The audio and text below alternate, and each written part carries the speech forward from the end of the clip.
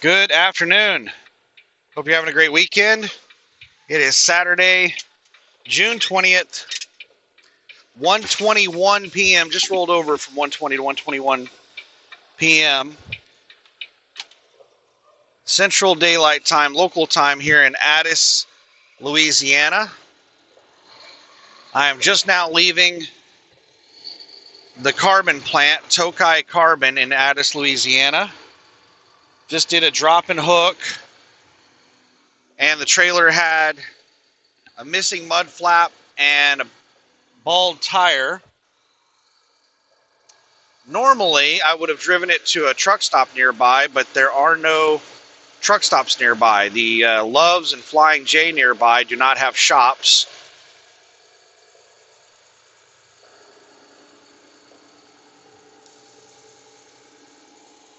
So I called the maintenance department for TSD, the company TTN or whatever the hell it is.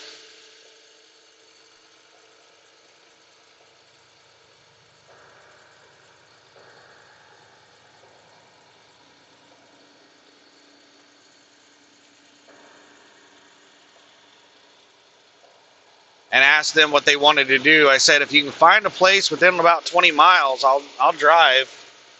And they're like, no, we'll send roadside.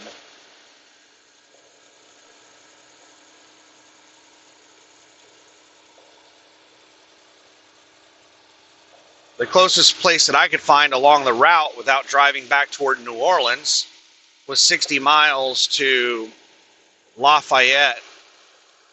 I think it's Lafayette.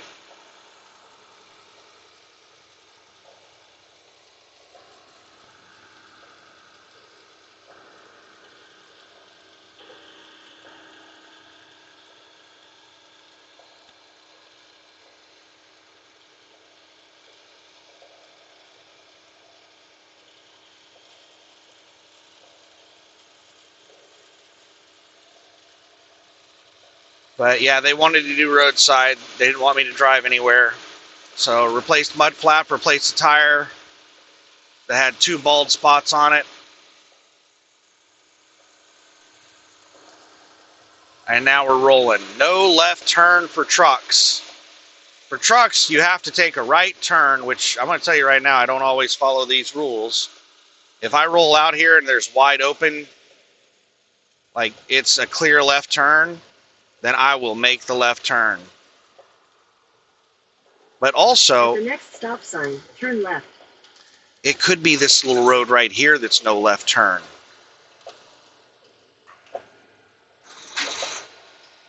Because you notice those signs are no left turn, and we have a road right here. Are there any other signs past that road that say no left turn? Nope. And there's a sign right there on that road that says no trucks. Turn left on Louisiana 1 North. Oh, holy shit!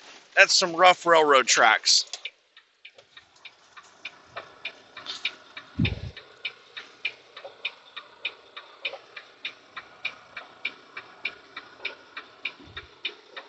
Fuck.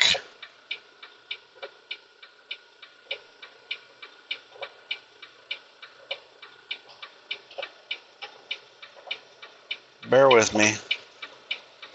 Just a never-ending line of sons of bitches. And now that it's starting to clear up on the left, it's fucky on the right.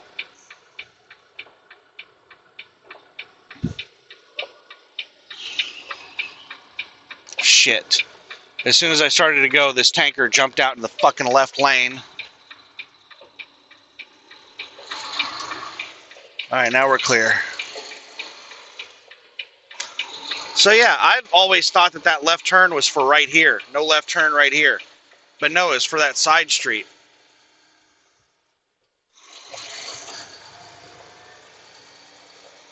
I didn't even notice that side street until just now when I saw somebody drive down the damn thing.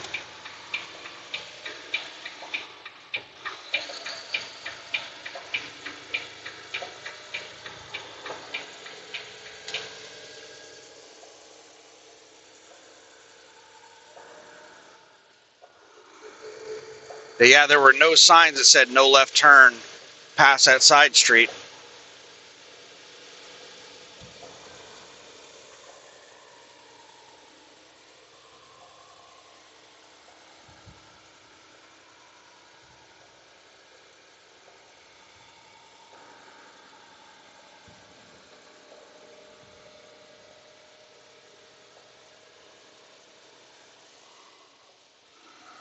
We're slowly getting up to speed. This shit is heavy. 41,280 pounds or something like that.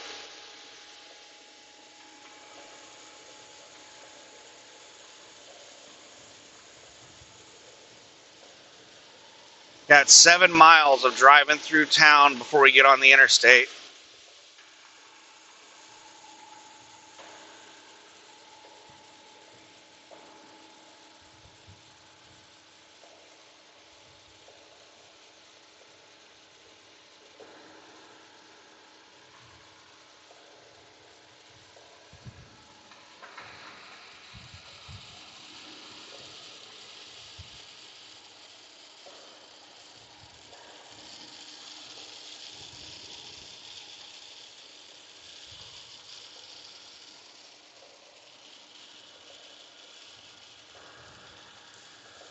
So I've been recording videos up to this point, but they've all been interrupted for various reasons.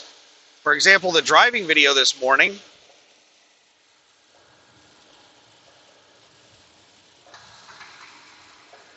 I took the phone out of the mount to show the trailer tire and the mud flap missing, to do a walk around on the trailer and show you what the trailer was like. And when I went to put it back in the mount, my finger slipped across the screen and it detected it as a swipe and it minimized the recording application, and that corrupted the video.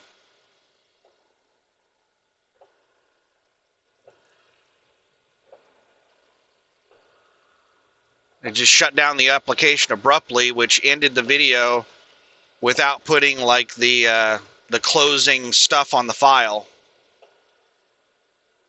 I'm sure I could figure out some way to save the file, but when it does that, I just delete the videos.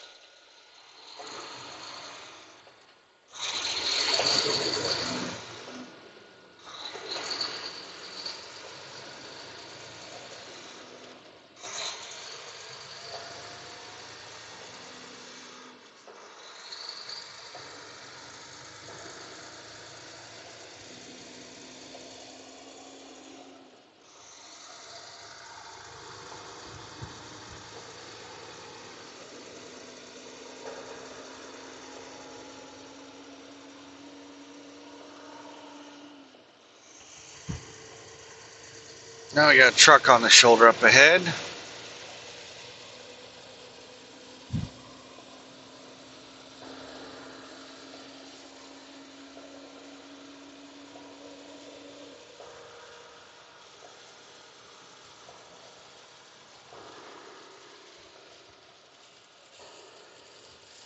So once I get on the interstate, we'll chat about Iran. I see somebody walking on the right side of the truck. They might be walking around the front of it right now. Gotta be really careful here. No, if they're getting in and out the passenger side.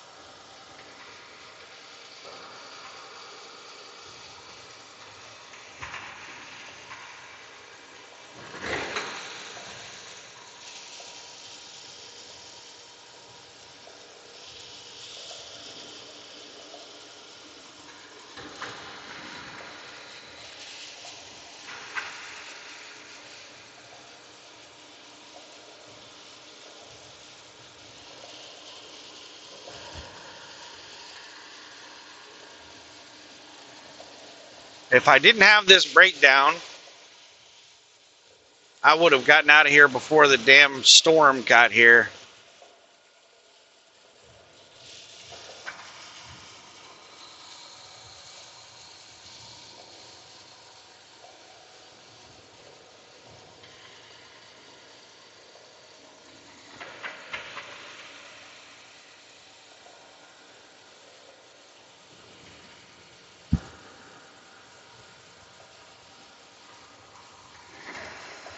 So yeah, started today just north, I don't know how far north of Mobile, 50 miles north or so of Mobile.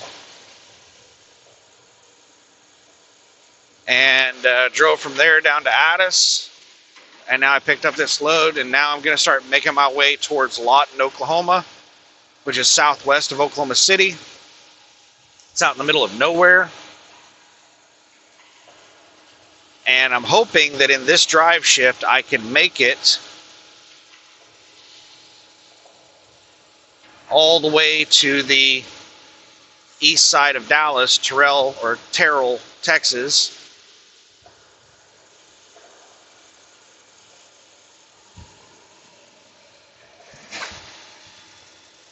I think I had a couple of Texans hop into the comment section and be like, I've never heard anybody pronounce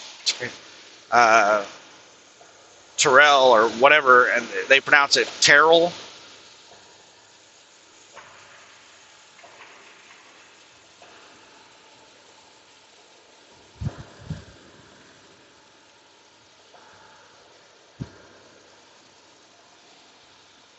I can't remember.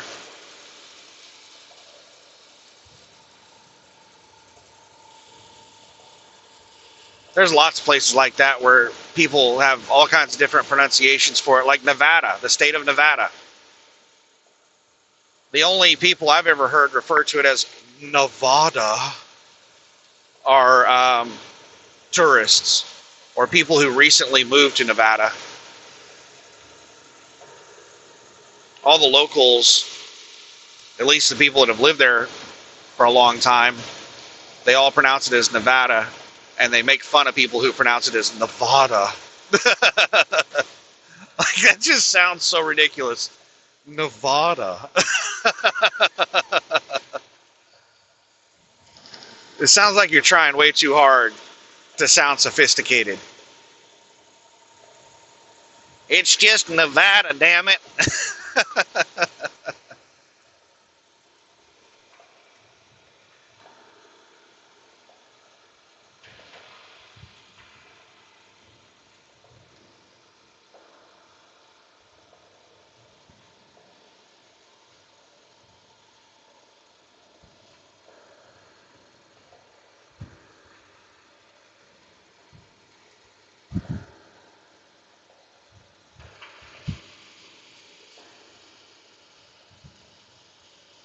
All right, one more light after this one. Then we're done with stoplights. Maybe for the rest of the trip. Well, the rest of the drive shift, let's put it that way, not the trip. I'll have stoplights in Lawton, Oklahoma on this trip.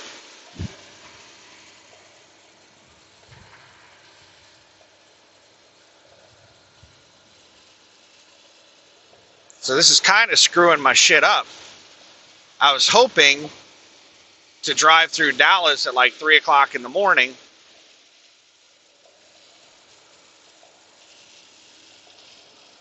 And this has pushed my entire schedule back by about 4 hours.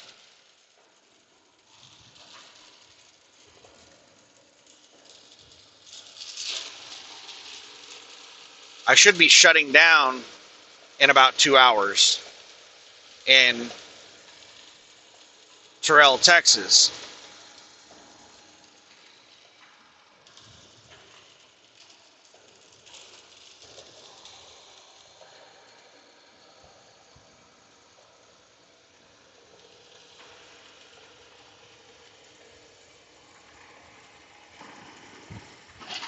Oh.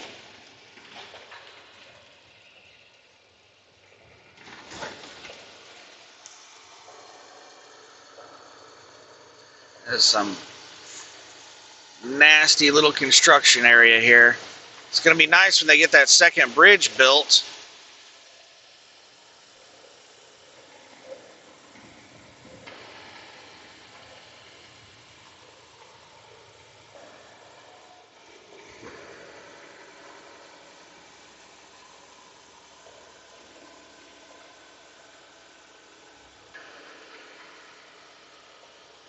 So normally we take the eastbound 10 right at the bottom of this bridge. It's a nasty little turn right at the bottom of this bridge. It's a construction on-ramp.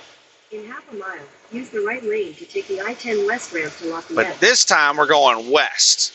And I have never taken this westbound on-ramp, so... Ooh, there's flooding down there.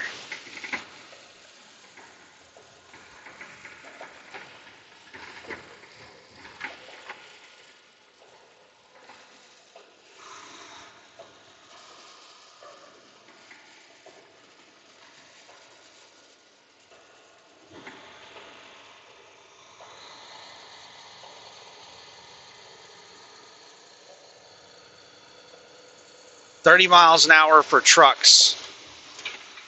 Here it is, I-10 West. Use the right lane to take the I-10 We're doing West 33 ramp. right now. Continue on I-10 West for 27 miles.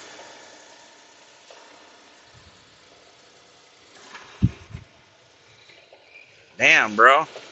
Didn't even... Like, there's too much vegetation on this bridge. There should not be this much vegetation on a concrete bridge.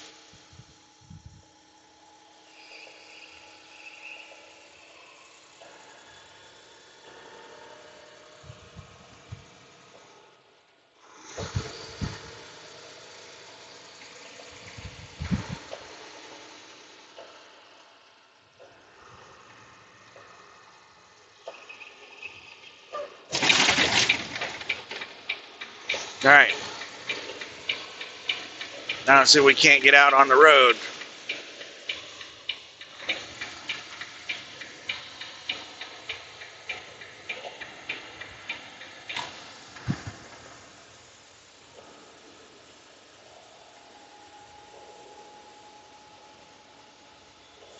All right, traffic's moving decent, not good, not great, but decent.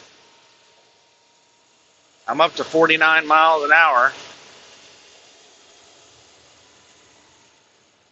And I'm almost at the flow of traffic, 51.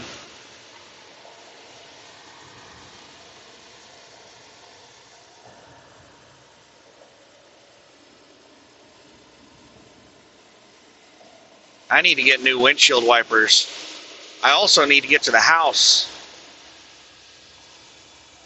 I need to get a DOT inspection done. I need to get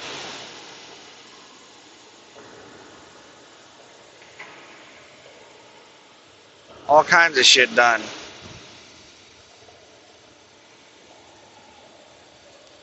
Glad I'm not going the other direction. It's stop and go traffic the other direction.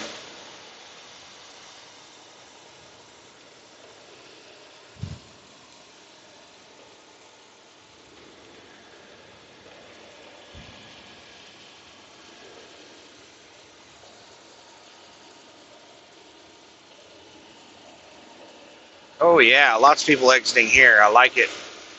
Be gone with you.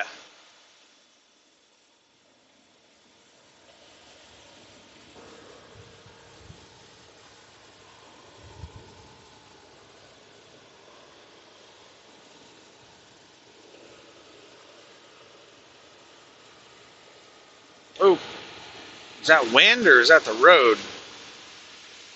Something just pushed me to the left.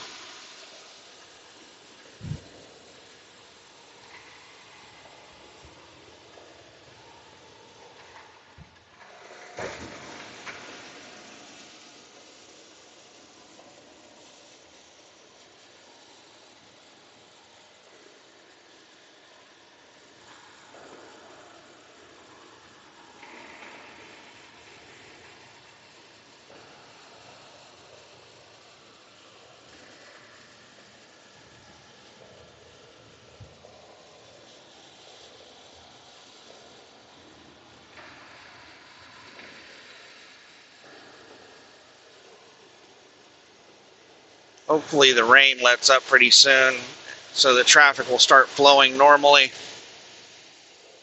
I think the storm is going in the opposite direction of me, so we should be getting out of the storm pretty quick.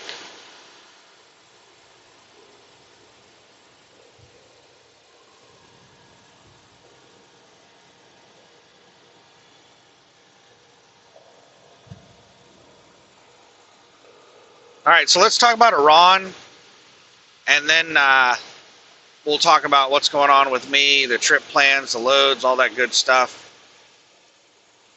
Honestly, I cannot remember everything that I've said in these videos because I make so many videos that I do not upload.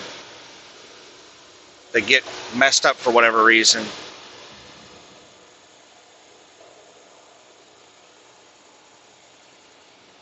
So anyway, Iran. What has changed with the Iran situation? What has changed with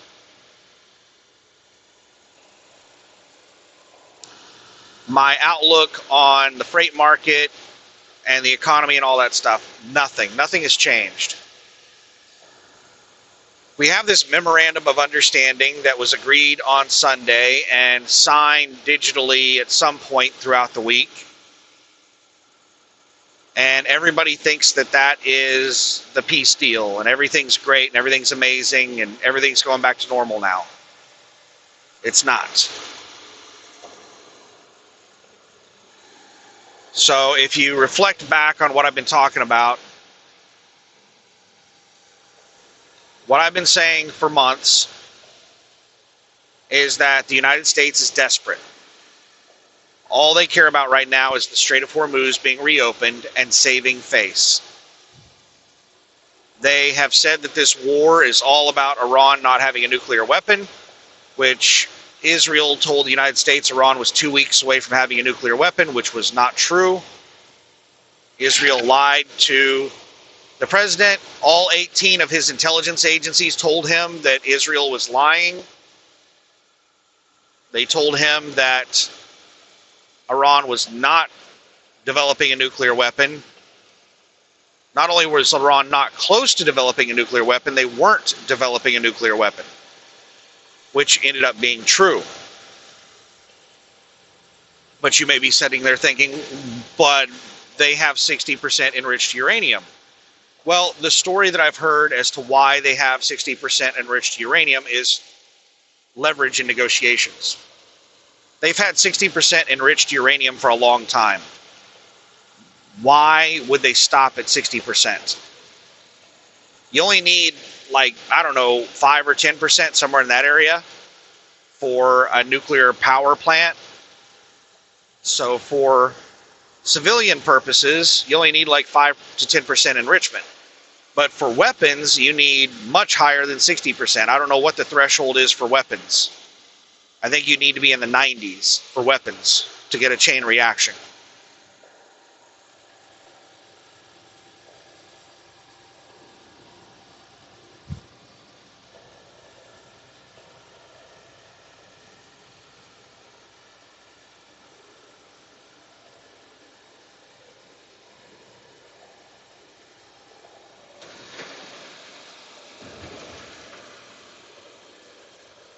So why did they stop at 60? Well, if you're just enriching to a level that's not a threat, but it's high enough to give you a bargaining chip in negotiation, 60% is a nice target. All right, this asshole just started speed matching me. I was just about to get out and pass him. Now, I don't care if somebody goes faster than me or slower than me, but what I fucking hate are people sitting at a dangerous distance in front of me, an unsafe distance in front of me, speed matching me. That I cannot stand. This person wants to go slower than me, but they don't want me to pass them. So they're trying to block me from passing, but they're also trying to go slow. And they're yo-yoing right now.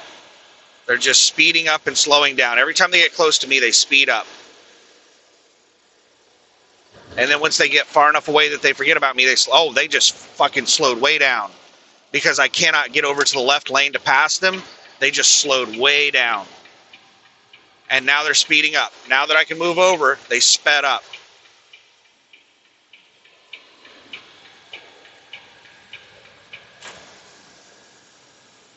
I'm going to stay out in the left lane. I'm not getting back in behind them. I'm not going to let them brake check me like that again. Max weight load on in the rain, on a wet surface, and this jackass is basically brake checking me. Now they're speeding up, trying not to let me pass.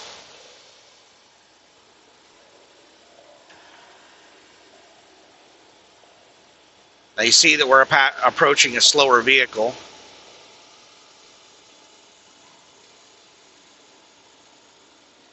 Oh, I got him jammed in behind this slower vehicle. It's a woman. Got a tree down. I've seen a couple of accidents over the last few days from fallen trees.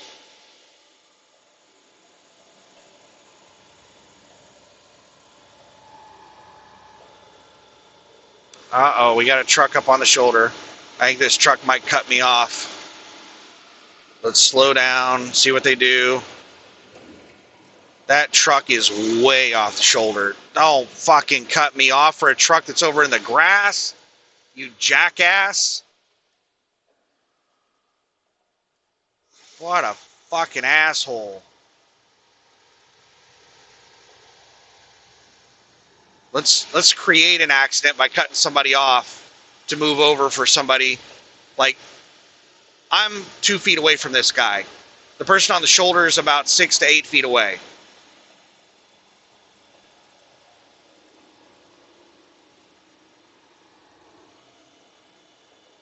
Dumbass. Like, use some common sense.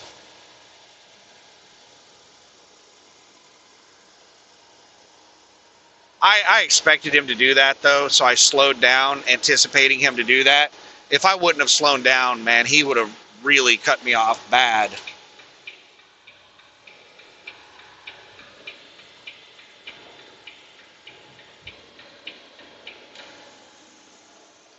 Stupid jackasses. As soon as I cleared that truck, this asshole in the pickup right here started trying to pass me on the right.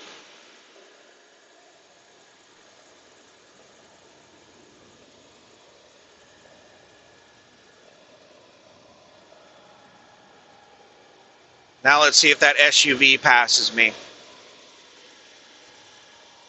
I think it was a Lexus.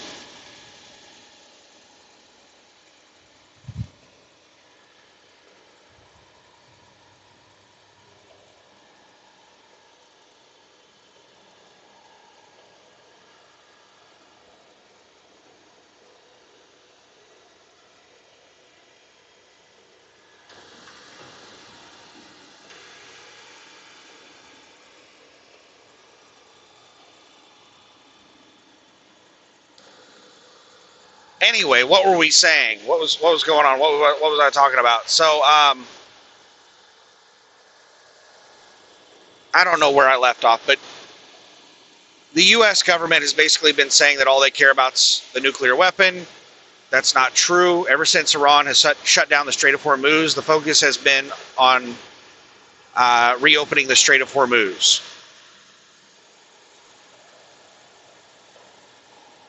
Nuclear has been secondary.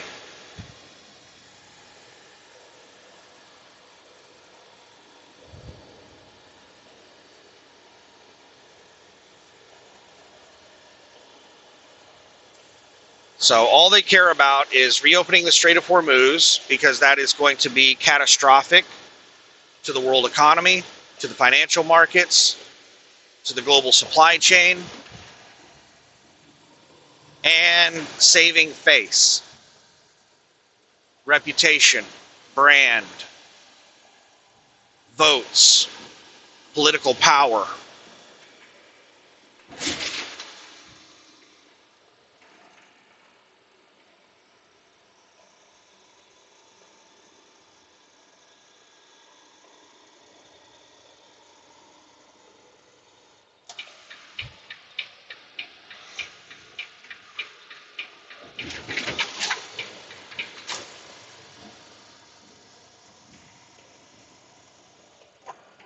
Come on, four-wheelers. What the fuck's going on up here?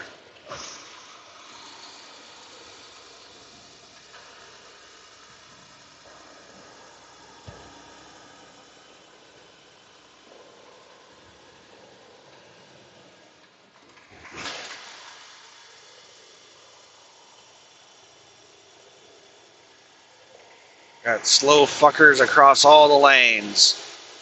Oh my goodness, it's getting so dark and rainy. I need to go 40 miles an hour on the interstate.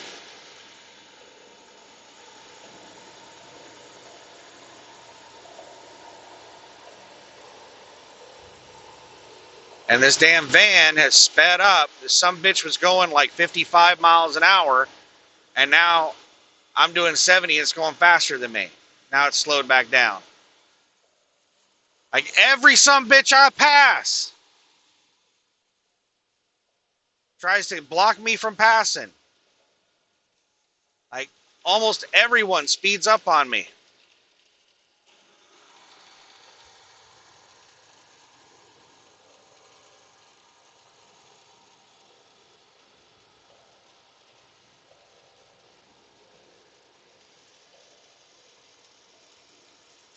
And this car directly in front of me is being really impatient. And here comes this van hauling ass, speeding up.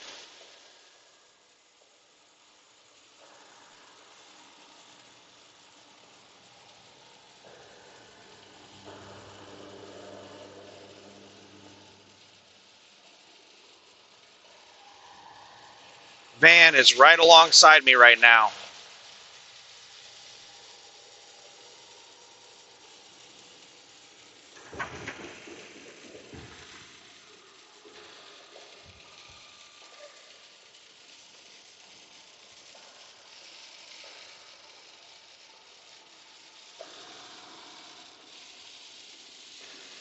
Oh my goodness.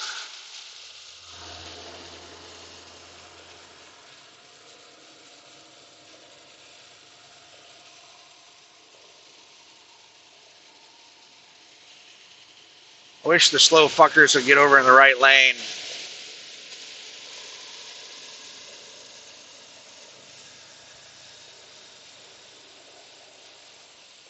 I wish they would stop brake checking me.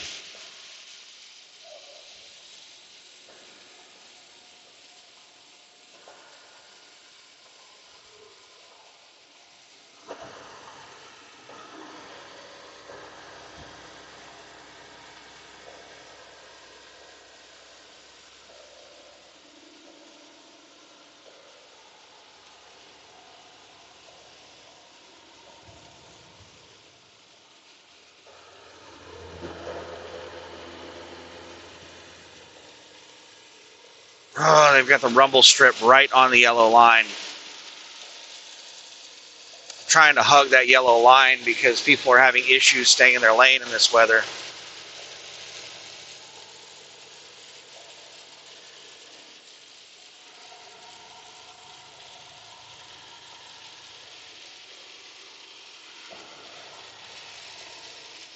That white SUV has been blocking this lane for a long time.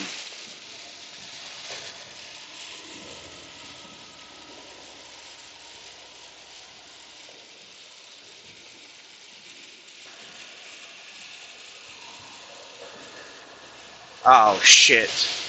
This is the bridge that is lane restricted for trucks. It's a 60 mile per hour speed limit and trucks are only supposed to use the right lane. So I got to get over to that damn right lane.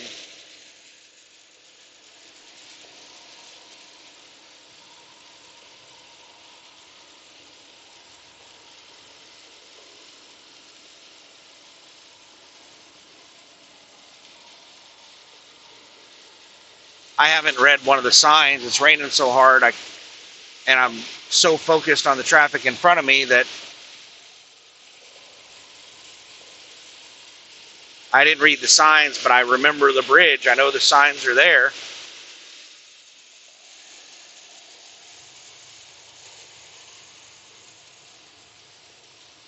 So hopefully I'll have a spot to get over in the right lane in front of these pickups.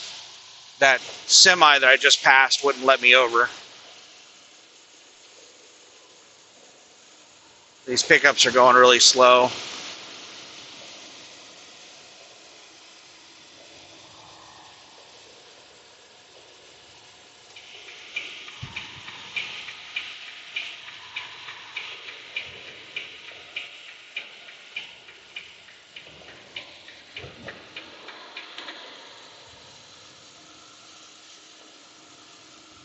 There's a sign, trucks right lane only.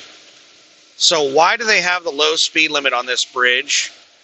And why do they have the trucks right lane only? Can the bridge not sustain trucks on the left lane, or can the bridge not handle, speeds faster than 60? Like, what's the reason? Most of the time, when they have low speed limits on bridges, low weight limits, lane restrictions and all that stuff, it's to increase the life of the bridge. It is, they received an engineering report that said, hey, we're going to need to repair or replace the bridge in 5 years. But if you lower the speed limit, lower the weight, restrict trucks to this lane and stuff like that, then we can extend it out to like 10 or 15 years. So that's usually whenever you see all these restrictions on bridges, it's to extend the life of the bridge. It's places being cheap. But I don't know. You can understand it. I'm sure that this bridge was a massive construction project that cost billions of dollars. Well, maybe when it was built it cost millions, but in today's money it'd probably be, quintillions.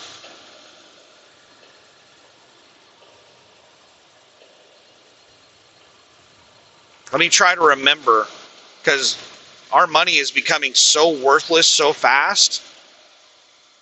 I don't think most people knew what in the hell a trillion was 20 years ago. So what do we got? We got millions, billions, trillions, quadrillions. That's 4. Quad is 4. And then quintillions is 5. Sextillion is 6. Septillion is 7. Octillion is 8. Nontillion is 9. And decillion is 10.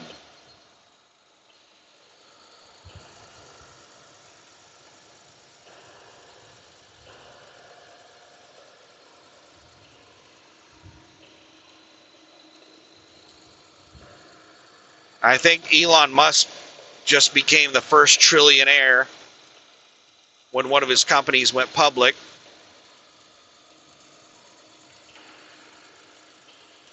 But I doubt he's actually the wealthiest person in the world. The wealthiest people in the world are likely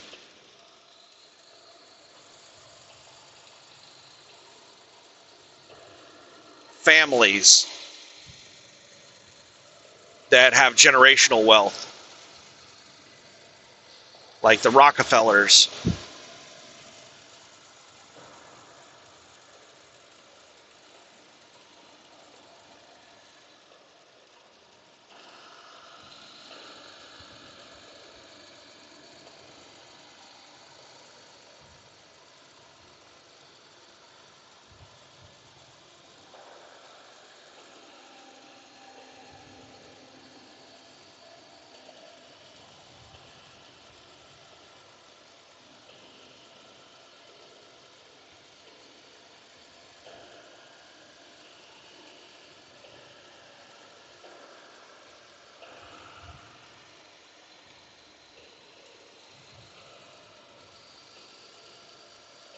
$14 miles.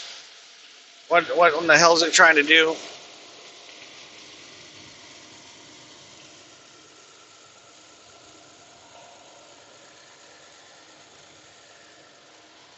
Google's trying to get me to take some damn shortcut in 14 miles.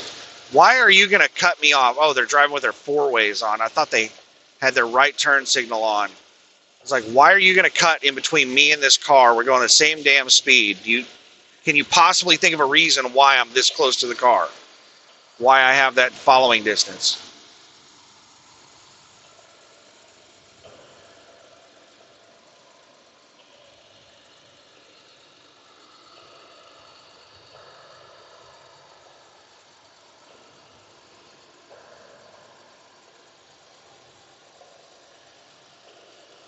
Anyway, Iran, what were we talking about? Yeah, the United States has been saying that nuclear weapons, that's all we care about. We don't care about the oil or the economy or any of that stuff. That is bullshit. Their main focus right now is reopening the Strait of Hormuz because they've been briefed on how catastrophic that's going to be to the world. And Trump let it slip after they agreed to the memorandum of understanding. Trump let it slip in one of his interviews or one of his talks or something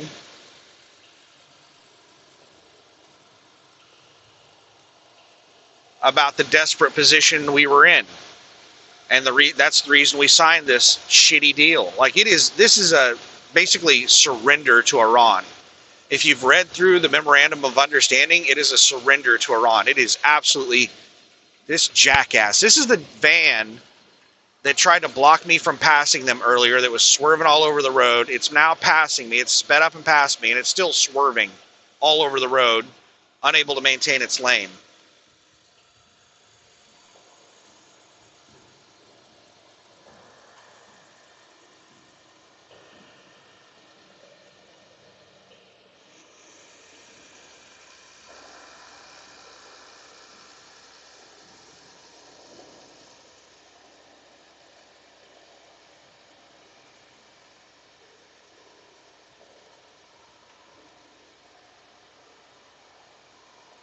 Yeah, jump over and pass on the right, dumbass.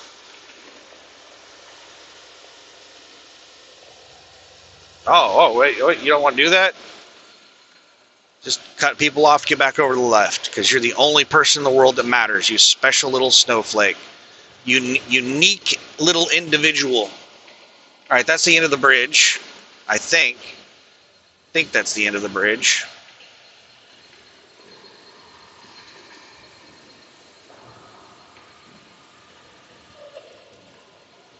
Yay, nay? I don't know. I can't see far enough ahead to be sure. No, we're still on the bridge.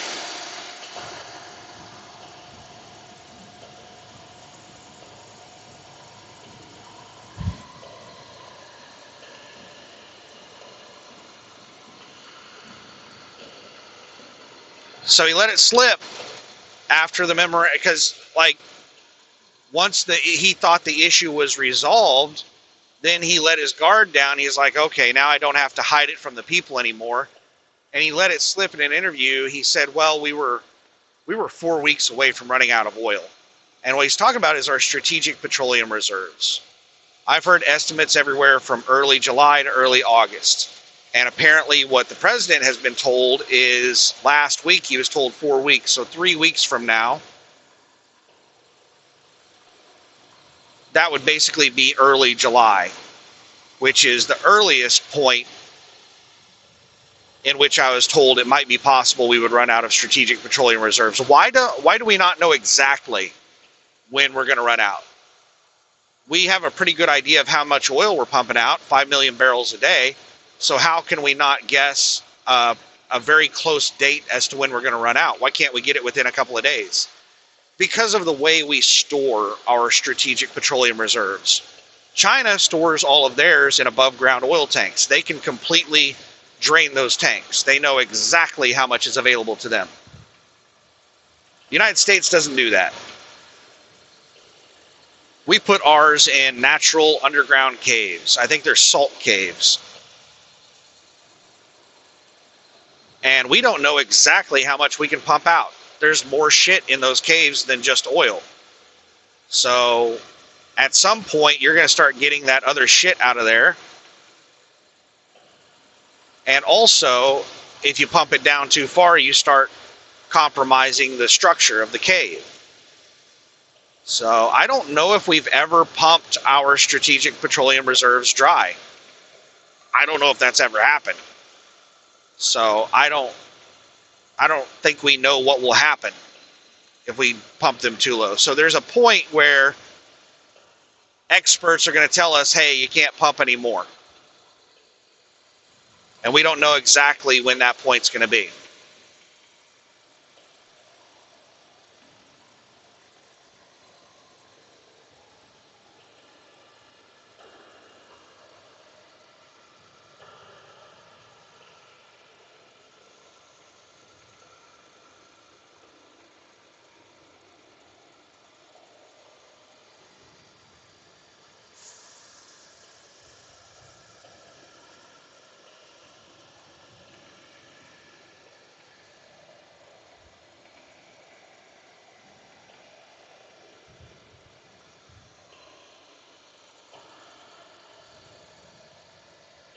Uh-oh. It looks like it's the end of the bridge, finally.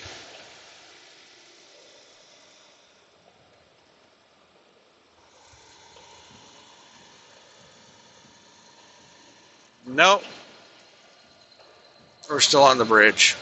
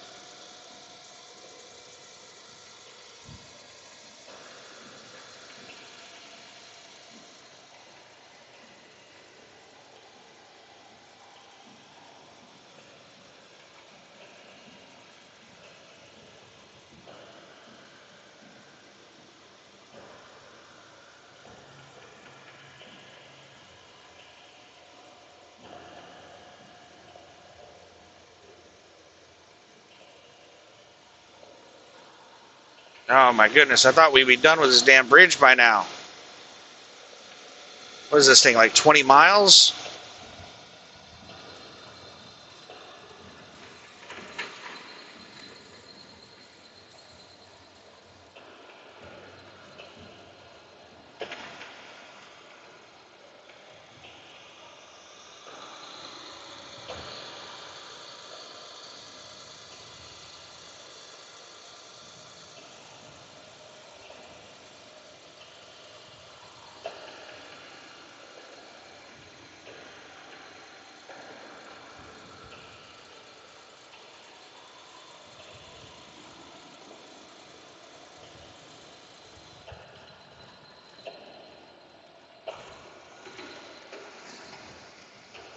Ooh, buddy.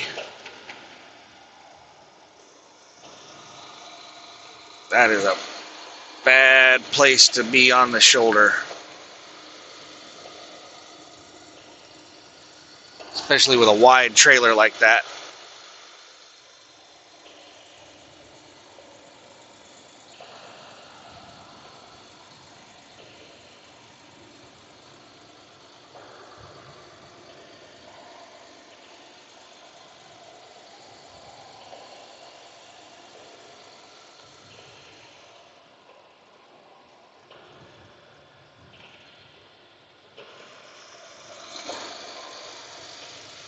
Look at this snowflake. Gonna try passing on the right.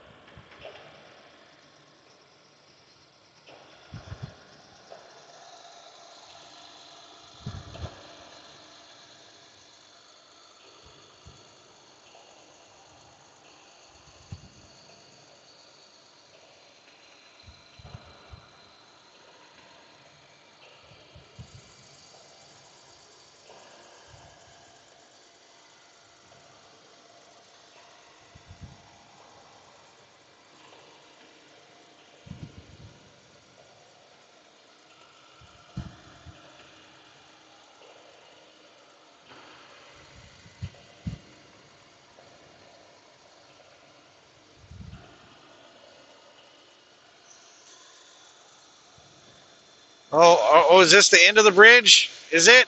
Is it? Ah, yes, it is. Yay!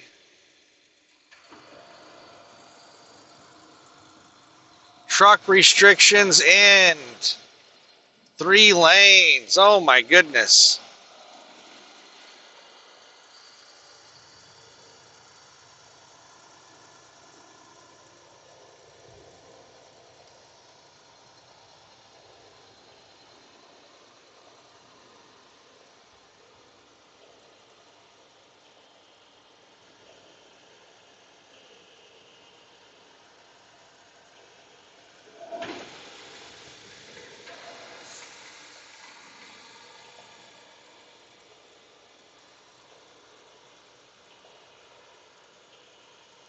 "13 miles until Interstate 49. 54 miles until my fuel stop."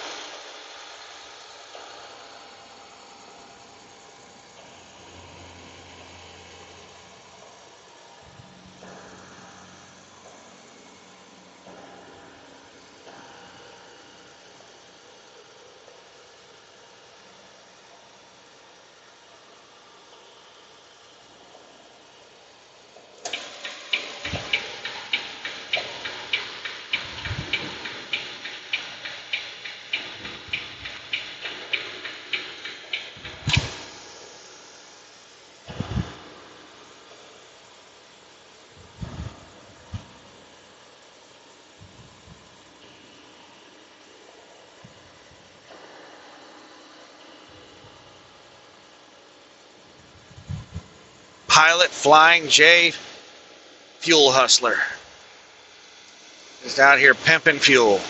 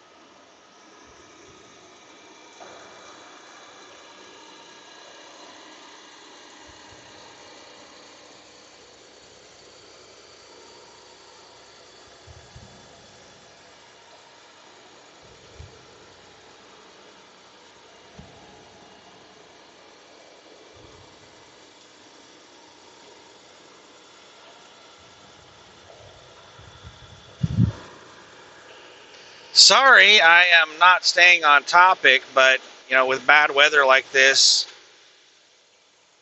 driving takes a lot of focus.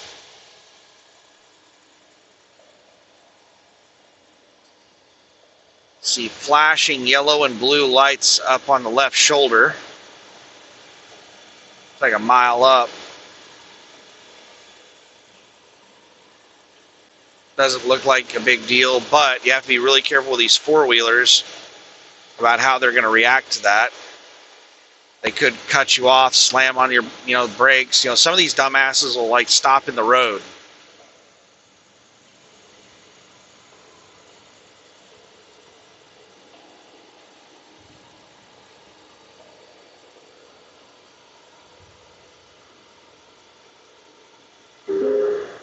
There are police reported ahead.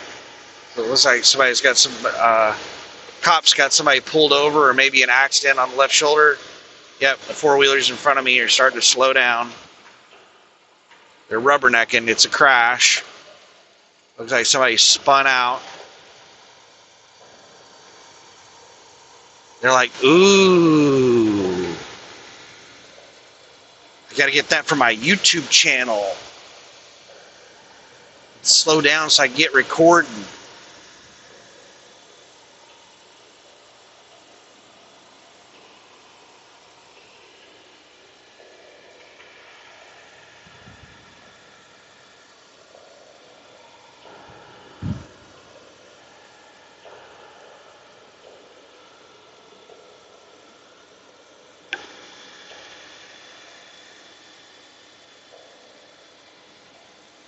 So,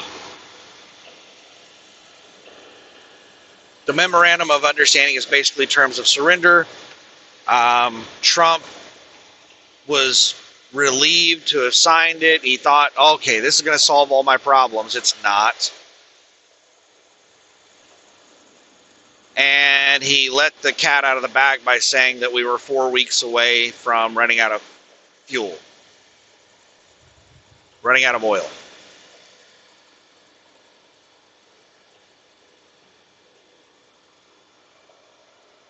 He let everybody know that that was the driving motivation that pushed him to sign this extremely idiotic deal.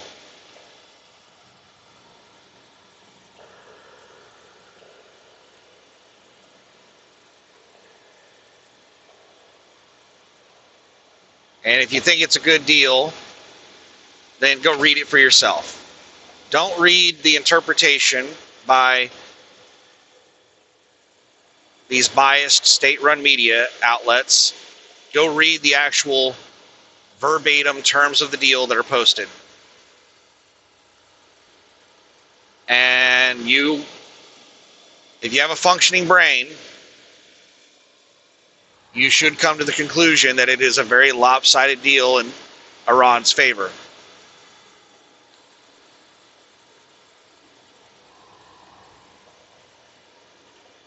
Basically, terms of surrender.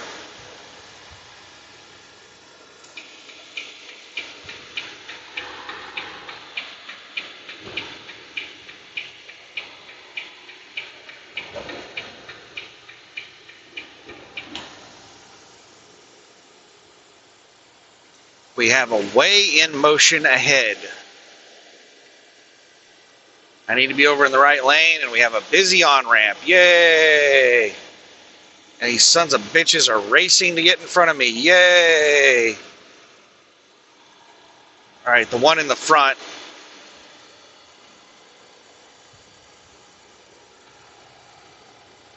gave up on getting in front of me.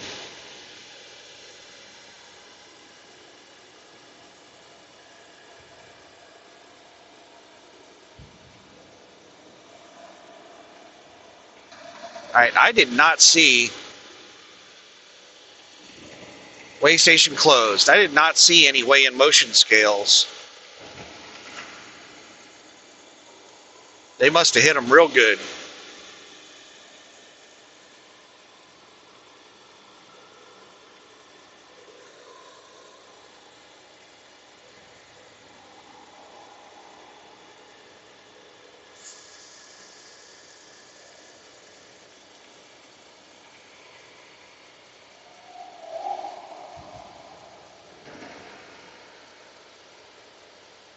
End weigh in motion area. Maybe they have some new technology to determine your weight, aside from scales in the road.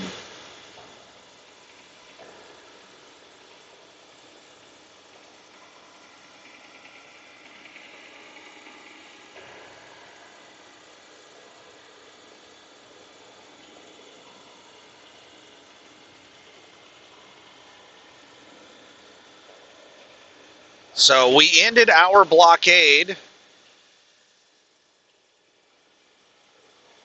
We provided sanctions relief to Iran. And Iran has been moving a lot of oil out of the country for the last week.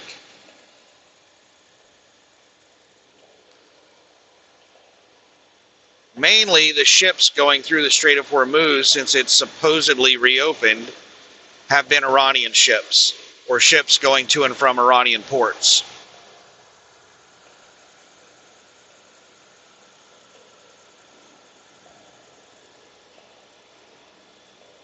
And then Iran shut the Strait of Hormuz back down because Israel bombed Lebanon.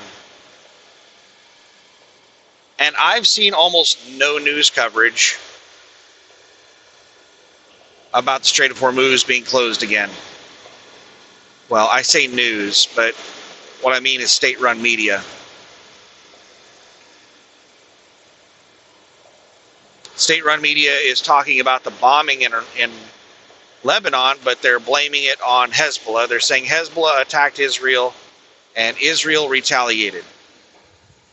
That's not the story I've heard.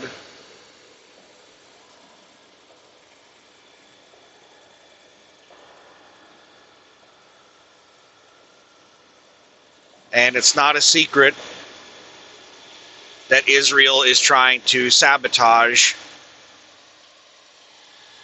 the negotiations with Iran.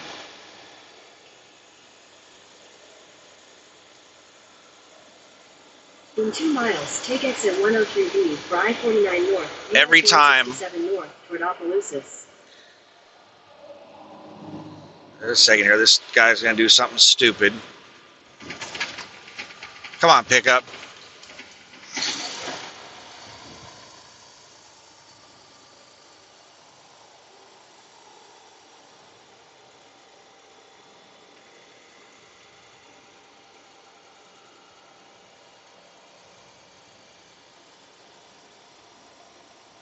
The pickup that flew by me going like 100 miles an hour did not end up doing anything stupid.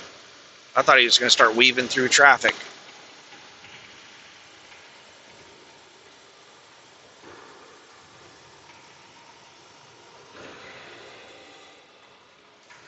One mile to Interstate 49. Man, this load has been really smooth. This load's 41,230 or 280 pounds, something like that. And I haven't had any issues with the load bouncing like crazy or anything like that. This load has been really, really smooth.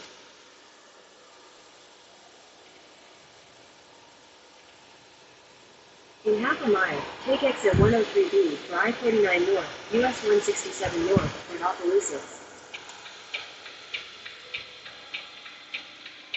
Just putting on my signal, even though I'm in the exit only lane. I'm just putting on my signal to let people know that I'm not going to jump out of this lane at the last second. I'm actually exiting. Take exit 103B.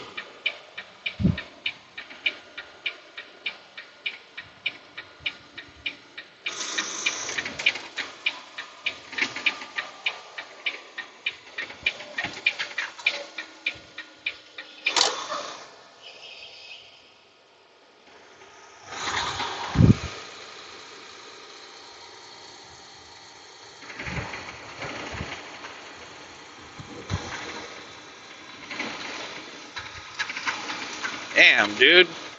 They patched this road and it's like speed bumps. Dumbasses.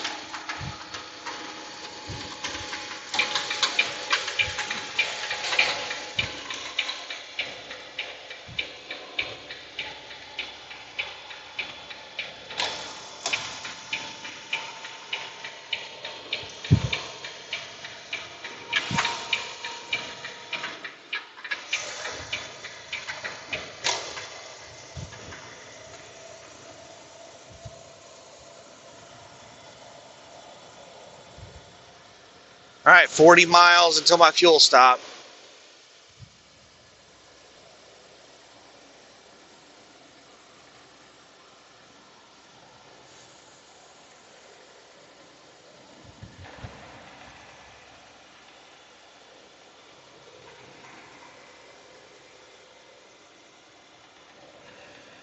I'm only up to 57 miles an hour. Both these cars on the on-ramp should be able to get in front of me.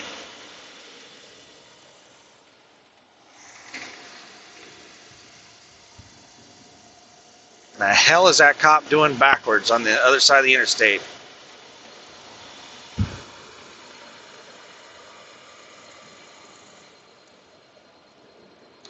All right, four-wheeler, you're on the interstate now. Speed up.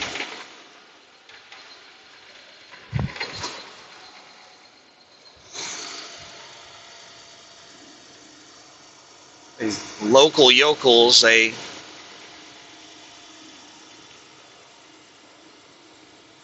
hop on the interstate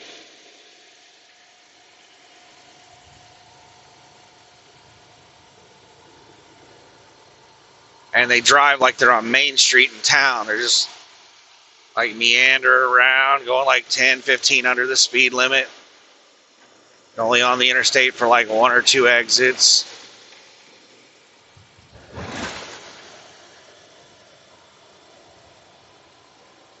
Local yokel is a term in trucking that's usually used to describe small town cops.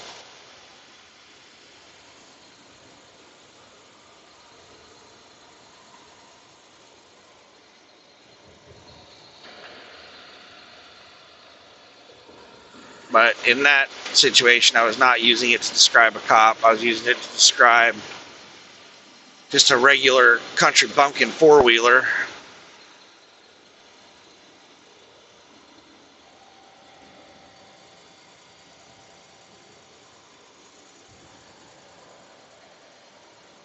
Driving through some small town. I don't know what town this is. Oh. That was a big bump. But these sons of bitches are just cruising through here doing like 60 miles an hour in a 70.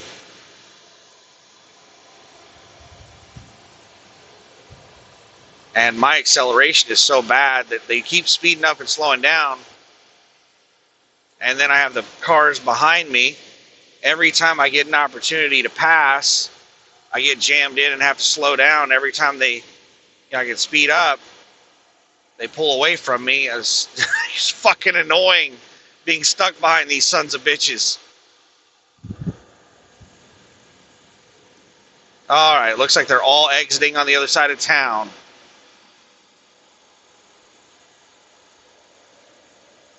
They just had to go to Walmart.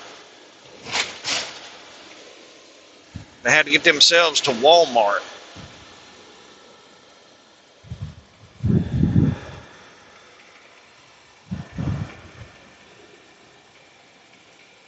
Is that the on-ramp? That looks like a service road. There's a bus or an RV or something. All right, they're on the service road. I was afraid they were merging in front of me.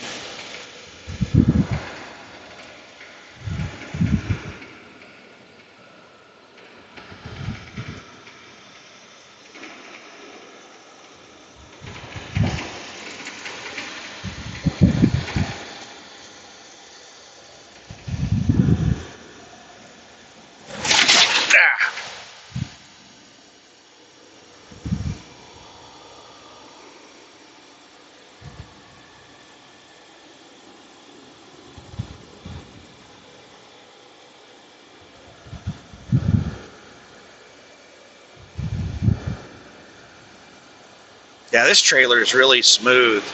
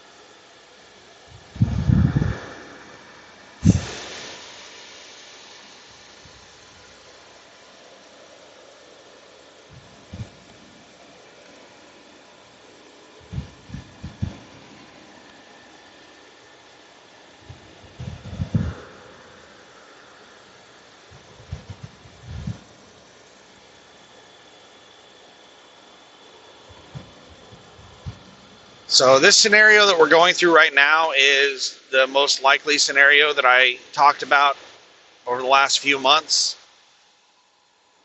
I said what's most likely to happen is we are going to sign a really shitty deal with Iran. Yeah, just fucking cut me off. Come over real close. Just out there blocking traffic, caused a huge traffic jam, and then this jackass cuts me off.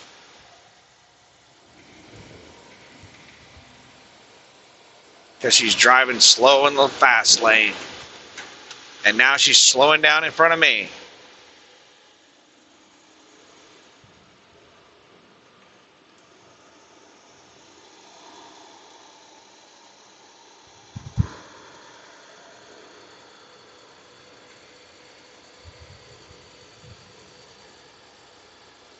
So I've been saying for a while that, just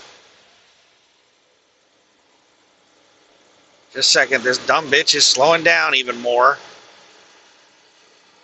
Fucking hate people, man. Why in the hell do people pass me and slow down in front of me?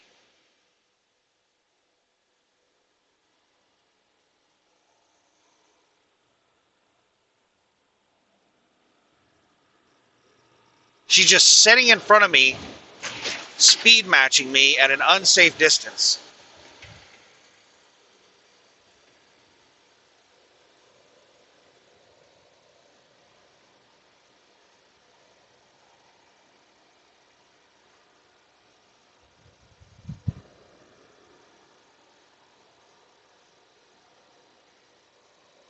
I'm sorry, whenever I've got somebody this close, I have to focus on them.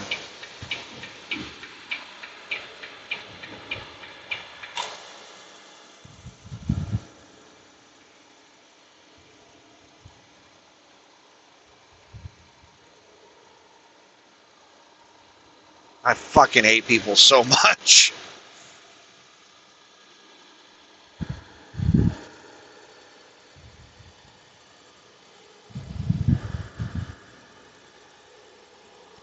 Women do this more than anyone.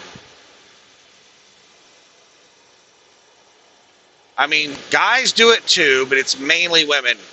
When guys do it, it's typically old men. I think they're senile or something.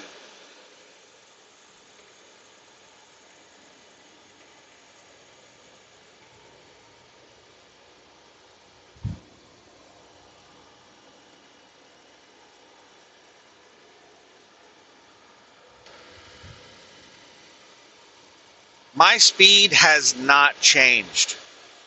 I have my cruise at 70. It's the same place it's been the whole time these cars have been passing me. I don't know how many of these cars I'm passing right now are cars that just recently passed me.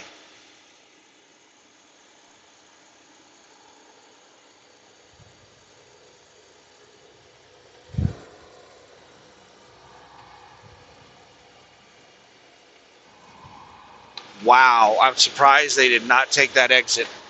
With as slow as these four-wheelers are going, I thought they were all going to take that damn exit right there.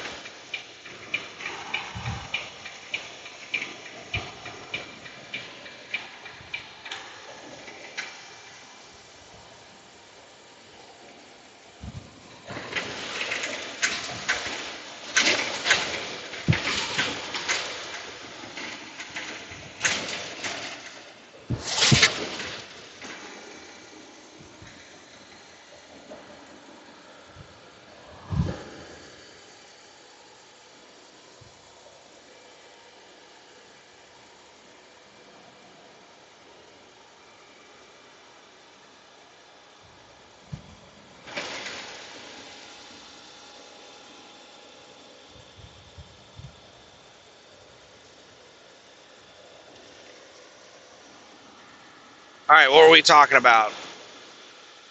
Looks like the road's finally smoothed out a little bit.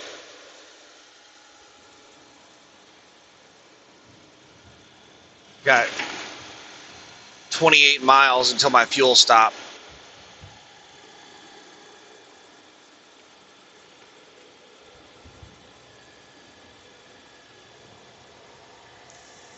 So I said for months that the U.S. went into this war believing the stupid crap that Israel told them. And it wasn't the entire United States. We had one of the, a high-level intelligence official, Joe Kent, resigned his position in protest and came out and told all of us that all of the U.S. intelligence agencies told Trump what would happen. They told Trump Israel was lying. They told Trump that his stupid plan wasn't going to work. Everything that they told him ended up being true. But instead of listening to the 18 intelligence agencies of the United States, he listened to Netanyahu, and I think it was the director of Mossad who briefed Trump and told him all this stupid crap. Like they told him that if they, they could win the war against Iran in like 3 or 4 days by just assassinating the Iranian leaders, and they could win the war with missiles, just using missiles and killing a bunch of people and destroying some targets. They could win the war against Iran in 3 or 4 days. That's what Israel told Trump, and he believed that, even though his intelligence agencies told him that wasn't true. They told him that that would not do that, that would not have the desired outcome. There's an object on road ahead. There's an object on road ahead, and got to be on the lookout. And that Iran would shut down the Strait of Hormuz. Like, they told him everything that would happen. This is not some big secret. Iran has been telling everybody what their plan is if they get attacked by the U.S. and Israel. Shut down the Strait of Hormuz, shut down the Strait of Bab el-Mandab. They've also threatened to cut data under the undersea data cables and to attack communications infrastructure like data centers and stuff like that throughout the region, and power plants and oil infrastructure like pipelines and stuff like that. Like, there's a lot of targets in that area that Iran has threatened to take out. And they have the capability to do it. And the U.S. intelligence agencies told the president, hey, you know, this is all the stuff that they can do if we attack them.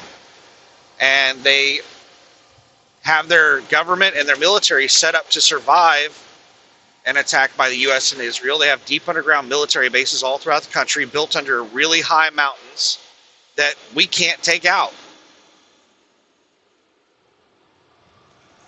So we're not going to be able to take them out with missiles. We can't win. No war has ever been won without ground troops.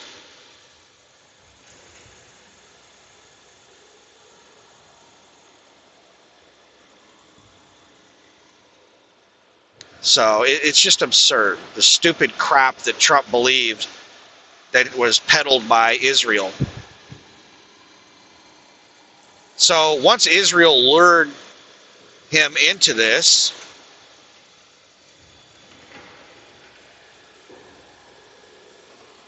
then he didn't know how to get out. They didn't have a plan. So they just started throwing crap at a wall to see what sticks. And I said, one of the things that they're probably going to try is they're just going to figure out some way of claiming victory to save face, even though they're not going to achieve victory. They're going to figure out some way to claim victory to influence public opinion, to make it seem like they accomplished something. And if they can get Iran to reopen the Strait of Hormuz, then they're just going to walk away from this whole thing. Get Iran to reopen the Strait of Hormuz, find some way to save face, and get the public to believe that they accomplished something, and then just walk away from this whole thing. That's what I suspected they were going to do. They were probably going to sign some really bad deal with Iran with the expectation that it would reopen the Strait of Hormuz, and they would find some way to claim it as a victory and then try to walk away from the whole thing. And I said, that's not going to work, because Iran is not going to reopen the Strait of Hormuz. It's not going to solve any problems. And we're eventually going to have to go back to war with Iran. Now, that eventually could be days, it could be weeks, could be months. I don't think it's going to be years. Because the impact from the supply chain disruption is just going to get compounded and get worse over time.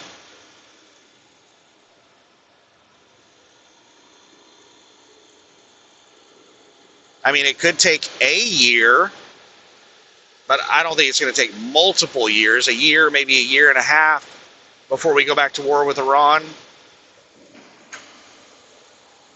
But I don't see how this could work out.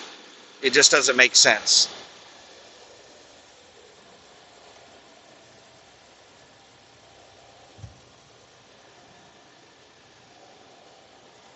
I hope I'm wrong. I hope it does work out. I hope that there's something that I'm not considering. I hope that there's something that I'm misinterpreting, that I'm thinking, you know, I'm thinking of it wrong. I hope something is wrong with, flawed with my logic. And I hope everything works out and everything is amazing.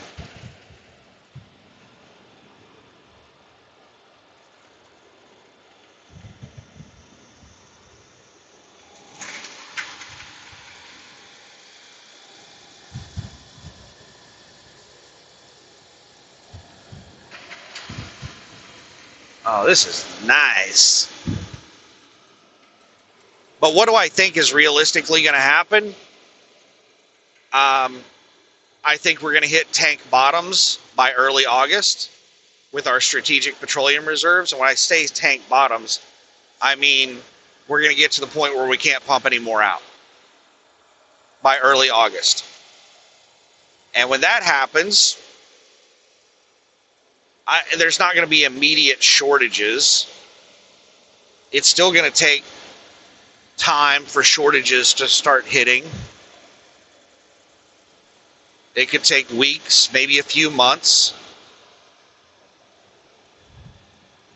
because it takes time from the time that oil leaves the strategic petroleum reserve until it goes to a refinery and gets processed, and then it ends up, as a plastic or whatever, and then it has to go through the manufacturing process, or it has to get distributed to a fuel station.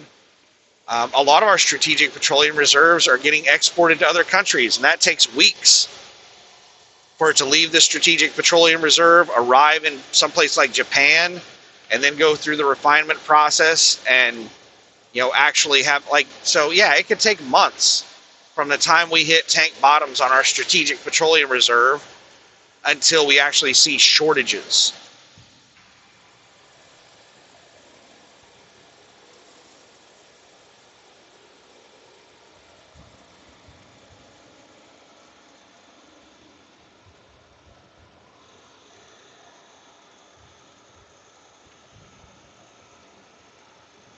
But it's not just the United States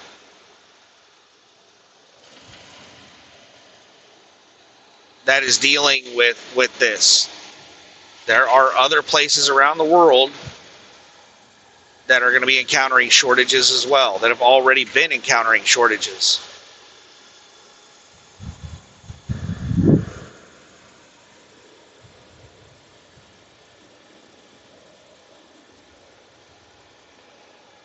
I don't know how much of China's strategic petroleum reserve is being dumped into the market right now.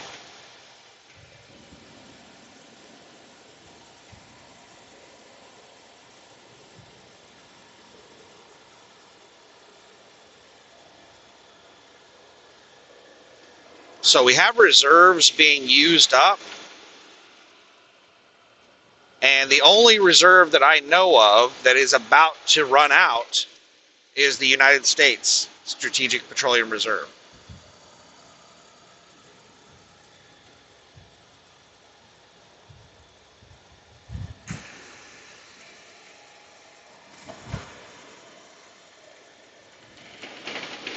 Come on, four-wheeler. Your speed limit is 75. You're going slower than me, and I'm doing 70. Now they're speed matching me. I was just about to get out in the left lane. Now they're pulling away from me. It takes some people a minute.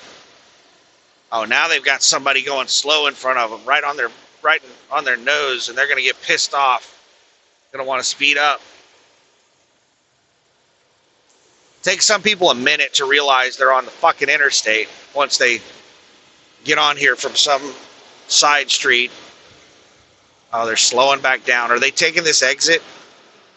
Are they just on here for like half a mile to take this exit? Yep, they are.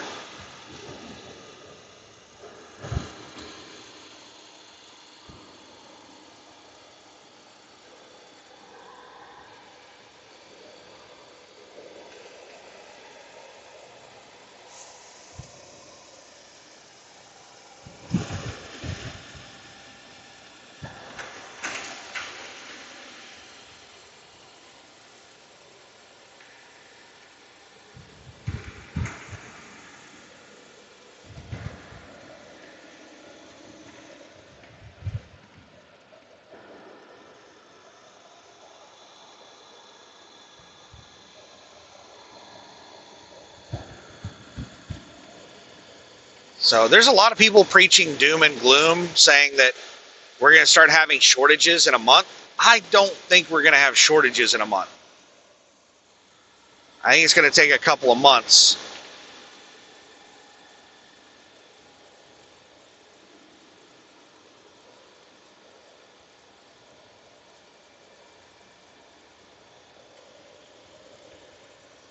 We could start seeing some shortages at any time. We've had a global supply chain disruption going for months.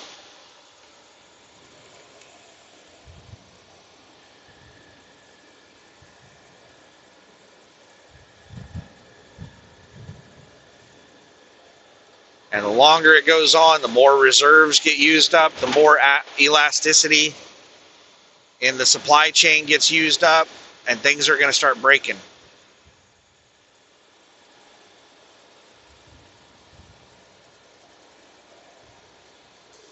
And it takes a long time for oil to go from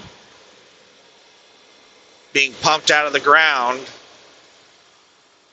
to making it to a consumer. A lot of these things are being delayed by like a year or more.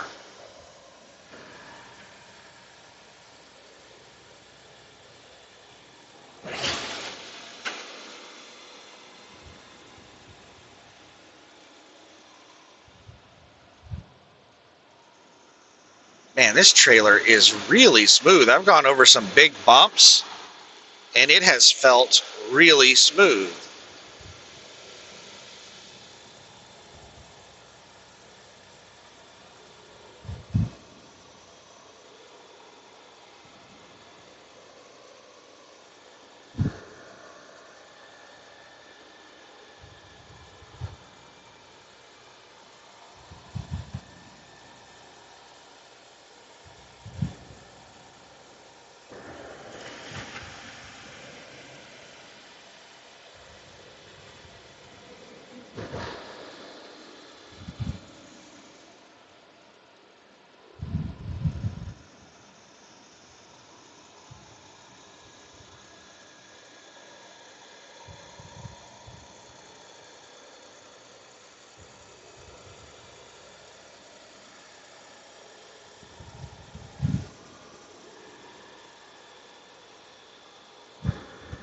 So nothing has really changed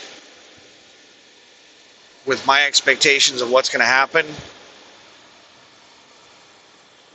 There have been two things that have happened that I did not anticipate. One, we're having what appears to be a miniature freight boom. And I'm guessing that this freight boom is caused by businesses trying to stock up for future shortages. They're trying to preempt shortages.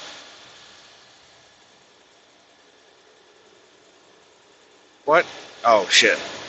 I thought that was a white animal running, but it was a white bird landing or flying from one spot in the puddle to another one. It was just flying really close to the ground.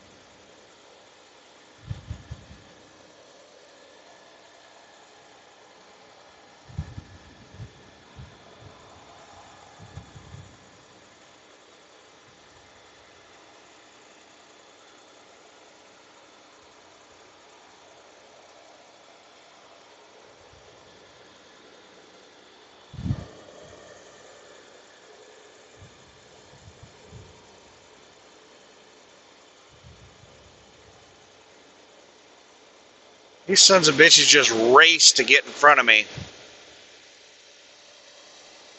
And then they're like, oh, I can finally relax and go slow again.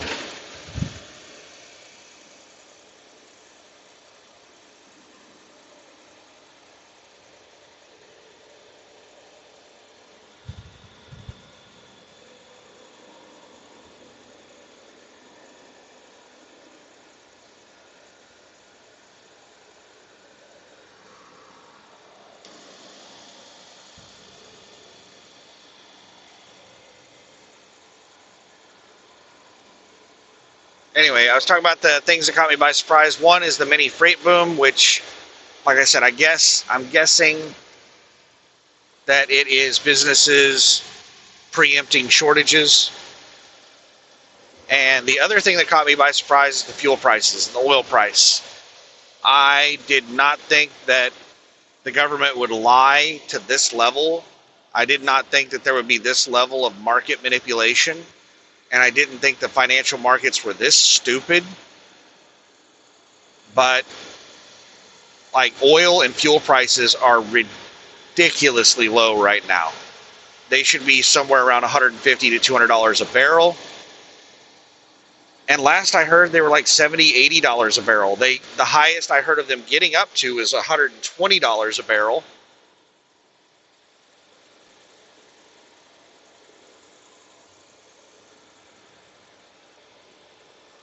So is that a good thing or is that a bad thing? Like, is this mini freight boom, and are the fuel prices, are those things good or bad? Well, I don't know. They're good and bad. So for me, they're really good. What's happening right now is really good because I'm just out here trying to make as much money as I can before shit hits the fan. Before reality sets in and the freight market starts tanking and the fuel prices start getting really high. I expected that the fuel prices were going to start getting really high sometime around like the fall, September-ish, maybe September or later. Fuel prices are going to get really high and the freight market is going to start getting really bad. I expected fuel prices to mainly be high starting around September, but the freight market, I didn't anticipate the freight market to get really bad until first quarter of next year. First quarter of next year is normally a slow quarter, and I think it's going to be a lot slower than normal, but I think the main freight market slowdown is going to hit second quarter of next year. So we're not going to have the normal increase in freight that we have at the end of the first quarter. We normally have a pretty decent spike in freight at the end of the first quarter. I don't think we're going to have that next year.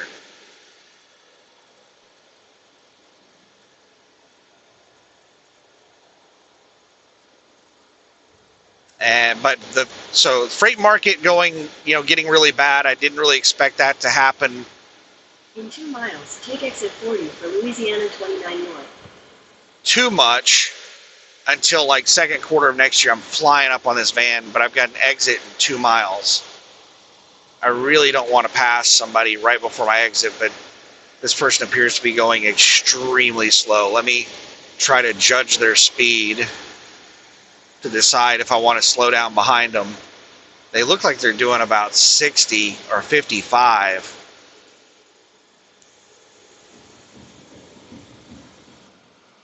All right, I've only got 1.5 miles.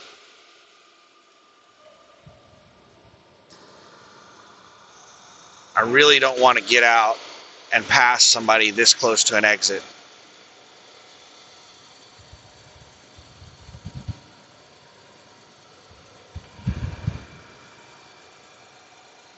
Looks like they're doing 63 approximately. Villa Platte in 1/2 mile.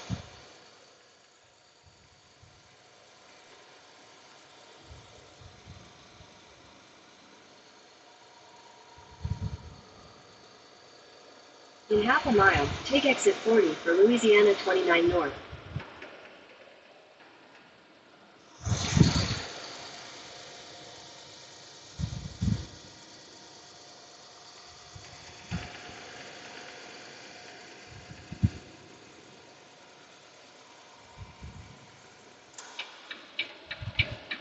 Take exit 40, then you'll take a slight right onto the Louisiana 29 North ramp.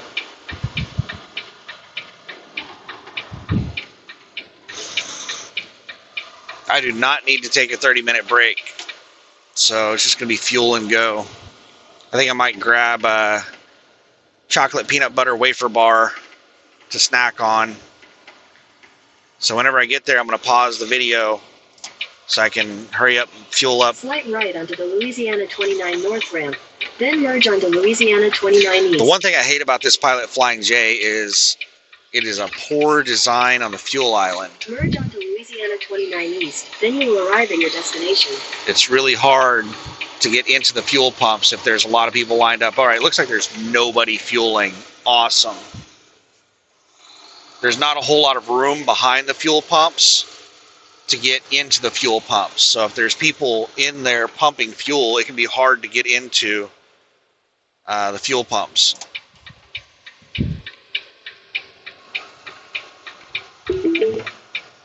You have arrived.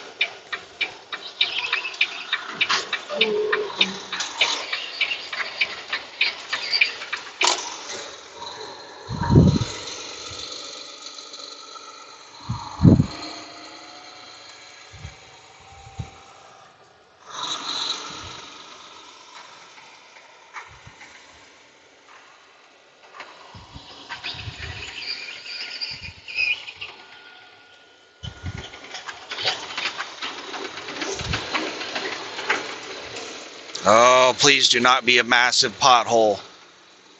These little puddles, you have no idea how deep these sons of bitches are when they're full of water. Alright, I'm going to be a nice guy and pull into the last pump down here because it can be extremely difficult to impossible to get into this thing if there are other trucks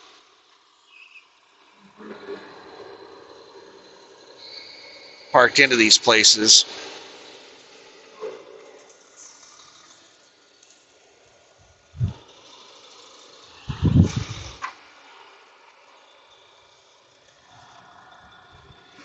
All right, be back in a minute.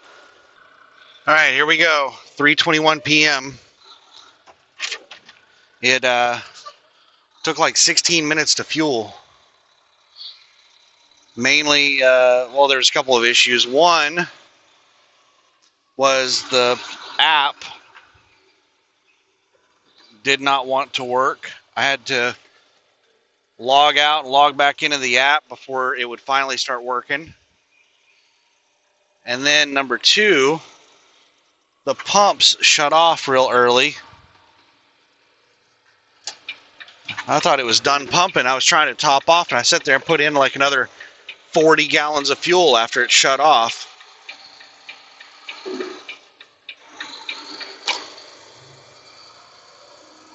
Use the right lane to take the I-49 North ramp.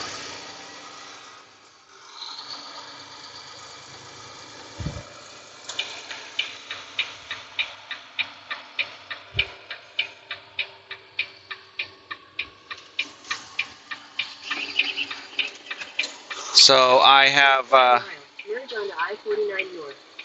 activated shower power for the first time ever. I crossed the 1,000 gallon threshold. It only took me like 2 weeks.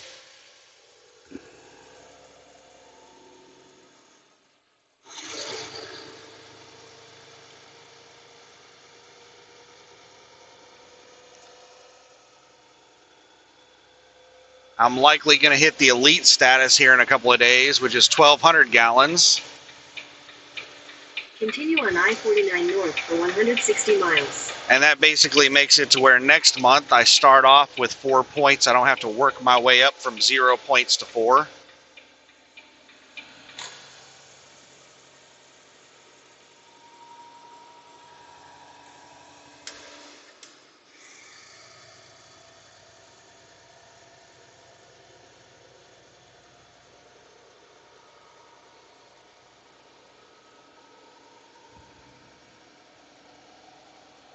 Got to get the air conditioner, everything turned back on. I shut off everything whenever I turn the truck off. I've gotten into that habit because of what I thought was a starter issue that ended up being a battery issue.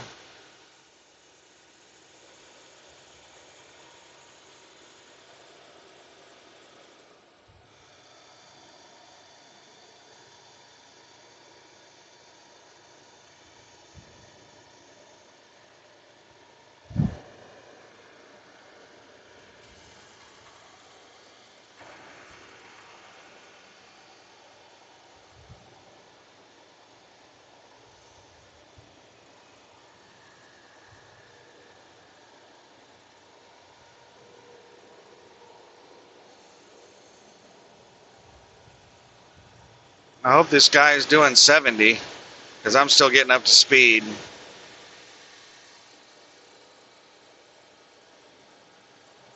.68, and I'm going to stop accelerating because going really close to the same speed as them already. This is one of the things that sucks about being heavy, is it takes a long time to accelerate. The longer it takes you to accelerate, the more slow vehicles get in front of you. Then you have to fight to get around them, because once somebody gets in front of you, once they pass you, they feel like they've earned the right to be in front of you. And it can be very difficult to get around them. They can be very defensive of their lane, which is aggressive driving. But it looks like they're slowly pulling away from me. I've set my cruise at my normal cruise speed of 70.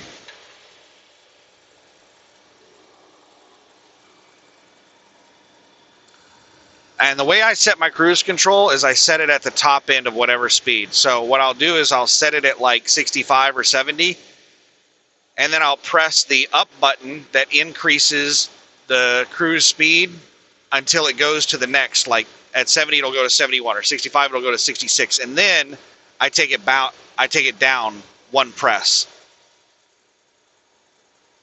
to make sure it's at the higher end of whatever speed I'm setting it at.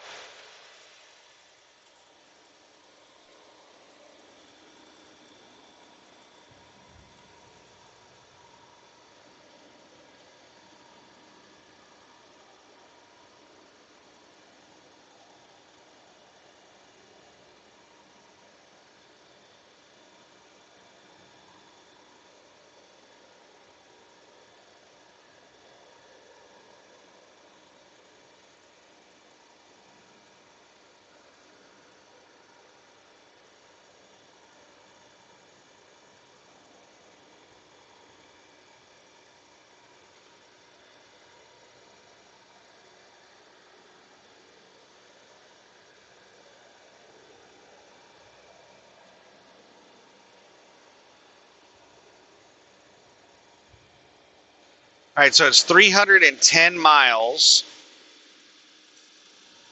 to the TA in Terrell, Texas.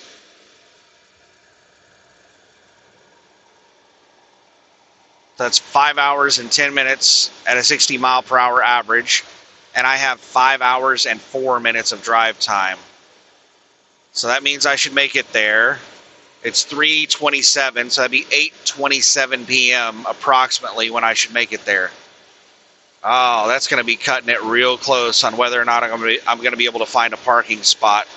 It's outside of town, but it's just on the edge of Dallas. It's a really big parking lot, though. So I think I'll still be able to find a parking spot there, even at 8:30. And that's where I need to make it to in this drive shift in order to be able to do get to Texarkana in the next drive shift without taking an extra 10. So that's my goal, is to make it there. And if I can make it there in this drive shift, then I should be able to make it to Texarkana in the next drive shift. I think it puts me like right around 250 miles away from Lawton. And then it's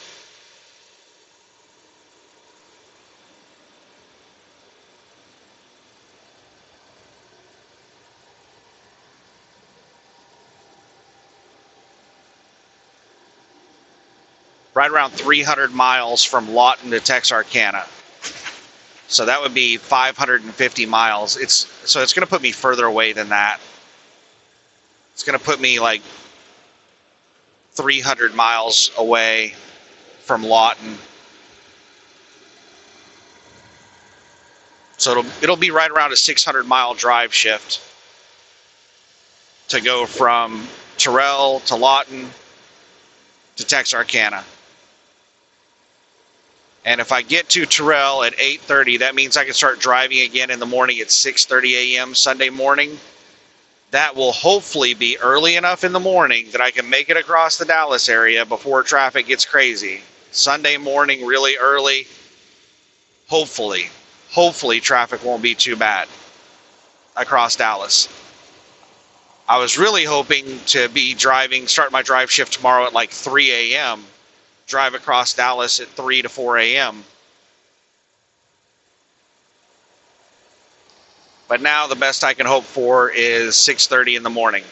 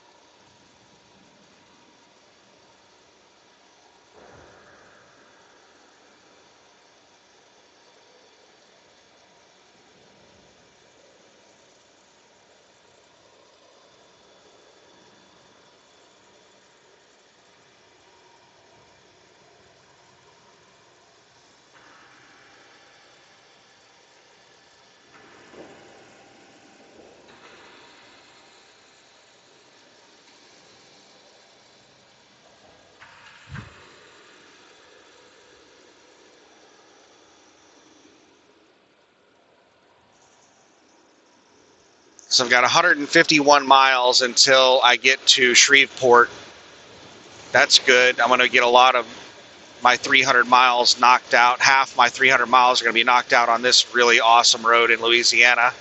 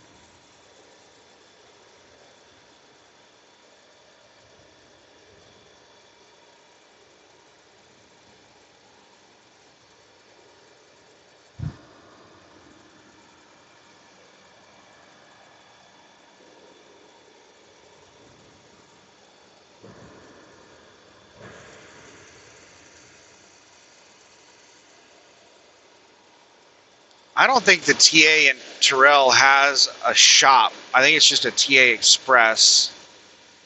But if they've upgraded to a full TA and they have a shop, I'm going to go see if they've got a cab air filter. And I'll pay the jacked up truck stop prices for it. You can get them online for like $5 a piece. But they probably charge like $20 for them at the truck stop.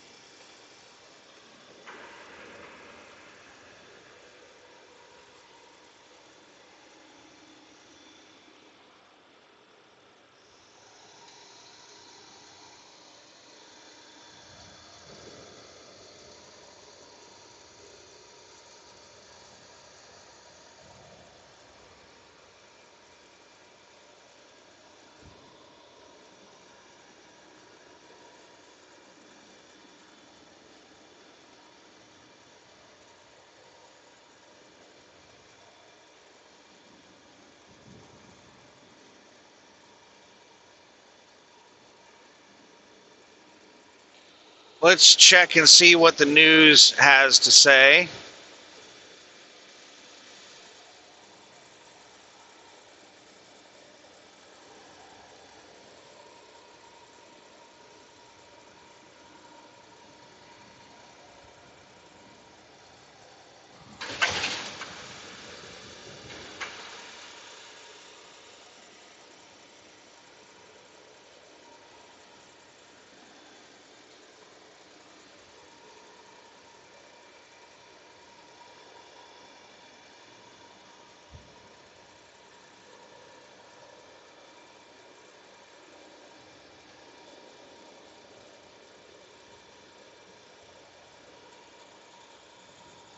Oh my goodness, the propaganda is crazy. Trump reveals secret strikes that he says crippled Iran before war-ending pact. So we had some secret strikes that did like beautiful things. They did amazing things. They did the most incredible things. Things the world has never seen. Trump reverses course on Iranian weapons. White House launched operations to wipe out. So I don't know what weapons they're talking about in that headline. We had 4 stated goals at the beginning of this war. Number 1 was to destroy Iran's nuclear program. Number 2 was to destroy their drone program. Number 3 was to destroy their missile program. And number 4 was regime change. Those were the stated objectives when we started this war. And then when it became abundantly clear that we were not going to achieve any of those goals, they came out and said that they had never told us what their goals were, and that what their goals had always been from day one were to destroy Iran's Navy, destroy Iran's Air Force, and something about regime, to make the regime more cooperative or something like that. Just absolutely absurd goals. Like, Iran doesn't have much of a navy. Iran doesn't have much of an air force. They're not an air power. They're not a naval power. Most of their navy is just like speedboats. They only had like a couple of naval vessels and very few aircraft. I mean, it's just idiotic. Absolutely idiotic for us to come out and brag about destroying Iran's Navy and their Air Force, and we didn't. Like, after that statement was made, Like the U.S. government was going around and saying all kinds of crap about how we completely annihilated Iran's air force. And then Iran like flew around an F-4. I think it was an old F-4 Phantom, like something from the 60s, some old aircraft. They flew it around. I think they actually did a bombing mission with it.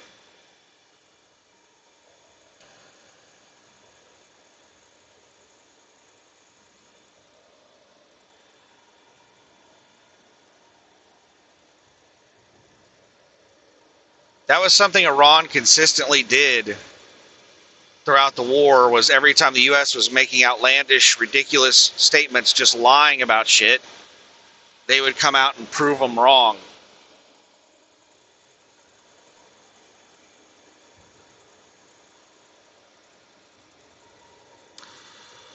Trump makes major Hormuz move that could ripple through world markets.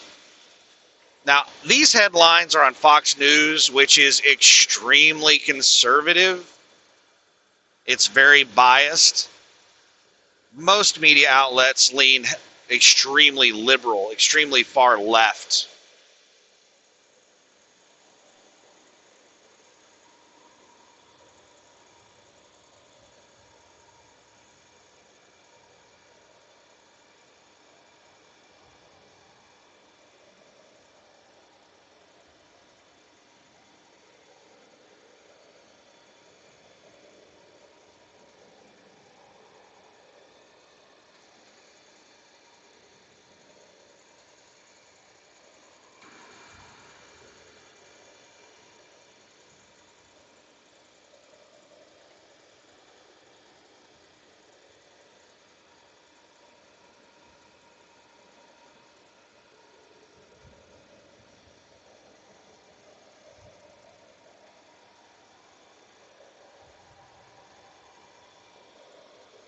Damn it, I forgot to get a chocolate bar.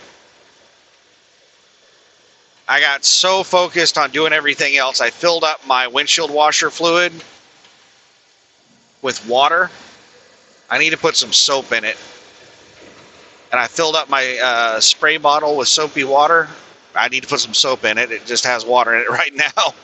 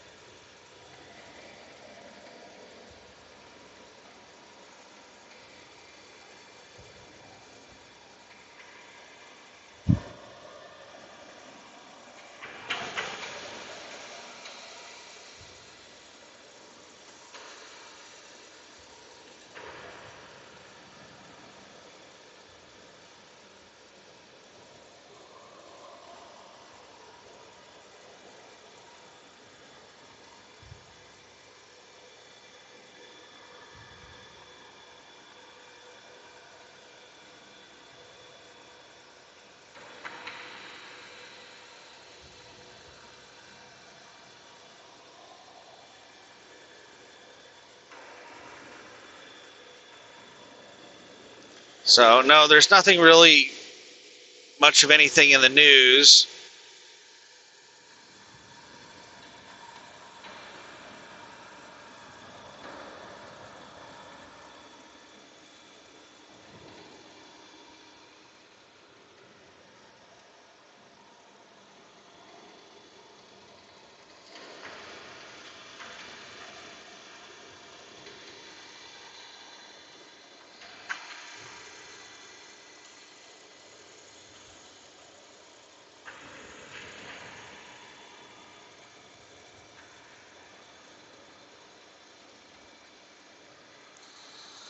Just propaganda.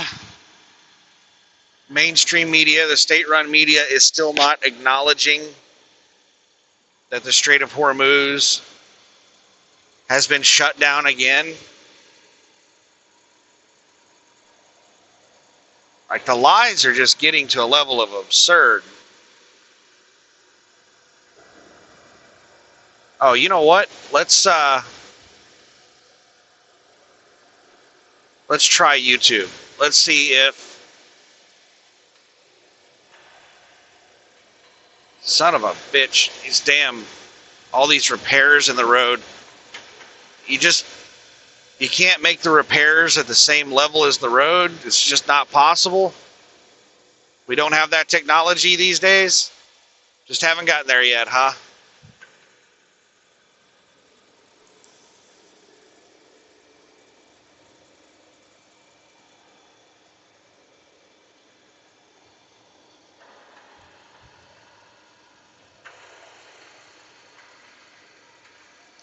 It is crazy how much a difference of 2,000 pounds makes on these loads. Like, the 43,000 pound loads would beat me to death over these little bumps in the road. But this 41,000 pound load is so smooth over all this stuff. It feels like a Cadillac.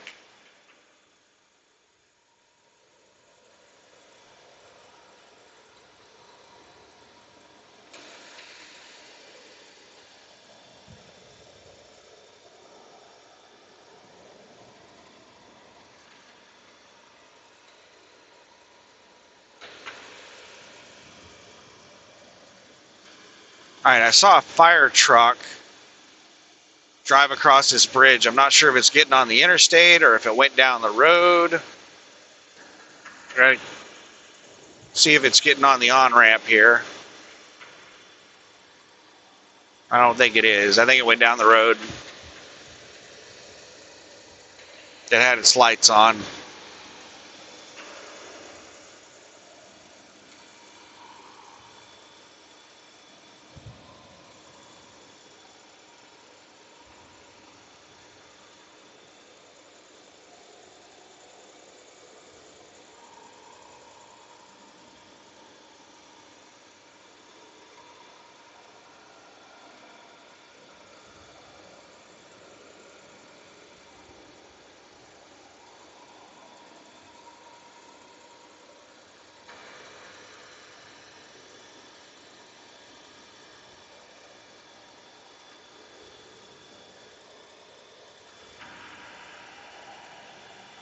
Another escalation event that's happening with the Ukraine-Russia war is Ukraine has continued bombing infrastructure, Russian infrastructure, refineries.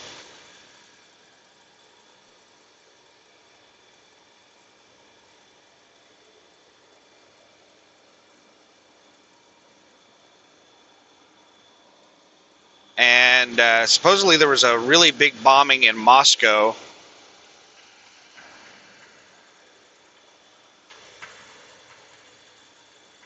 And I think it was a refinery in Moscow, and they're having fuel shortages in Moscow, and it was raining oil in Moscow.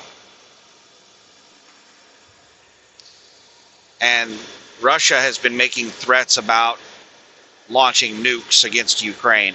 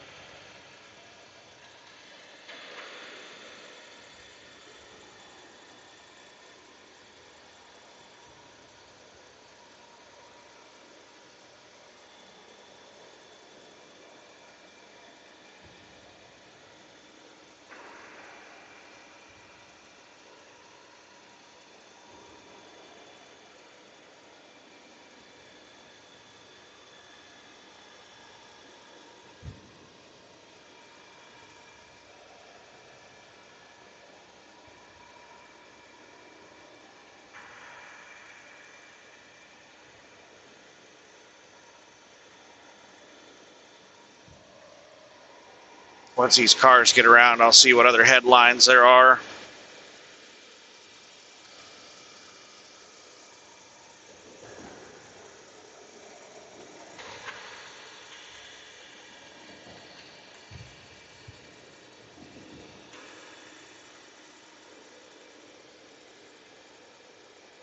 All right, let's listen to,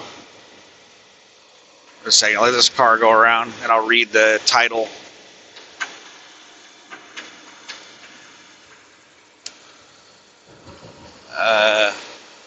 Daniel Davis. I think he's a former lieutenant colonel. I don't know what branch. Strait of Hormuz closed. Guess who we're sending to get it reopened?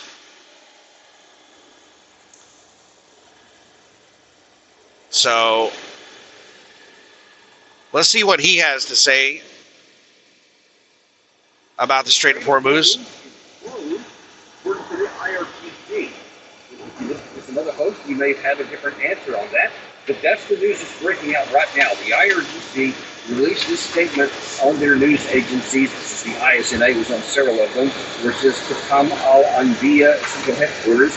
In view of the blatant breach of promises and public breaking by America regarding the failure to implement the first clause of the end of war agreement, and in response to the uninterrupted and continuous violations of the ceasefire by Israel and southern Lebanon, the Strait of Hormuz will be closed for the passage of vessels.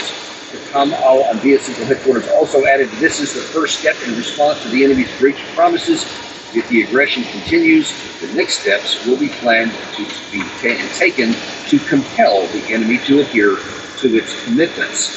So listen, this is something I've been warning about for a long time. So the IRGC has stated that they've closed the Strait of Hormuz, there would be a ceasefire on and the United States is saying that they're pretending like the Strait of Hormuz is not closed. After the 40 days of action on, I think it was the 8th of April, also said that the ceasefire would apply to Lebanon. You may remember that the Pakistani Prime Minister said, yes, the ceasefire is in effect, it will include Lebanon. The United States initially said it will include Lebanon, and Israel said, yeah, whatever you said. They're going to do whatever they want to do. And that was a big sticking point for a while. And then there was kind of compliance, kicking and screaming. But then really Israel basically for that time said, all right, we will do anything in Beirut. And then, of course, they did later. It just showed how fragile it was. So even to get to the MOU, that moved from wherever it was in the initial conversations on April 8th up to number one. I mean, even more than reparations, even more than unfrozen assets, etc. That was number one. So the Iranian side is crystal clear that their top priority is an end of war on all fronts. I think that they see this as... What the hell is that over on the right? Not the Bill, I'm sorry. They see this as the... Looks like a really memorial site of their emerging power. And they want to say, we're not just in this for ourselves. We want to show that we have power to influence even over Israel. I think that that might be the biggest issue that's at stake here for Iran, is that they want to show we have the power to compel compliance even on Israel, which heretofore had been seen as the unequivocal military power in the region over everybody, over Iran, over Egypt, over Syria before they ended up falling, possibly then challenged even Turkey. I mean, there's a lot of people that viewed Israel even more than Turkey, though they're a part of NATO, because of the backing of the United States. That's the view. So I think that now you have the real issue to where Iran wants to flex its muscles and show that it can use the United States to compel compliance on Israel in the region, which will send them, if they succeed in this especially, it'll send a pretty strong message to the rest of the region of who ultimately gets to call the shots. If the U.S. does do what they ask and brings Israel into compliance, then that will only come as a result of Iran putting that as number one and then insisting upon compliance with it. But now here's the problem. Has it been closed for now? Now that's a, whether it has or hasn't really doesn't change the dynamics I've just talked about, but it does change the immediate dynamic. Because Iran says it closes the Strait of Hormuz, but Vice President Vance says that there's not any evidence of that yet. but is he just being optimistic? Because right now we don't have any independent confirmation about what's happening. However, what we do have, back to the Iranian side, is some confusion. So this is the Tasnim news agency. The other one was the ISNA. I think that's right. Yes, it was the ISNA news agency. This one is the Tasnim Iranian news agency, and they say spokesperson for the Iranian Foreign Ministry, Ismail Baghai, rejected the media report, so alleging that the strait had been closed, describing such claims as unfounded. So you have the IRGC putting out a pretty detailed statement here. This is at 9:24 a.m. And then you see this one here at 8:22. This actually came out before, saying that these reports were unfounded. So one has to ask the question, who's actually in charge here, and what actually is the Iranian position? Because they themselves are giving mixed signals. But what's not a mixed signal is that the issue does remain up front and in primary. And without that, there's not going to be a long-term deal. So the question is going to be, what is going to happen inside of Israel and Lebanon? And this is the news out this morning.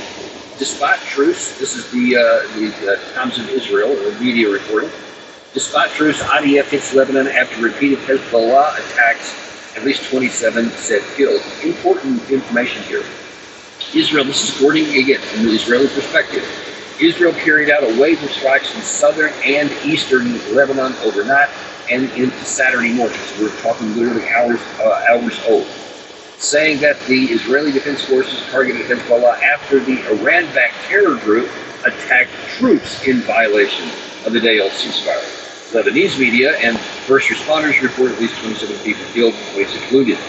The IDF said that it was, quote, committed to the ceasefire agreement in accordance with the directives of a political echelon, but struck Hezbollah in South Lebanon after the terror group fired some 50 projectiles at Israeli terror groups in separate overnight incidents in the area. Now, I've seen additional reporting today that says that may be what the Israeli side is reporting, but what happens when you get granular down into what actually happened on the ground that allegedly spawned the Hezbollah to launch these 50 rounds? Because the implication in that is that, well, Israel has just defended itself. I mean, what else were they going to do? If Hezbollah fires 50 projectiles, they're not just going to sit on their hands, of course. But then when you look at the actions on the ground from separate reporting I had earlier today, is that the Israeli side was advancing in certain areas, and then when they advanced into areas where they weren't before, then there was a response from the Hezbollah side. That's when they fired these rockets. So Israel says, well, we weren't shooting, we were just moving into other areas, and then in violation of the ceasefire, they fired, and then of course we fired back, and you saw they didn't just fire back on the people who were firing the rockets, but they fired into both southern and eastern Lebanon.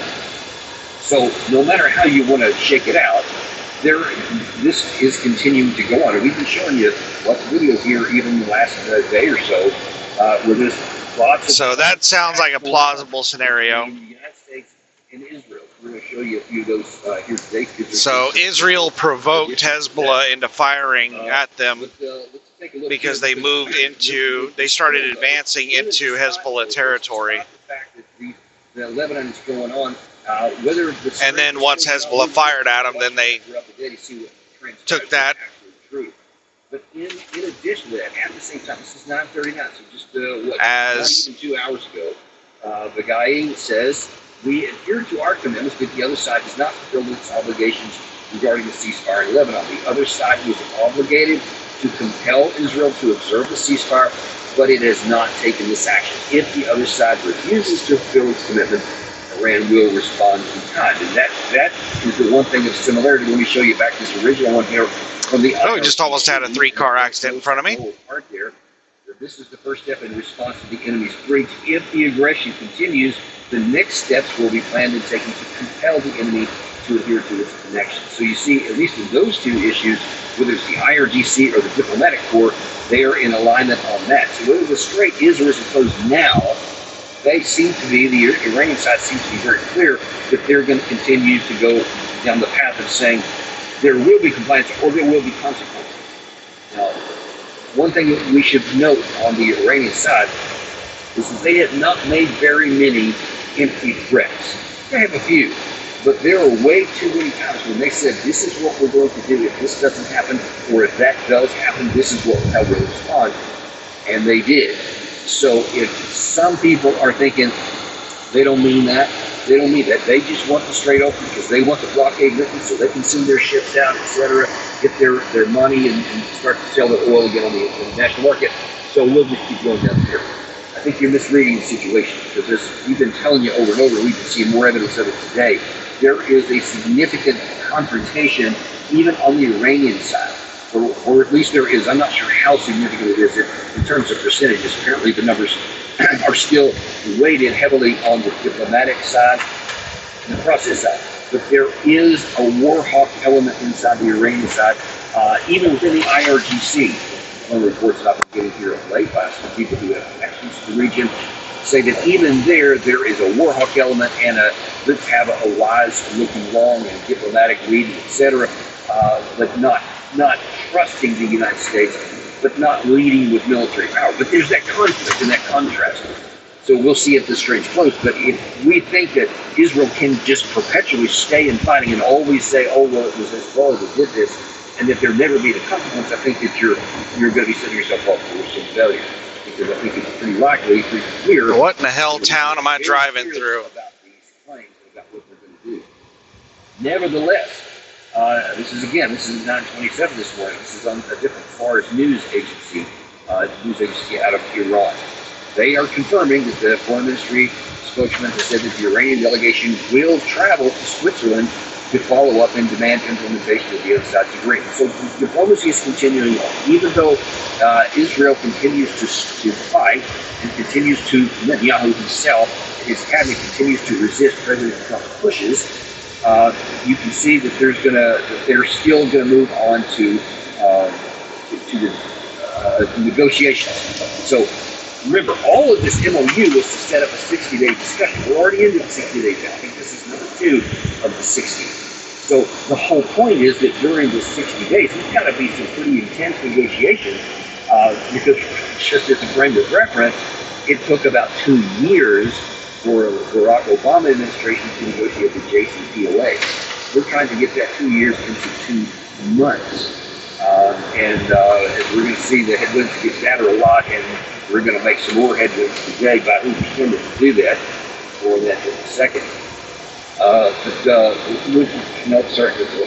a little bit ahead of myself here. In fact, let's take a look here. Here's Vice President Vance today talking about also heading to Switzerland and how those negotiations are heading. The principles from the Iranian government, also the Qatari and the Pakistani government arrive. That may happen as soon as tomorrow, but these things are always a little bit in flux. Jared and Steve have been on the ground now for a few hours, dealing with some of the technical elements of this negotiation. As you guys know, one of the things the president sets out to do as a high priority is to open the straits. That's not happening. We actually got 16 million barrels of oil out of the Straits of Hormuz yesterday, and that is a record going back to even before the conflict started. Okay, hang on. We're going to address the thing you said up front in just a second, but 16 million barrels a day went out yesterday. That's a record even before the war started. Let's check the data here. It's like, let's look at the replay, because here's the instant replay to see if that makes sense. This is from the tracking in the Strait of Hormuz. Iran said Saturday is closing the strait due to what it described as Iran's ceasefire violations. Implemented the first clause. The U.S.-Iran agreement promised that commercial traffic in the strait would immediately start. At least 12 vessels crossed the waterway on Friday. Yesterday, that's data from the Marine Traffic Show. There's 25 commercial ships crossed through the strait on Thursday. That is the most since April. However, the average number of ships per day prior to the war was between 100 and 130. It fluctuated between them. So if you said 12 of them went through and it was a record for oil, you're going to have to help me put the math here, Mr. Vice President, because I'm not seeing how you're going to get about 10% of what was the daily flow, and somehow that equals a record when you had 100 or 130. I'm getting tired of this son of a bitch slowing down in front of me. So somehow when 130 ships passed through, that didn't have as much oil as 12 yesterday. But they chalk that up to an exaggeration. But holy cow, let's get to the stuff he said before. He said he's going to be going to Switzerland in the next couple of days to be able to do some negotiation. But who's on the ground now? Jared Kushner and Steve Witkoff. Are you kidding me? All of the things that have to go into having these successful negotiations. Recall, the first time that the U.S. and Iran got together in this war here, the Iranian side had a huge number, I want to say 80 people, with all kinds of experts and technical people, diplomats of every shape and expertise, etc. So people who can do the hard work of negotiating so that they have the details of what can be agreed to, what can't. And we had Steve Witkoff and Jared Kushner. And now here we've got the guy who's leading this, going to lead it, Vice President Vance. He's got one more thing to say on that in just a second, but let's camp out here for a second. Jared Kushner and Steve Witkoff are the two guys that were doing negotiations in February. Now, you've forgotten what happened a few months since. That's when, on television, you had Steve Witkoff especially go on just emphatically say that these guys were not serious at all. In fact, they boasted that they had enough nuclear material to make 10 bombs. And I said, that's your play? That's where you're going? And he said, of course we can. And then he subsequently said they were a week to 10 days away from having a nuclear bomb. That was what he said, a nuclear bomb. And so we finally, and I wish I had thought about it before. I'd love to play that video for you, but I couldn't pull it up in time. But he said there emphatically to television news, hey, listen, we went as far as negotiations could go. We did everything in our power to try to bring this in. It was clear that they were just not going to negotiate. That's what he said. Then we had the Omani foreign minister on the 27th of February say that the previous day that the Iranian side had gone overboard and said, yes, we always have negotiations. On the 26th, I think also, there was a news out on CNN. And at that time, they were, Abbas Araghchi was saying that it was the best negotiating deal we've had so far. Things were going very well. We were on the cusp of an agreement. And then the Omani foreign minister said, yes, in fact, we have a deal where they'll have zero enrichment, guaranteeing they're not going to have a negotiated settlement. I'm guaranteeing they're not going to have a nuclear weapon.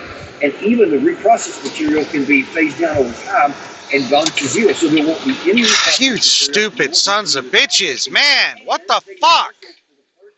Why do all you jackasses run me out of the lane? You have a car that can easily accelerate and decelerate, that can easily switch lanes, and you stupid sons of bitches run me out of my fucking lane every damn time. Sorry for the ranting. It's just so common that these four-wheelers, I usually just don't move. The only reason I moved right now is because there were two of them, and I had plenty of room to move over. These stupid jackasses. They don't know how to merge. Say it was the best that we had up to date when we went to war. Those same two guys, Witkoff and Kushner, are now the lead negotiators for this round? Are we literally trying to undo this? And remember, the whole context here that the Iranian side has said, while they have to have frozen funds up front, they have to have sanctions relief up front because there's no trust. That's one of the big reasons why there's no trust, because of what happened that started this war. Not to mention the one that started the previous war, or many other things going back. You can go all the way back to 2018 when President Trump got rid of a deal that our country had committed itself to with the case of TOA. And now these are the guys that we're going to have to. I mean, what do we expect to happen with that? And if these are the guys, instead of somebody who is an expert in diplomacy, an expert on Iranian affairs, understands the culture of the Iranian side, is deeply steeped in the history and everything else, knows how to deal with the Iranian side, and understands what language you have to use for them to understand what words mean, all of those kinds of things, technical expertise and all the fundamentals that we want with the energy systems, with the transits in the Gulf, all those kinds of things. That's what should be just a standard requirement to starting that when we're starting with those two guys. Unfortunately, Eddie Vance himself says, well, you know what? I'm not exactly the top of the line guy either. I expect I will leave sometime in the next couple of days, but it's always a delicate coordination dance and the diplomatic protocols. I got to be honest with you, I don't really understand these things. I've never been particularly into diplomatic protocols. My attitude is let's get on the ground and actually fix these problems. But they want to do a delicate dance. The Qataris and the Pakistanis want to make sure that we do this in the right way. So I'm trying to be respectful. Given my position in the last year and a half, I have to care about diplomatic protocols all of a sudden. All of the stuff, suddenly care about it. Man, I mean, you're sending two guys who have a recent history of disastrous diplomacy, of lying all face to camera, and believe me, nobody knows how much they lied more than their counterparts in those very negotiations. And you're sending the same guys back? If there wasn't any trust in the countries itself, how are you going to think that these guys are going to negotiate something? Listen, the Iranian side is there. They know who's coming, so they're going to talk to them whether they want to or not. But man, just look at this from our perspective. You're sending two guys who don't know anything about all those details. All right, once I get over this bridge. His own public account today is saying, I'm not exactly an expert in diplomacy. I mean, I give him credit for admitting that out loud. I mean, he's just thinking, hey, I'm...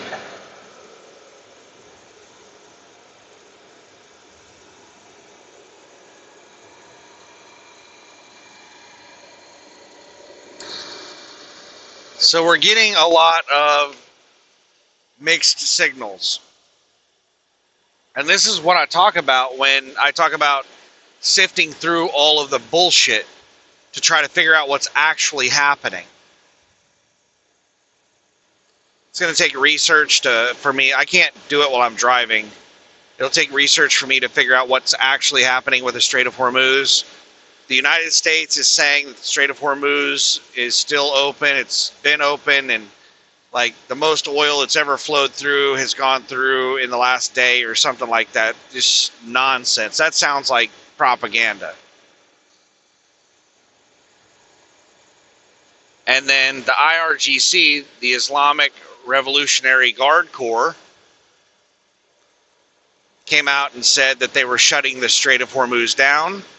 I've heard recorded broadcasts that they sent out over the radio in the Strait of Hormuz telling ships not to go through or they'll be fired on. That they were shutting down the Strait of Hormuz because of attacks on Lebanon. Now, that's a translation. I don't speak Farsi or whatever in the hell language they speak. They were speaking in their Ooga Booga language, and I don't understand it, but supposedly the translation was that they shut down the Strait of Hormuz because of attacks in Lebanon. And some of the Iranian state-run media posted that.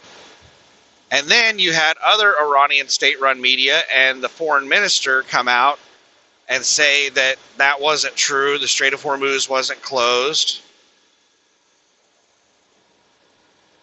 So what's going on? Well, you have to have a basic understanding, which is about all I have, of Iran and the leadership in Iran right now. You have the politicians like the foreign minister, the president, those people. And then you have the IRGC. The IRGC are a military force, and they are some of the most radical people in Iran. The IRGC doesn't want to negotiate. They don't want peace.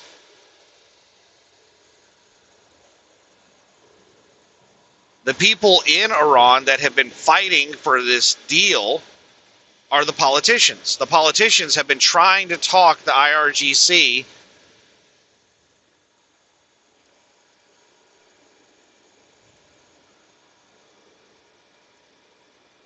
into the deal. But the IRGC is in control. Now, Khamenei, nobody really knows if he's alive or not. Supposedly, there have been statements released from him, but who knows if that's actually from him or if it's from like his handler or some staff member or whatever. He might be in a coma or dead for all we know.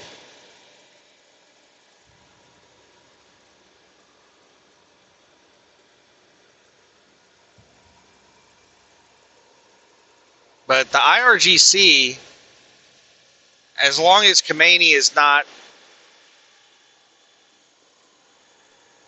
able to run the show over there, the IRGC is in control. And they've made threats against the politicians to basically kill them.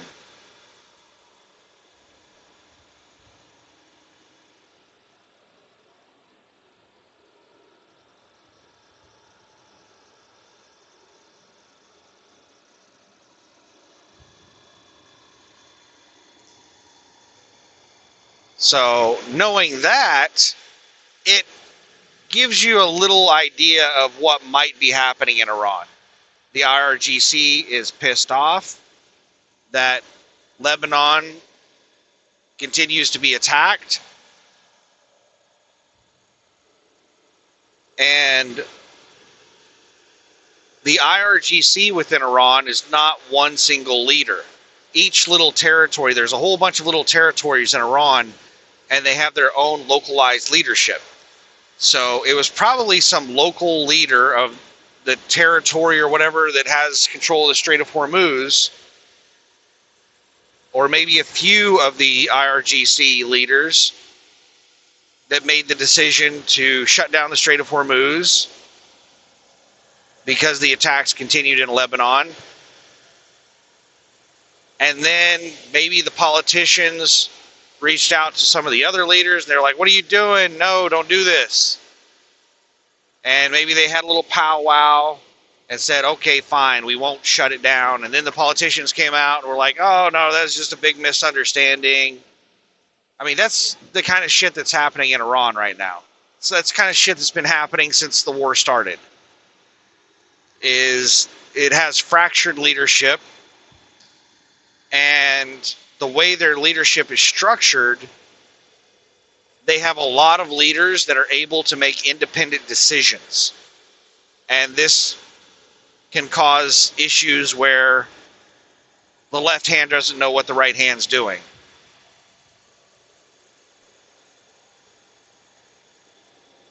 But they intentionally set up their leadership structure that way so that they would continue functioning if people were assassinated, because the United States and Israel assassinate leaders. That's just what they do.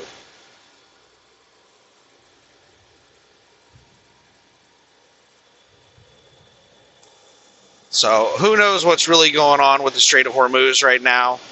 The United States is spewing propaganda saying that it's the most ships ever that have been gone through the straits, the most oil ever. It's, it's the greatest thing in the world. It's beautiful and it's lovely people.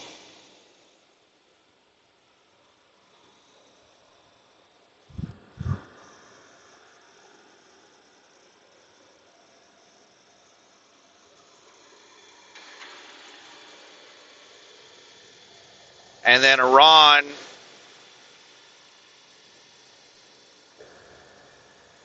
is all over the place. The strait's open, the strait's closed. The deal's on, the deal's off. We're not going to negotiate anymore. We are going to negotiate. Like they said that they weren't going to send negotiators to Switzerland, and then they changed their mind and said that they were.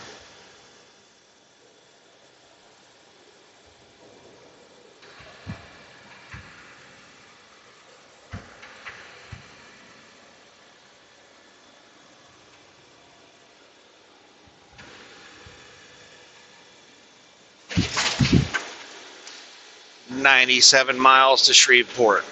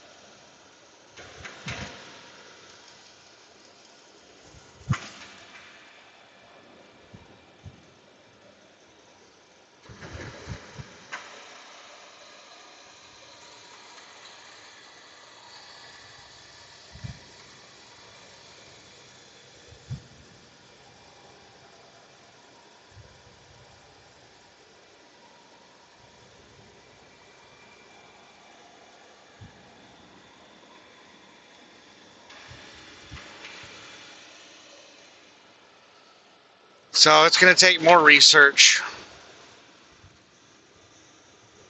All right, let's do a new ETA. 249 miles. That is 4 hours and 9 minutes, and I have 4 hours and 11 minutes. So I have 2 minutes to spare.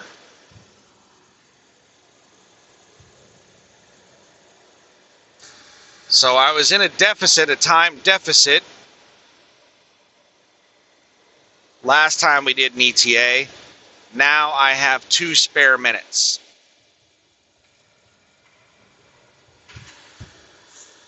And theoretically, traveling 70 miles an hour, I'm doing everything based off of a 60 mile per hour average, but theoretically, over the course of the next 4 hours, I could shave 40 minutes off of that time.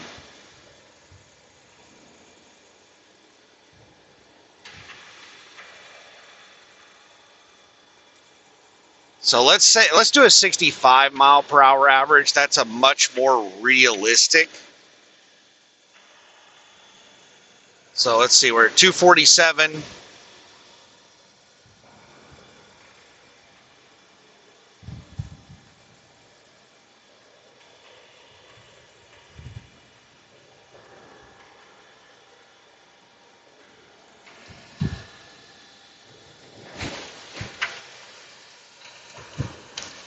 That would be approximately 3 hours and 47 minutes to do 247 miles. 3 hours and 47 minutes at a 65 mile per hour average. It's close. 3 hours and 47 minutes. And I have 4 hours and 10 minutes. 347 to 410. Be 23 minutes extra. So I should have about 23 spare minutes. Yeah, what the hell is this? This is a big ass pullout.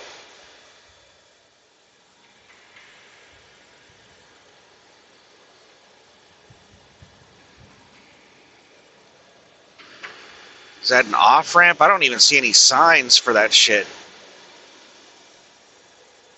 Looks like a road to nowhere.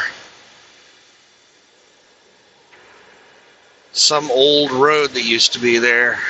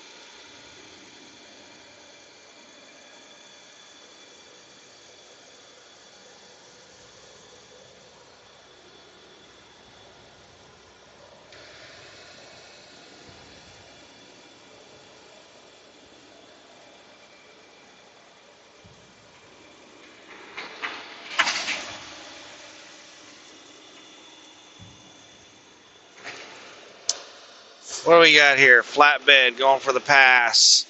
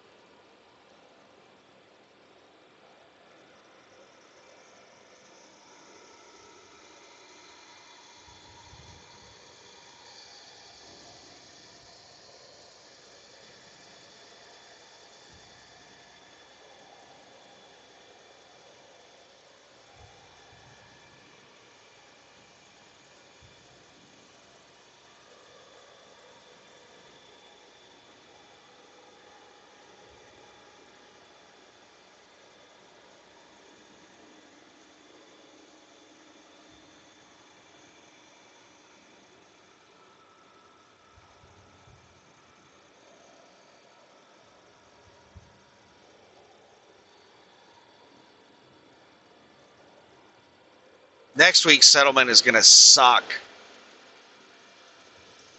The settlement after that could be pretty nice.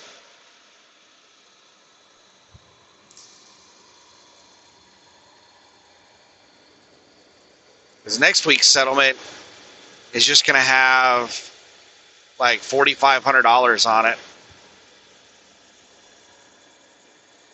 And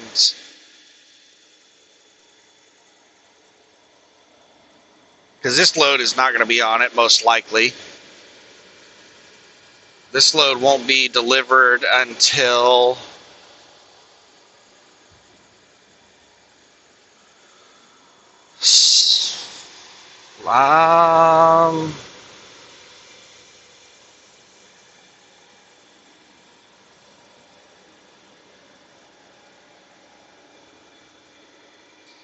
be like Sunday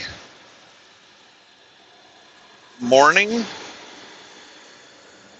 probably around, actually, all right, I'll start driving around 6:30 a.m. and I'll still be about 4 hours away. So about 10:30 a.m.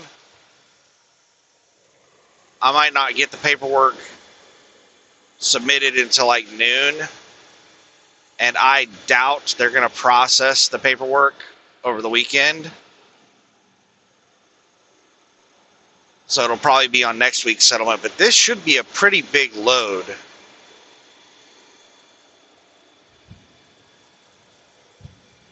Should be somewhere in the ballpark of like over 1,300 miles for this one load. So this one load, I think it's 1,320 miles. Because I was looking at the freight bill a minute ago and I was like, does that sound right?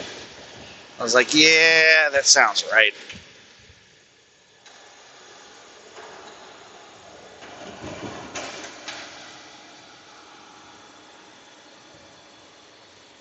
So 1,320.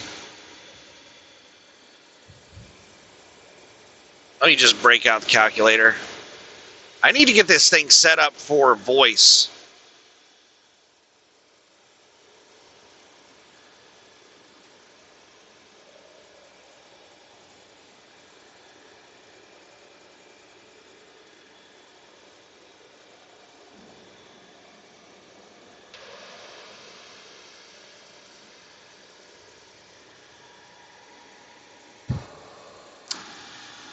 It's going to take me a while to cucalotter this.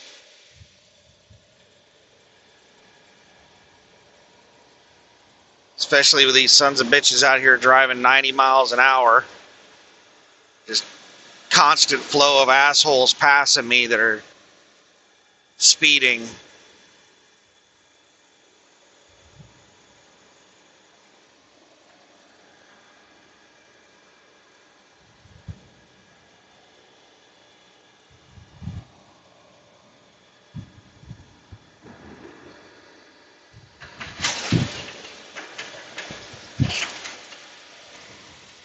Just all Texas plates everywhere.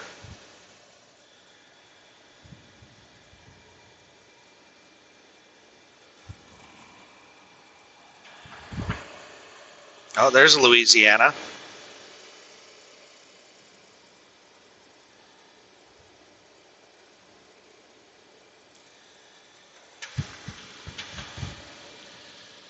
So 3,141.60.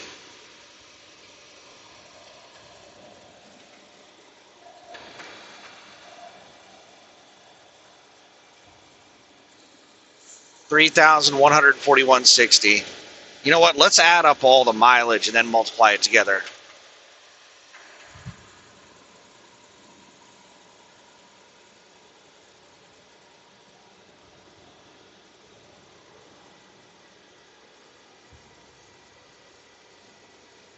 For these loads.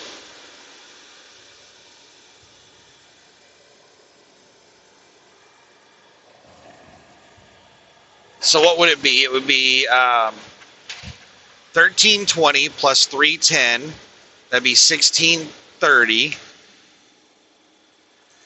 Because the load from Lawton to Texarkana is like 310. So it's 1630.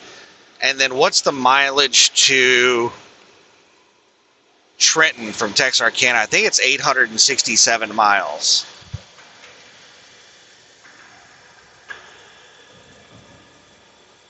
It might not be that far.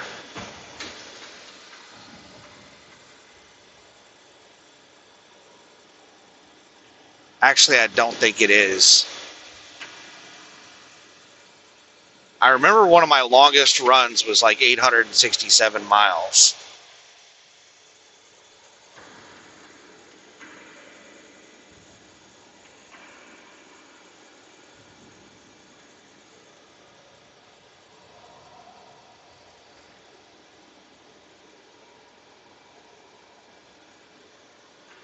But let's just say 750, because I'm not sure what the mileage is from Texarkana to Trenton.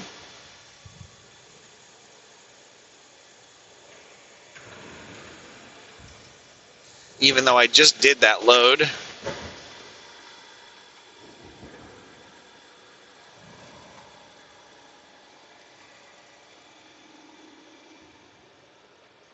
Was it 726 miles? Let's just do 750. So what was that? 1630.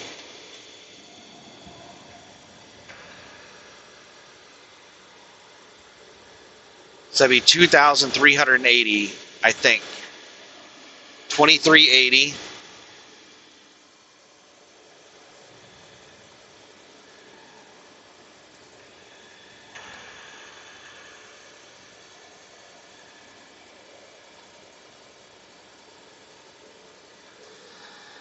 All right, so that'll be $5,664.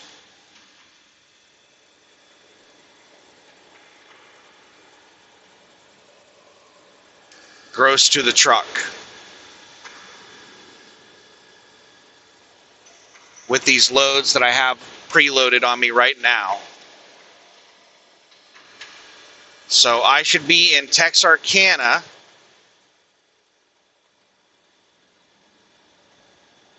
sometime Sunday afternoon.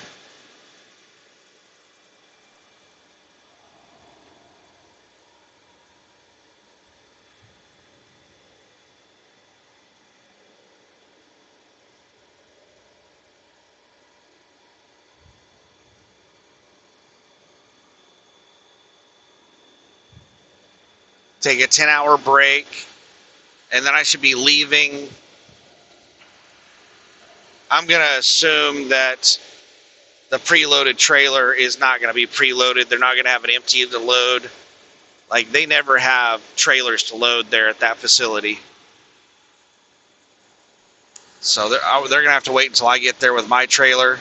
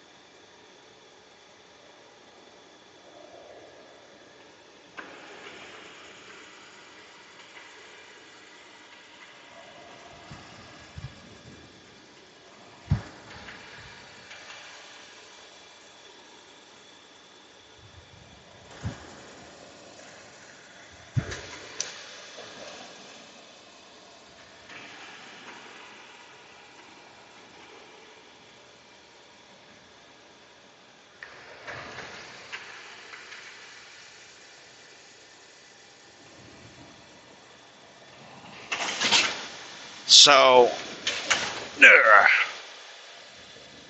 and this is a really smooth ride with this trailer. This is nice. This is really smooth.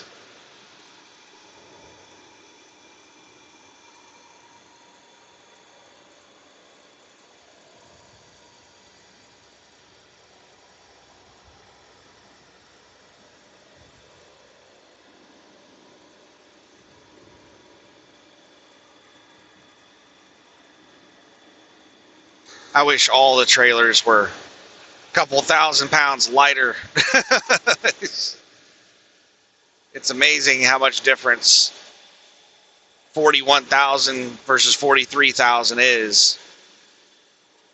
Once you start getting close to that 80,000 pound weight, like there's a world of difference between 75 and 80,000 on weight.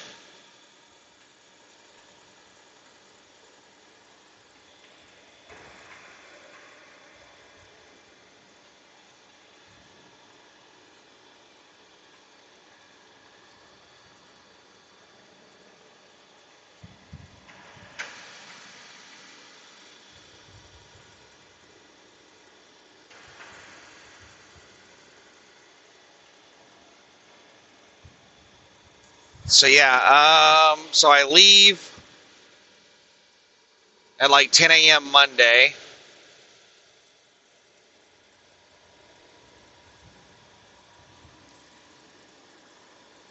I should deliver that load by Tuesday afternoon.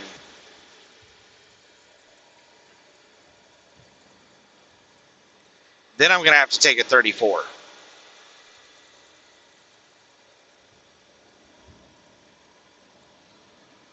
And I should be able to do at least one more load across Thursday, Friday, Saturday.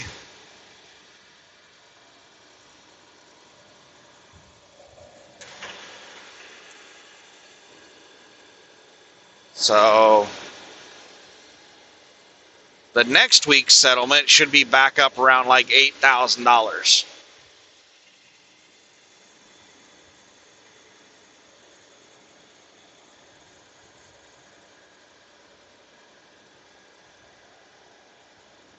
This week's settlement will only be about $4,500.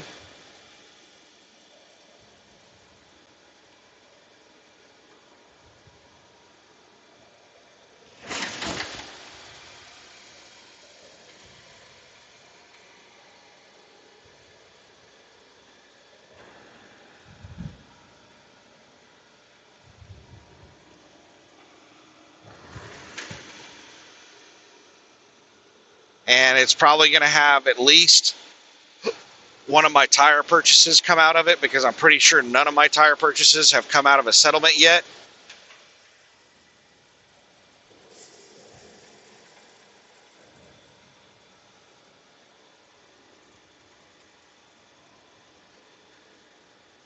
What would be really amazing is if TA forgot or lost the paperwork. Like, they had so much paperwork on me. I had so many tickets with that like $7,400 crap that I had done over there. They might have lost track of the LCAP thing and forgotten to process it. And they might file it away with never processing it. I'm not going to count on that. And that'll stress me out more, because then I'm going to have this debt that I owe that may or may not show up at some future time. That's only happened to me once in my life, where I've had something that I owed that I never got charged for.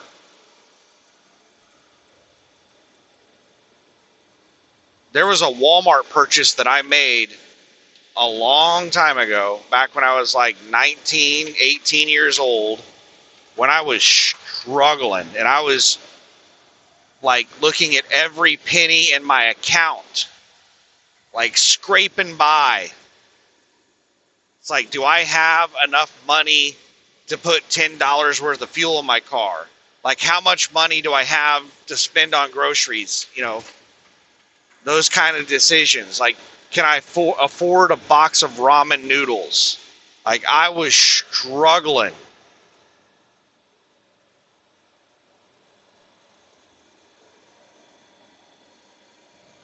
And I played that little game. I did that little trick where, like, the day before payday, you'd go to Walmart and buy groceries. because you knew it wouldn't process until after your paycheck came in.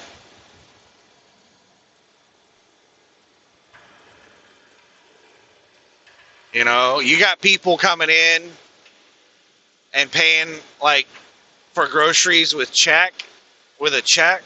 You know that's really suspicious. But yeah, I paid with a check at Walmart like the day before payday.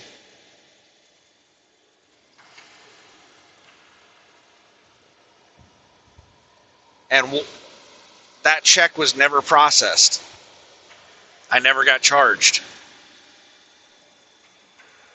I don't know if Walmart lost the check or what happened, but I talked with the bank about it. I called Walmart about it, and nobody could give me an answer on anything. And when I ended up shutting down that bank account, I think it was with a bank called Local Oklahoma. And I shut that bank account down whenever I moved to Nevada. And when I shut the account down, you know, I brought it up again. I said, hey, I had a transaction from Walmart.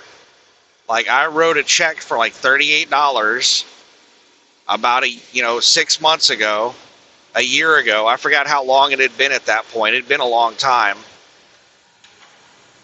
6 months to a year, somewhere in that ballpark. And I said, that check has never been like put against my account. Like, what's going to happen after I shut the account down if somehow magically that check shows up and it gets processed? What's going to happen? And I can't remember what in the hell they told me. But I think they told me not to worry about it.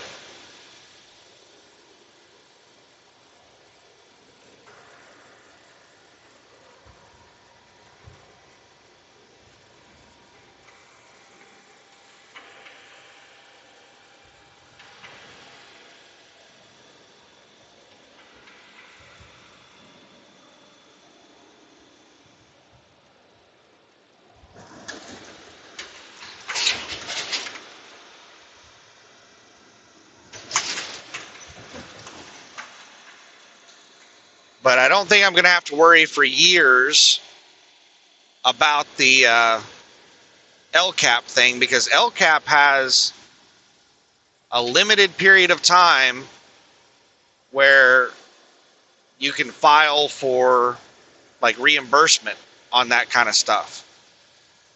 Like, I have 10 days for somebody to use it once I get it, and then they have a time limit to submit for payment.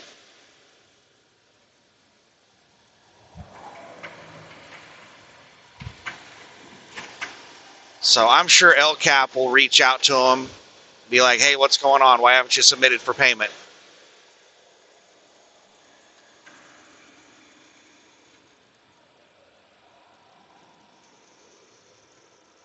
But we'll see. Most likely, it'll come out of this check, this settlement on Tuesday, and then I won't have to stress about it anymore.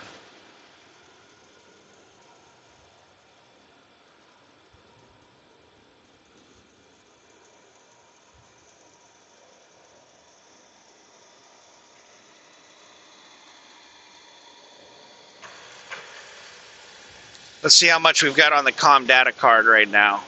I transferred a bunch of money over to my checking account. Ugh. Oh, that's not what I want. I transferred a bunch of money over to my checking account.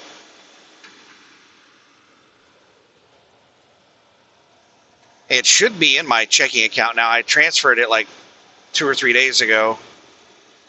3 or 4 days ago. I can't remember exactly when. I haven't checked to see if it has posted to my checking account yet.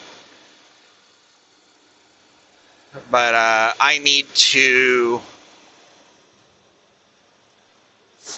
have a whole bunch of things I need to spend money on.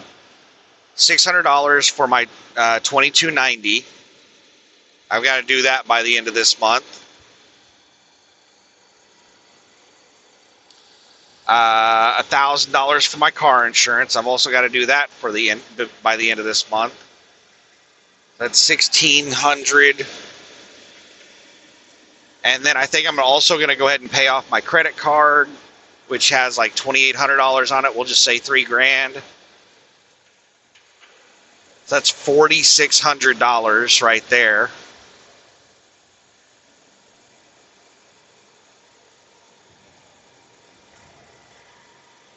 And I think I transferred $7,500 into my checking account. And I had money in it already, so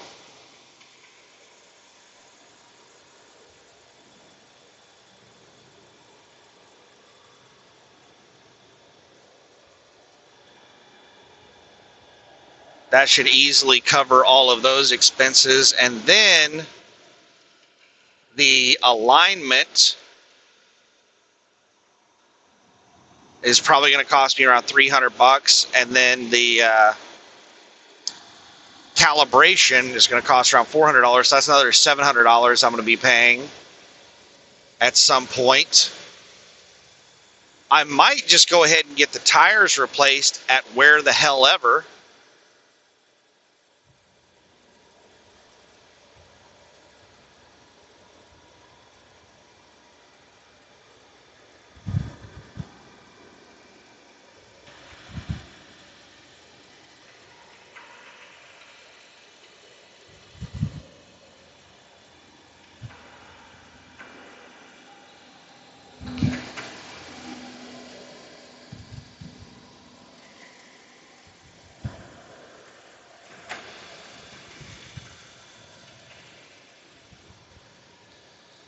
But my Comdata account, which is basically my fuel card, has $4,839.60 in it.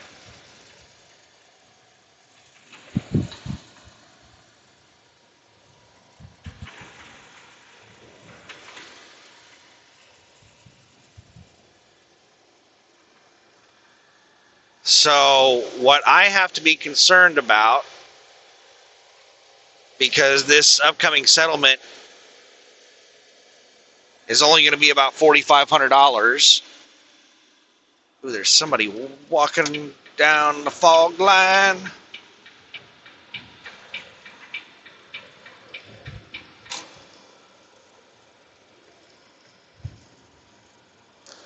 Couple people. These people are very trusting.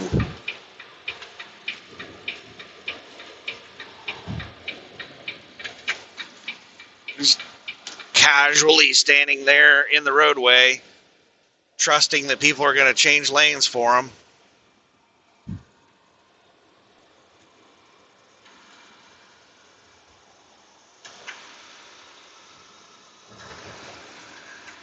So yeah, $4,500 on the settlement, approximately. I don't know the exact amount. And then I'm going to have somewhere around $1,200 of, coming out for the tires, the steer tires from a couple weeks ago. So that's going to bring it down to about, what, $3,300?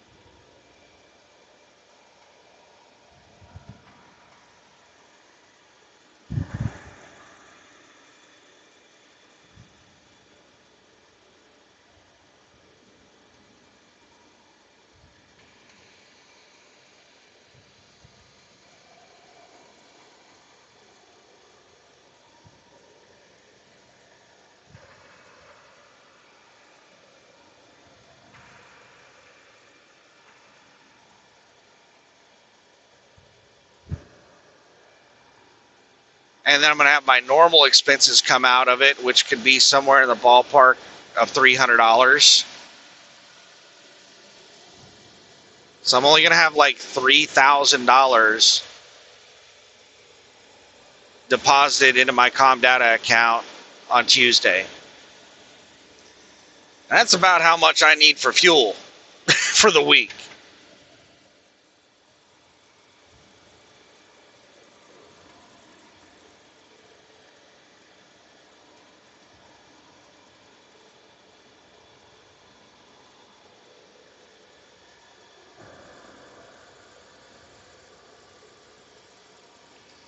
I'm surprised at how much money I have in my Comdata account right now.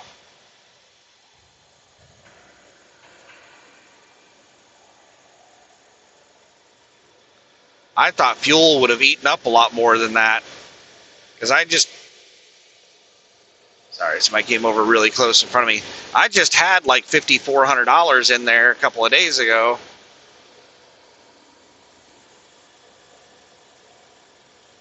Whenever I transferred the like 7,000 or 7,500 or whatever into my checking account,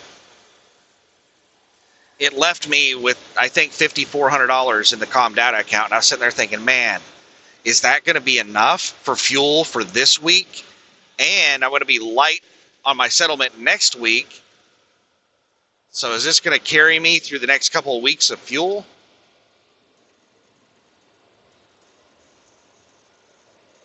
And it looks like it's going to do it easily.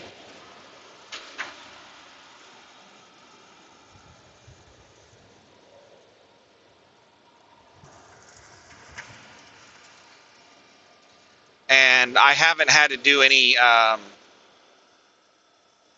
are they called? Trip advances.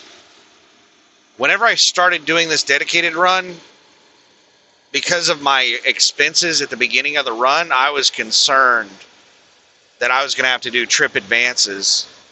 But I haven't had to do a trip advance. I rarely ever do trip advances. Right lane closed 2 miles ahead.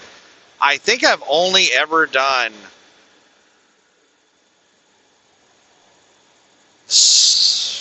man, 2 or 3 trip advances the entire time I've been at Landstar.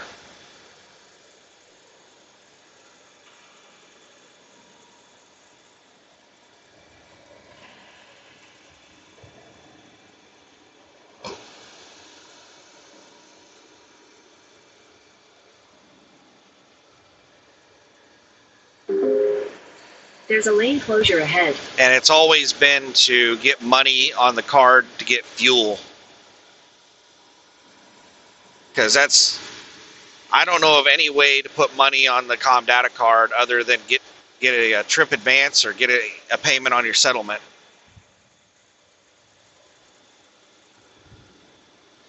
And without money on your fuel card, you don't get your fuel discount.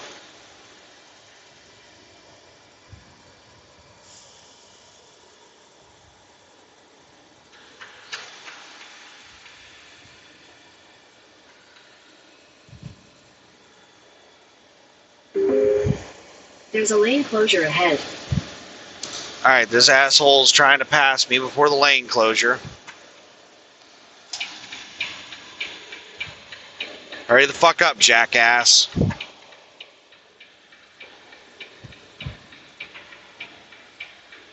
That is some stupid jackassery right there.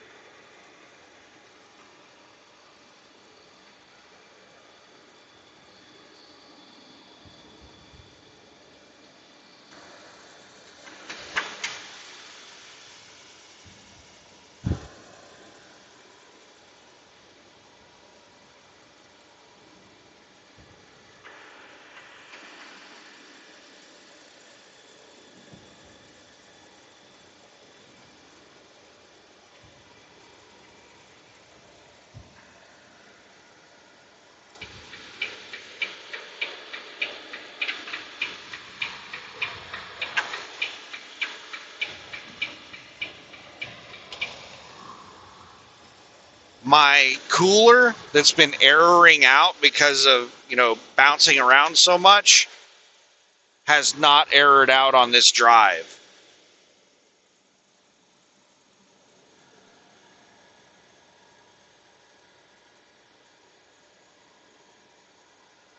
That's how smooth the drive has been.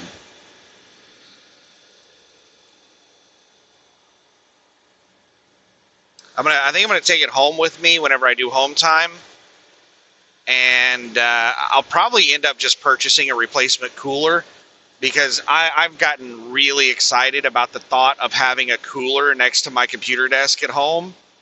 Like, I'm really excited about that. Yeah, it sounds really awesome. It's something I've been wanting for a long time. I've thought about buying a mini fridge for my computer room. Like, I bought a sorry, I'm looking at this four-wheeler coming up the on-ramp, and there's some motorcycle or something on the shoulder of the on-ramp.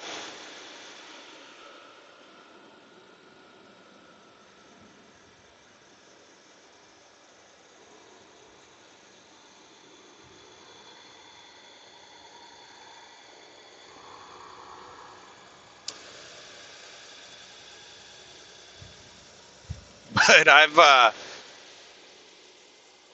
I've been trying to turn my computer room into like a miniature like studio apartment for a long time. I used to have a bed in there. I had an air mattress, and that damn air mattress ended up getting a hole in it, or it started leaking or something.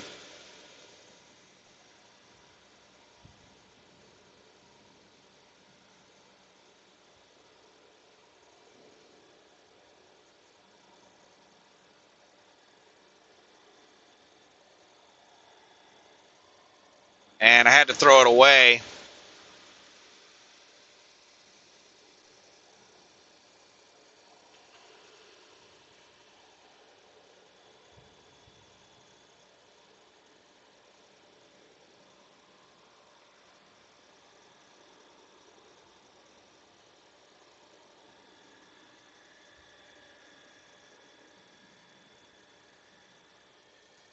And I bought a couple of different George Foreman grills. I got one of them that looks like a barbecue grill. That thing, the thing I hate about the George Foreman grills, though, is they are such a pain in the ass to clean.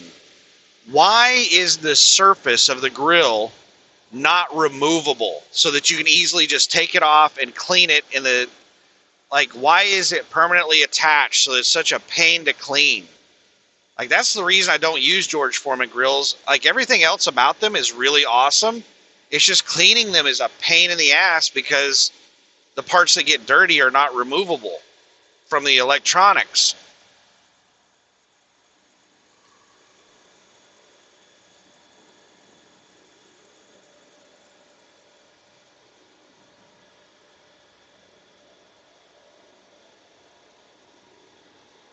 But yeah, bed, a mini fridge, and a grill to cook up there, move my coffee pot up there. Oh my goodness, I won't have to leave the room all day long.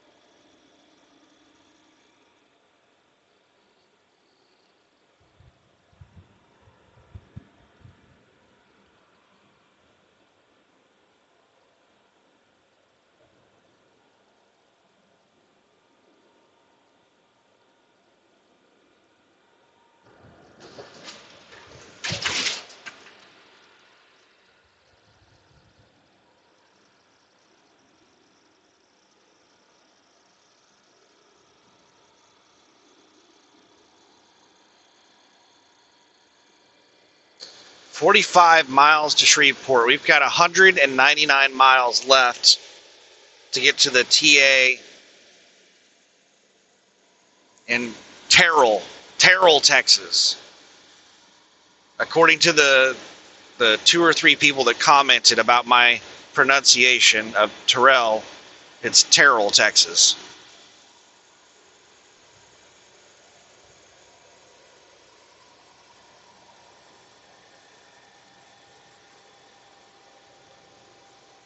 All right, 198 miles, that is 3 hours and 18 minutes, and I have 3 hours and 28 minutes of drive time, so I have 10 minutes to spare.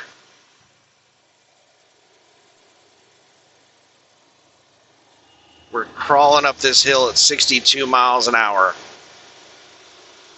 Oh, I'm dreading getting past Shreveport, because once I get onto I-20, traffic is going to go to shit. This is such a nice drive.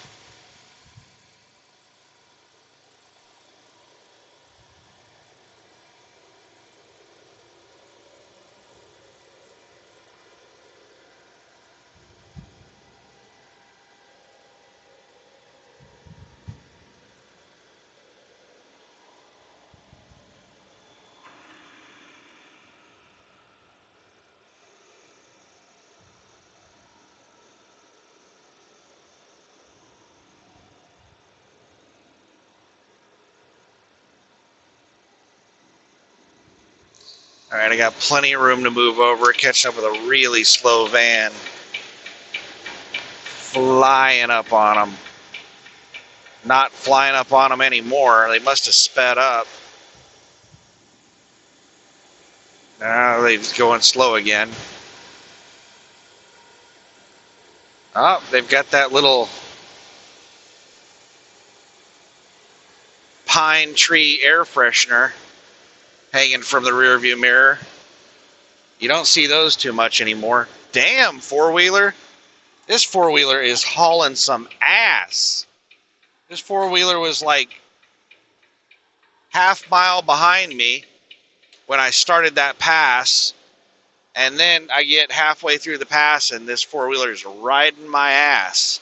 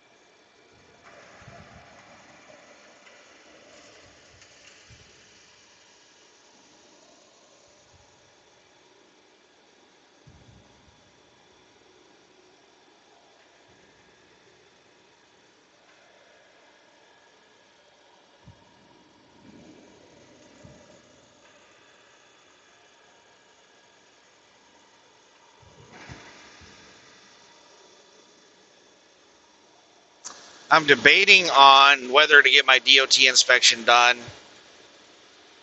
at the TA in Oklahoma City. Those sons of bitches see me as like a big loot pinata.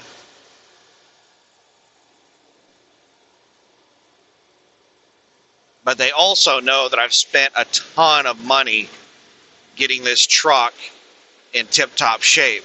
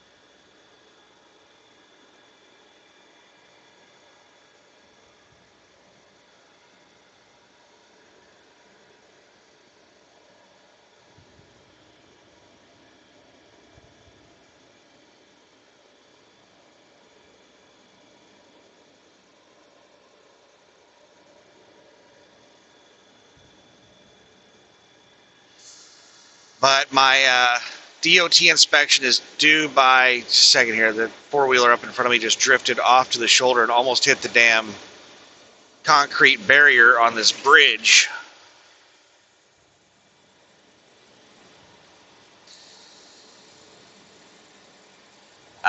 My DOT inspection is due by July 12th. So what happens if I don't get a DOT inspection done, and not just any DOT inspection, a Landstar DOT inspection? What happens if I don't get one done by July 12th? Landstar puts me out of service. What does that mean? That means I cannot book a load. I can still drive the truck. If I'm already on a load, I can finish that load. I just can't book any new loads. There's different types of out of service that Landstar puts you in. Most times Landstar puts you out of service, it just means you cannot book a load. If you call an agent and you try to book a load, the agent will try to assign the load to you and they'll get an error telling them that they can't assign to that driver or something like that. I don't know exactly what error they get, but they cannot assign a load to you.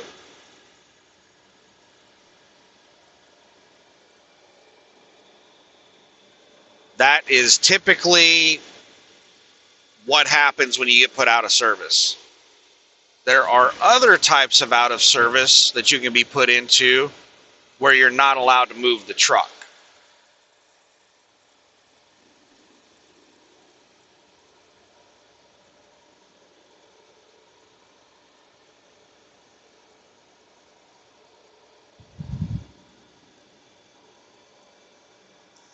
And I think if you get put into one of those out of services, then they mark your truck with some kind of GPS movement so that if your truck moves a certain distance, then it'll create an alert. Because I failed a DOT inspection a couple of inspections ago at the TA in Oklahoma City. And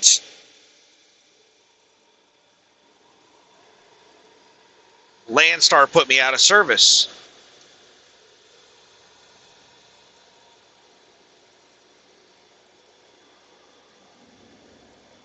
And then I had an argument with the mechanic over the out of the DOT over the DOT inspection, and I won the argument. I was right.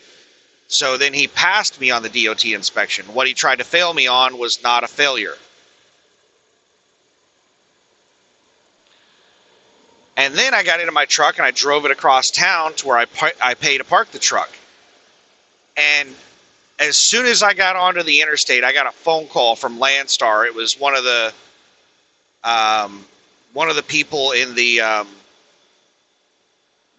operator compliance department or whatever. There's like a small number of people at Landstar that are in the department that deal with DOT inspections. And they deal with like certifying the locations and stuff like that. If you fail a DOT inspection, you get sent to them. And one of them called me up. It was like, hey, what happened with that DOT inspection? Like, she was trying to be nice. But I know what happened. She got an alert that I was driving away from that site. And I had already talked to her because I talked with her about the failed inspection, trying to, ask her what are my, options if this mechanic is going to fail me on something that's not a failure. And she basically told me that, if they fail you on something that's not a failure, talk to us and we will get it sorted out. We will fix it.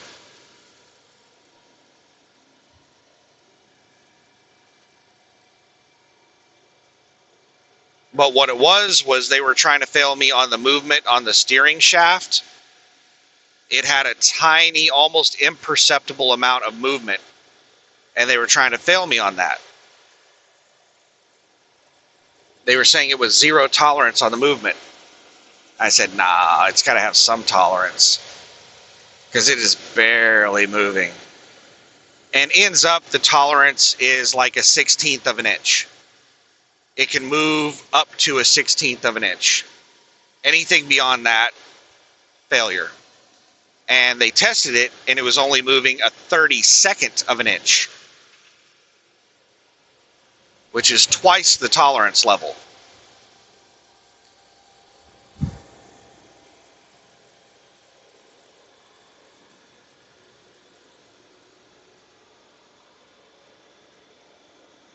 It was an almost imperceptible amount of movement.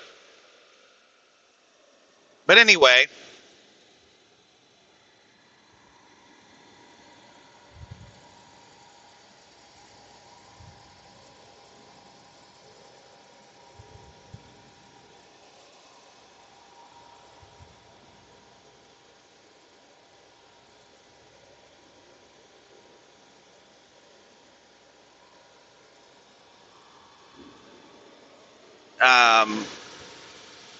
one of the head people in the DOT department, the DOT inspection department,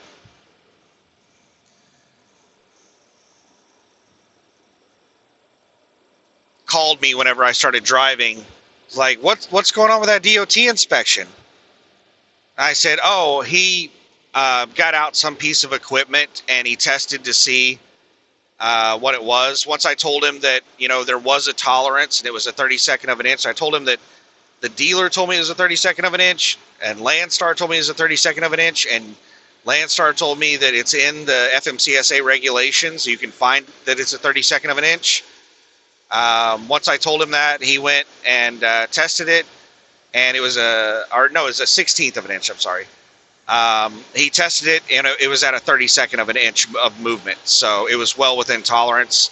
So then he redid the DOT inspection and passed me, and she said, oh, okay, I haven't gotten that yet. She said, how long ago was that? And I said, well, I just left there.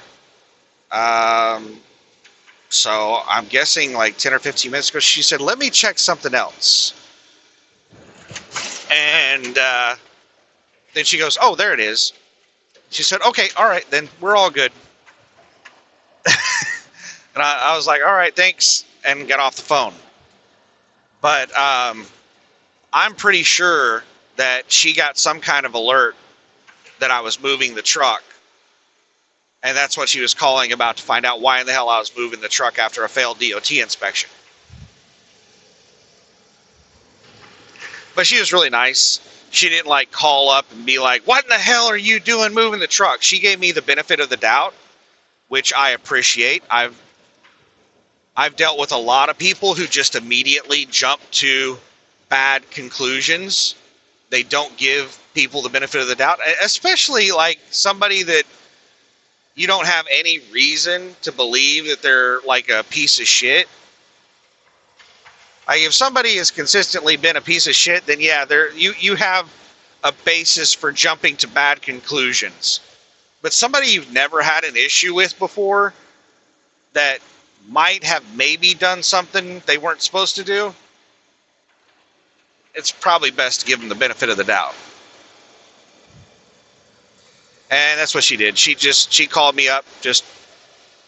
She was really polite about it, but I could tell what she was doing.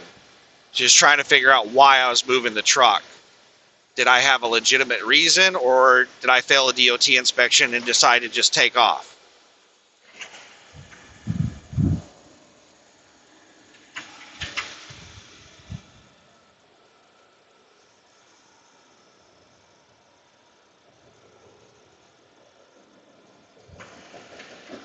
Because Landstar has zero tolerance for almost any of their rules. If you break any of their rules, it usually will lead to contract termination. And you can apply again in 3 years.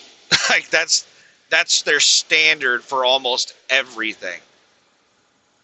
They don't really have progressive disciplinary action or anything like that.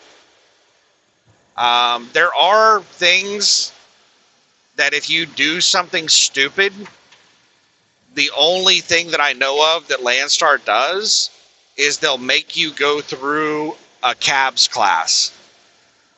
I forget what CABS stands for, but CABS is basically like a follow-up orientation. Whenever you first get on with Landstar, you go through a normal orientation, which is like a day and a half, 2 days. And then after 90 days, you go through a follow-up orientation that they call CABS. And then you go to CABS every 3 years from that point forward. And during CABS, you will you'll go through hazmat training, because you have to go through hazmat training. This second here, I'm catching up with this U-Haul and a four-wheeler behind me. Just hopped out in the left lane, and it's still like 500 feet behind me. People that hop out real early in the left lane, like, why do you do that? Like, why do you hop out? Like, I've seen people hop out in the left lane like 1,000+ feet behind me.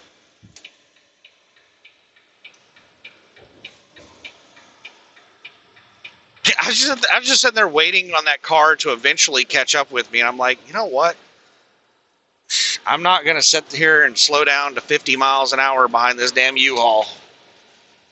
This van can slow down. You want to get out in the passing lane a half mile behind me because you think that's going to stop me from getting out and passing this slow-ass U-Haul?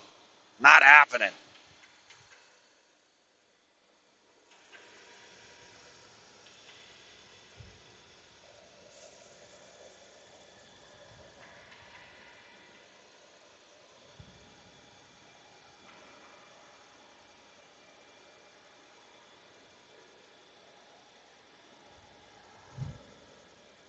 So, so you take that CABS class 90 days after your initial orientation and then every 3 years. And it counts as your hazmat training that you have to do. You have to do hazmat training every like 3 years or something like that.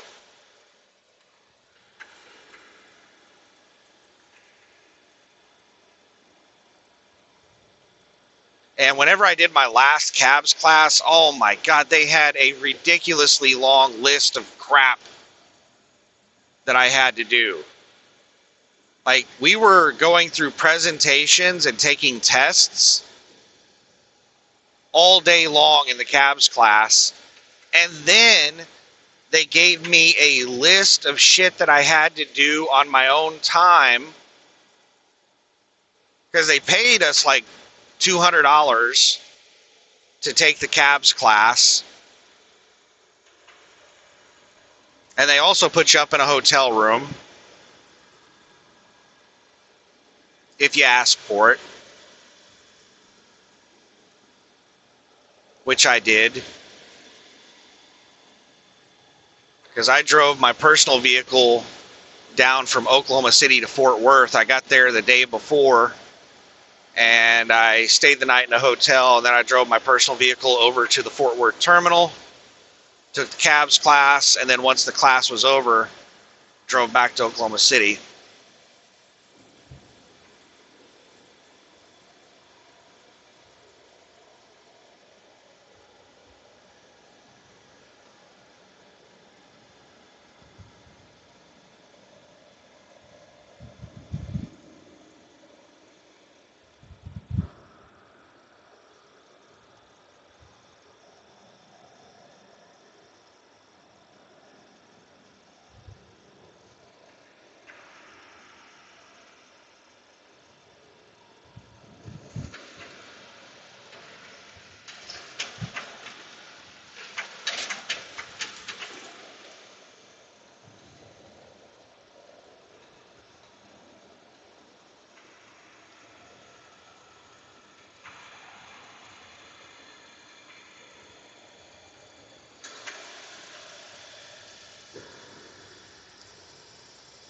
But aside from just the normal intervals that you have to take the CABS class, that is one of the only disciplinary things that I'm aware of Landstar will do.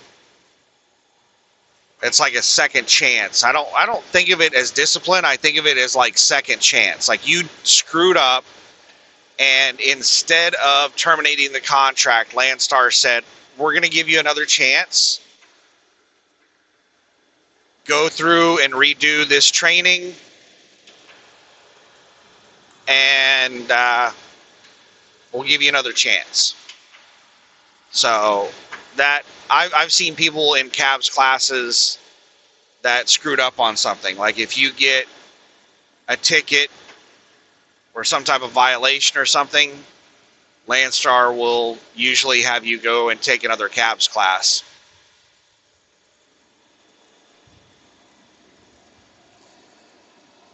And next time I have to do a cabs class, I think I'm going to, which, when the hell am I supposed to do another cabs class?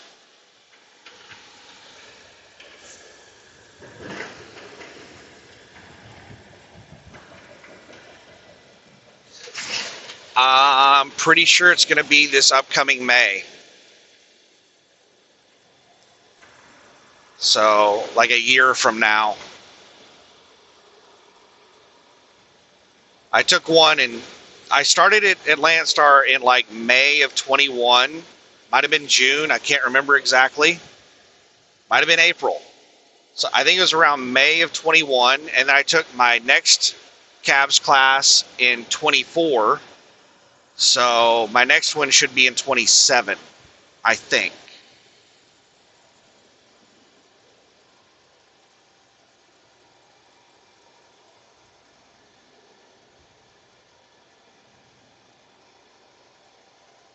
And I've seen loads that are like dedicated runs where you're hauling customer trailers for line haul companies, and it's hauling doubles. And they've had in the notes that you must complete Landstar doubles training.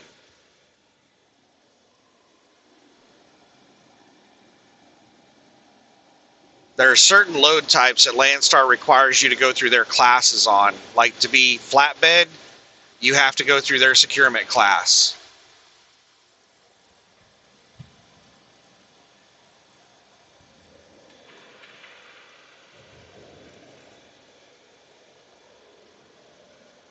There's no way I'm ever going to be flatbed.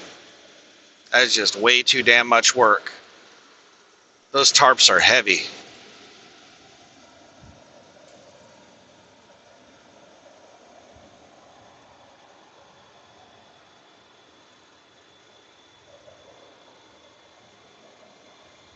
Like, it wears me out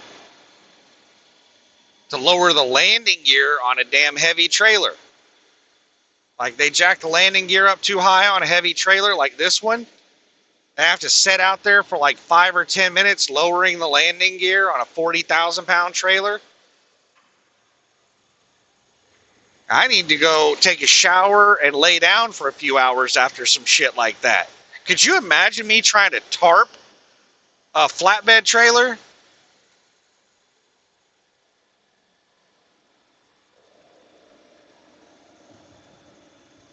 That's not happening.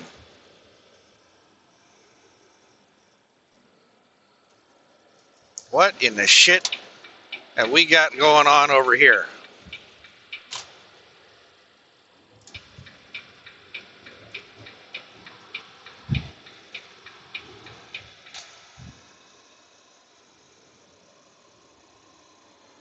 Whole bunch of shit on the side of the road.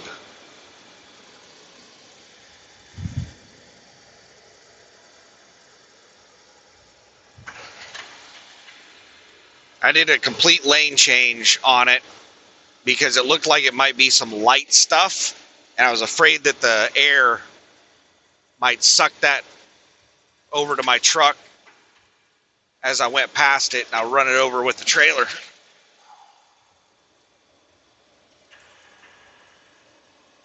If I've got space, I'll usually err on the side of caution.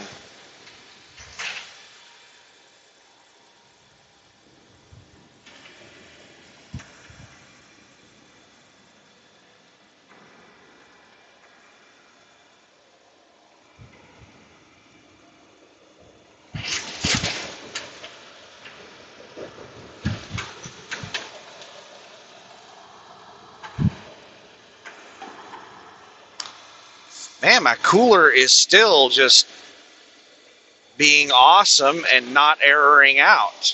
And I've gone over some big bumps.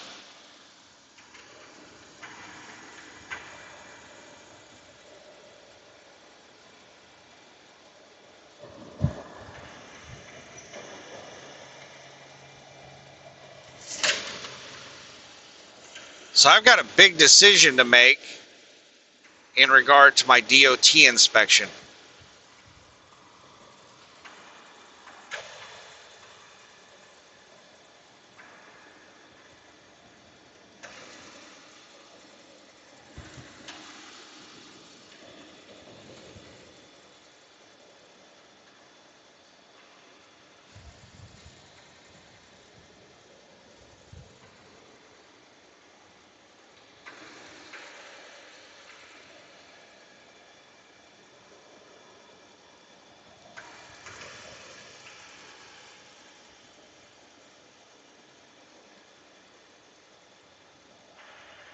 Do I request to go home for my DOT inspection? Or do I just do it out over the road?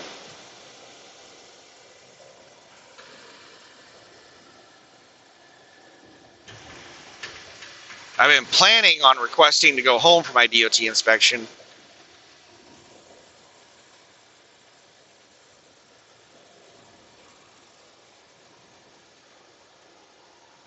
But I don't know when this contract's going to end. So I started on May 14th, and they told me it usually goes for like 2, sometimes 3 months.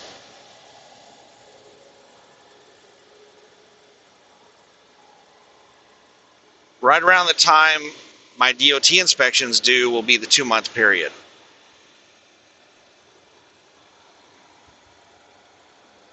So that would suck. All right, I'm going to speed up and get around this tanker. So wouldn't that suck to like request home time and like set it home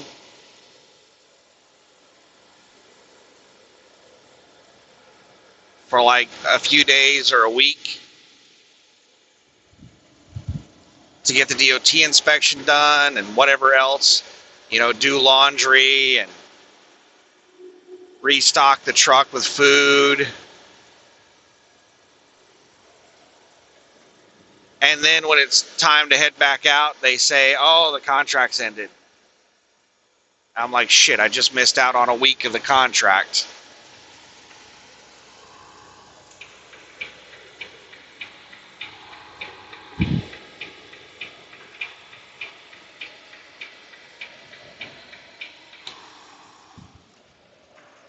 Up to this point, I've been trying to just milk this cow on all 4 tits.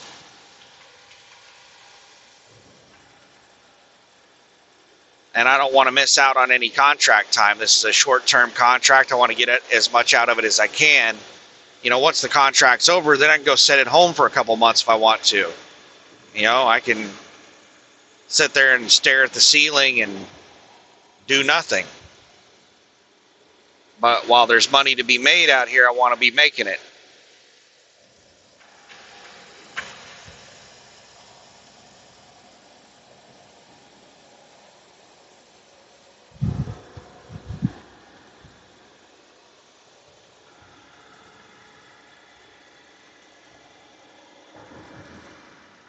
All right, we got a whole bunch of people coming up the on-ramp.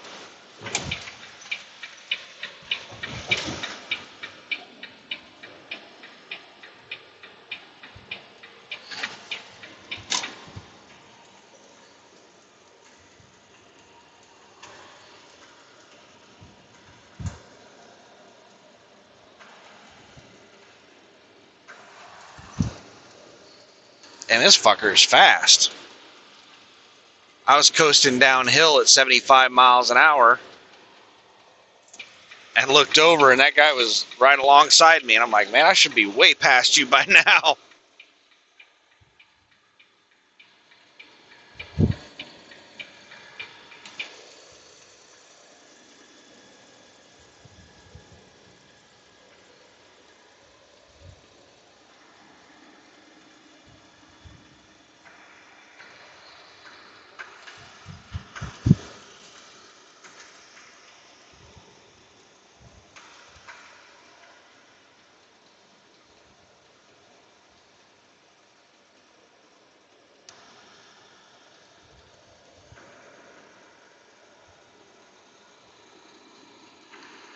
There's something on the right side of the road at the top of the hill. Looks like it's way over in the grass. Can't tell what in the hell that is. Ah, there's a vehicle pulled over into the grass, obscured by the hill. I could just barely see the top of it. Oh, damn. That didn't look good. Their front tire was...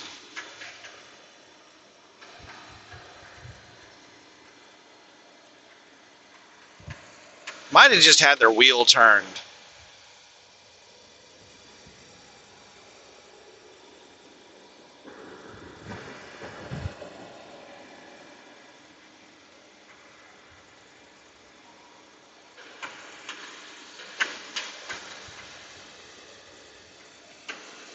Six miles until I get on to State Road 3132, which is a little cut across to Interstate 20.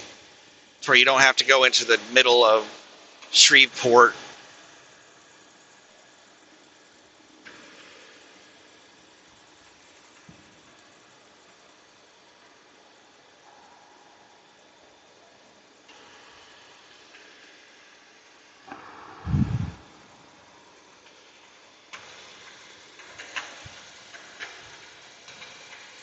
Oh, I watched the football match, World Cup, between the United States and Australia.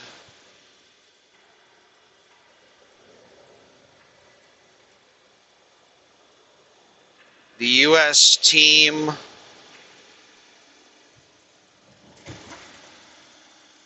I'm going to give the result, so if you haven't watched it yet and you don't want to know the result, you might want to skip ahead a few seconds.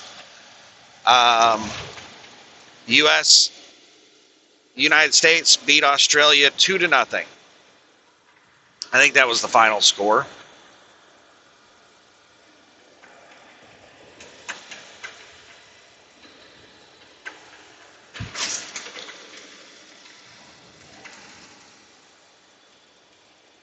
The United States has been pretty good through the World Cup so far. I think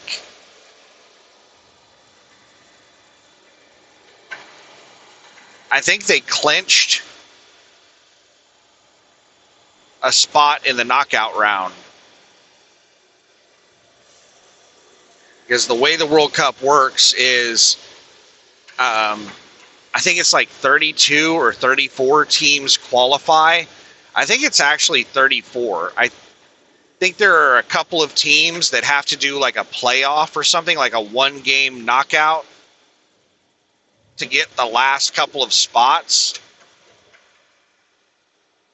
I can't remember the exact format.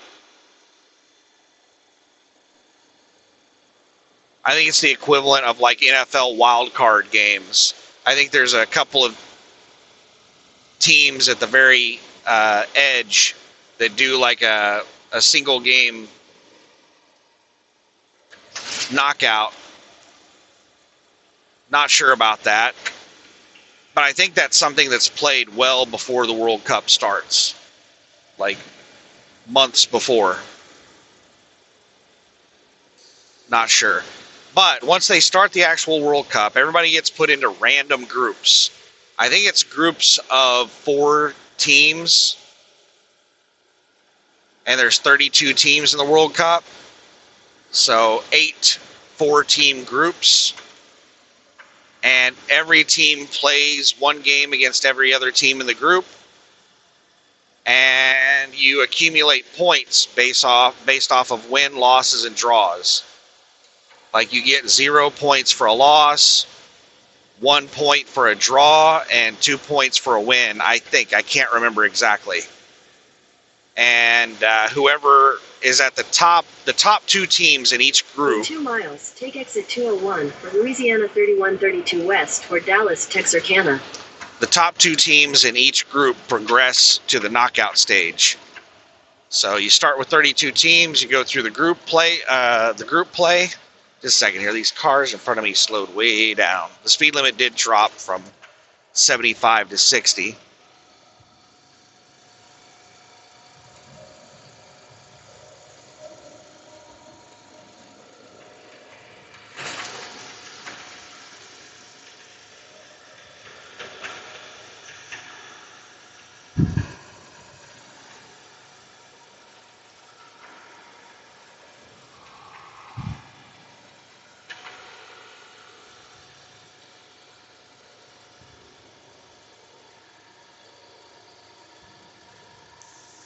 All right, this van in front of me is getting on my damn nerves.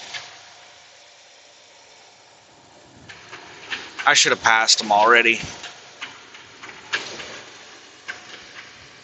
I'm doing 60 and going faster than them.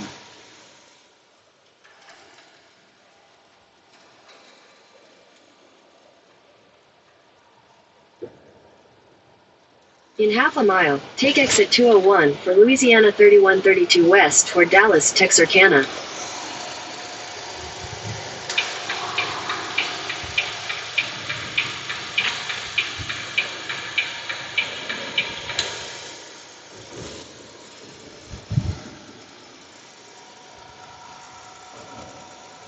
Take exit 201, then you'll take the Louisiana 3132 West ramp to Dallas, Texarkana.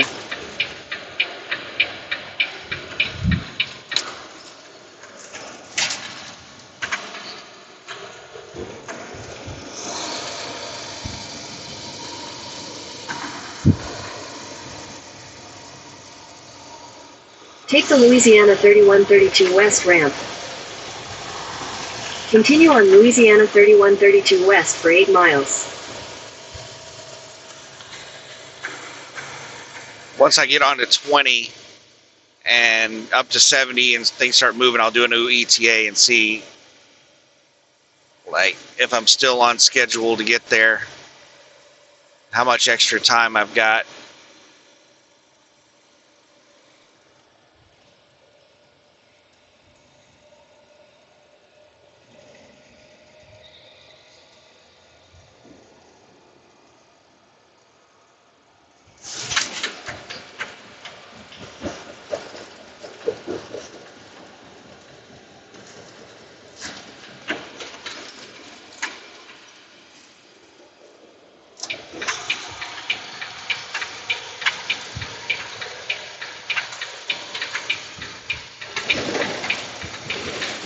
Somebody on the shoulder.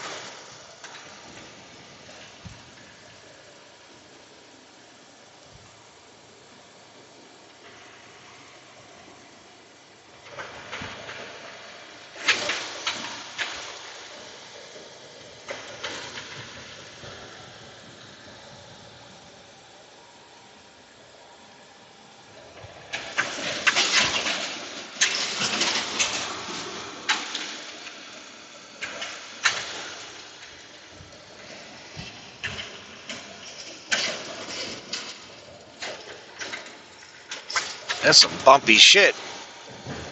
Yeah. And the cooler is still not erroring out with all the bumps.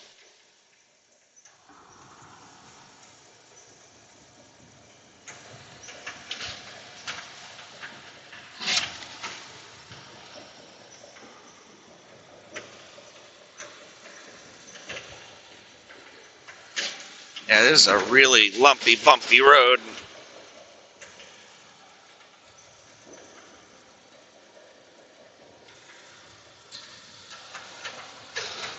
So yeah, once the group stage ends, then it starts the knockout, where it's just a single elimination tournament. And I can't remember how they determine the bracket for the tournament.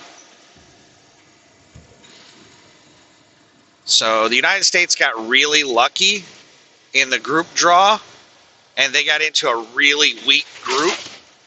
The United States is the best team in the group, so they should easily make it through the group stage.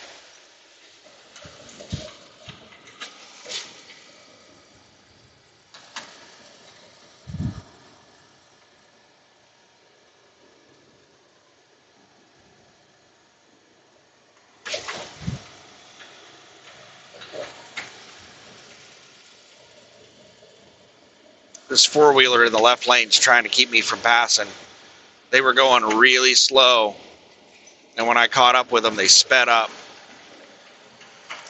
They're just speed matching me over there in that left lane.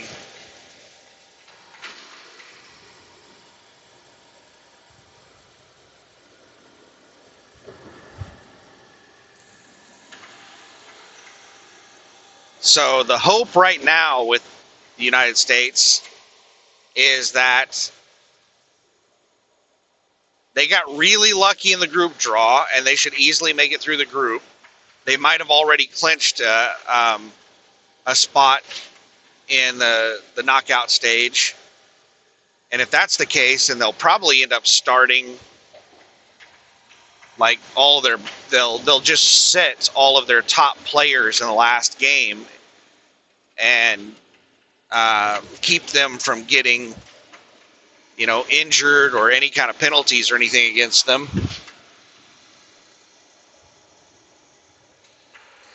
So the next thing is we hope that they have an easy spot in the tournament bracket, in the knockout bracket.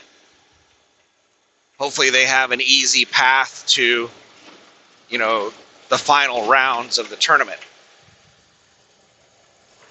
Because there is a massive difference in how good the teams are once you start getting to the very top teams. Like, I don't even know who the very best teams are this year. It's usually Brazil, Germany, France. Those three teams, or those three countries, are consistently some of the best. Take exit 1B for I-20 West toward Dallas. Especially Germany and Brazil.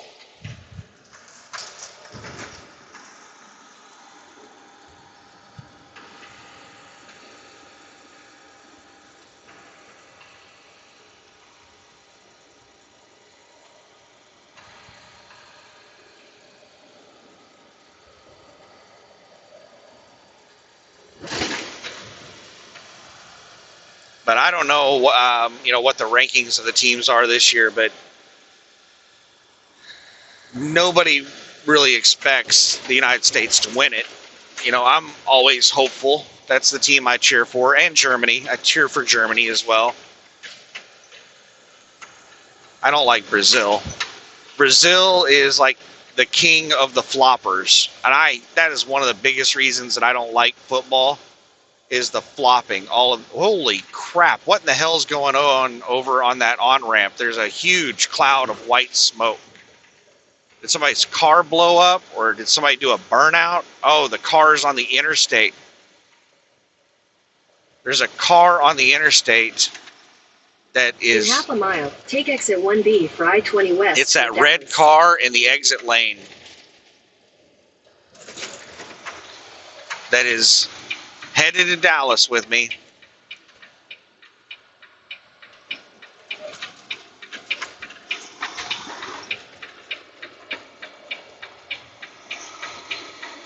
Take exit 1B.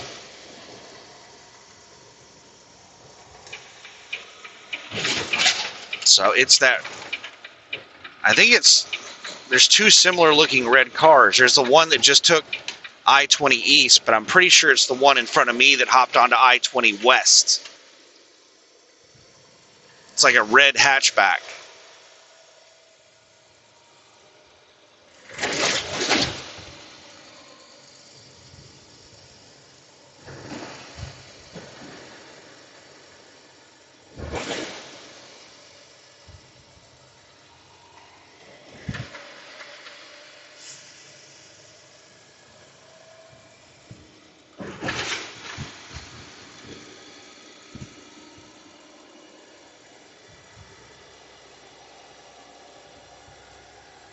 Hopefully it doesn't blow another one of those clouds of white smoke. My guess is that when it was accelerating up the on-ramp, it created that big cloud of white smoke.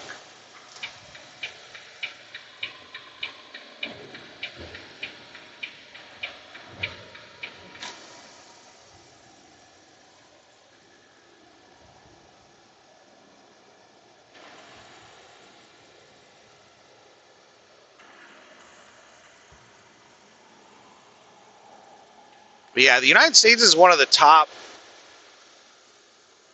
international teams in the world, but there's a big difference between them and the very top teams, so not much hope for them winning the whole thing.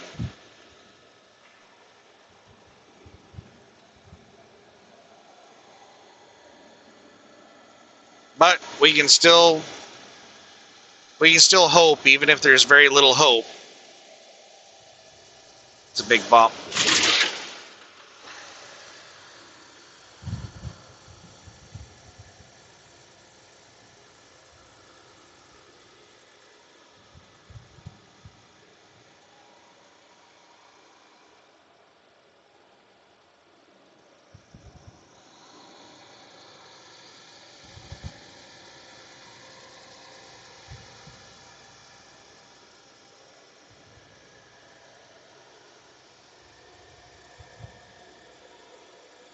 All right. Speed limit just went up to 70 from 60.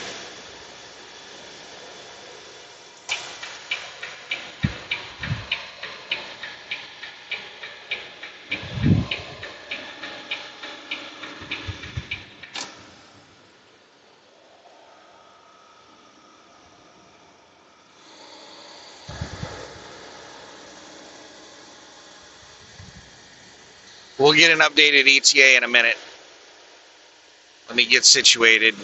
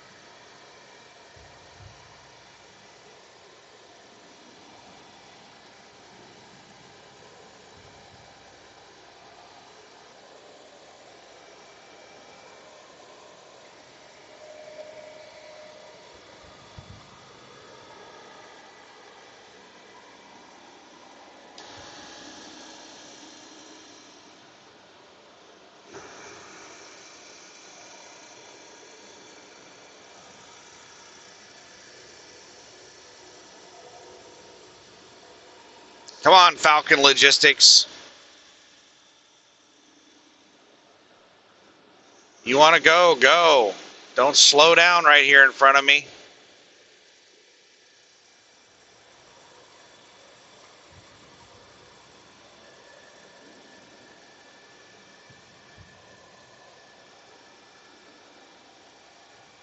Put your big boy pants on and get out there and haul ass. Nah, he chickened out. He just wanted to be in front of me. So he sped up to get in front of me. Now he's slowed down and is speed matching me. What a fucking asshole.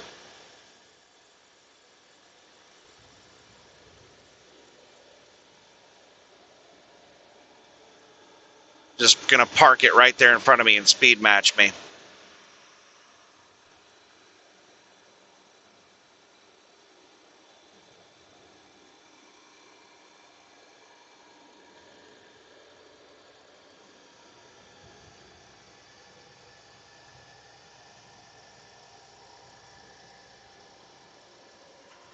Alright, he's pulling away a little bit.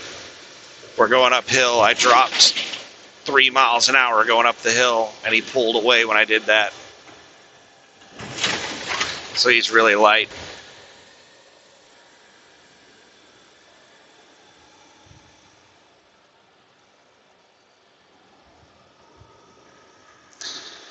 Alright, so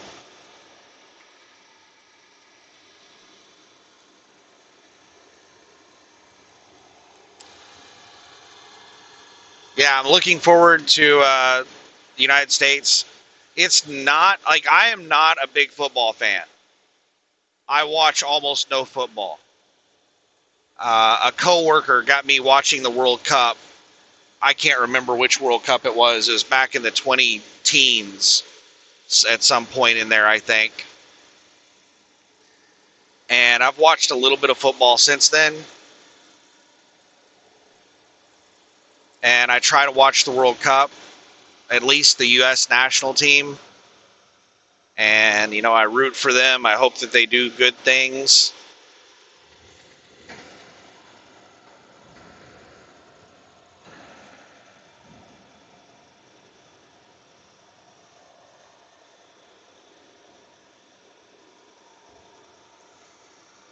But it's fairly common for two things to happen.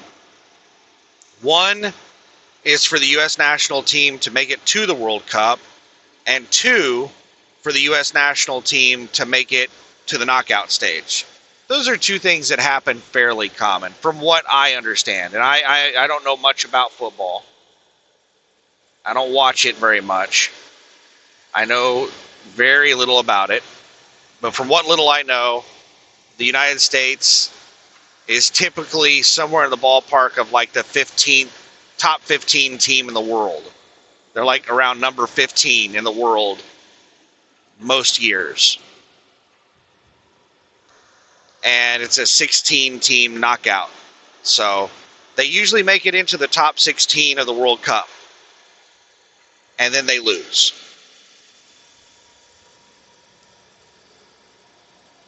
I'm just hoping that we get a lucky bracket in the World Cup to where we're able to win a couple of rounds.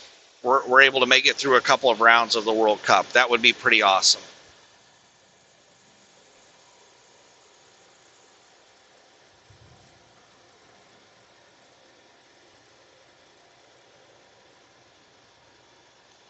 Football is one of those sports where it's not like the NFL, where there's a lot of, like, in the United States, we try to make our sports really competitive. Weigh in motion in 3/4 of a mile. In the United States, we try to make our sports really competitive, and we have salary caps and trade rules and free agent rules. We have tons and tons and tons of rules on our professional sports to try to make them competitive. Now, baseball, not so much.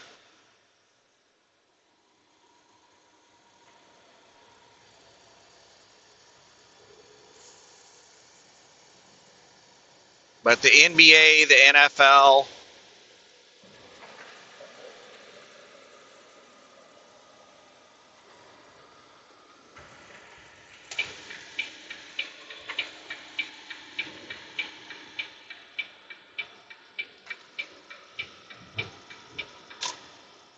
mainly the NFL.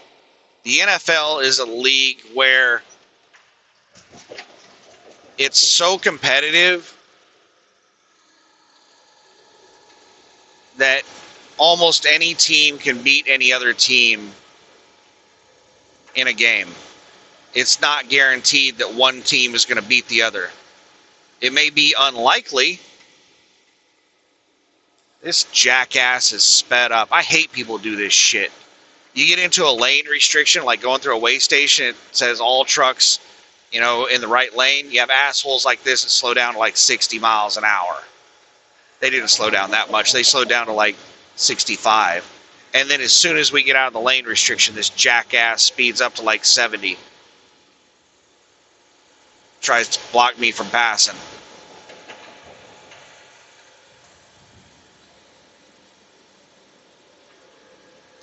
I was flying up on him in the lane restriction. I had to turn my cruise off. Slow down. And now I'm doing 72 and barely squeaking by him.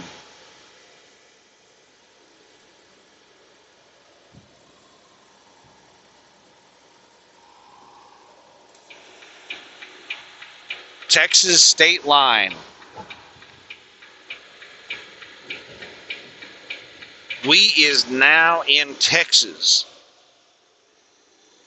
Welcome to Texas.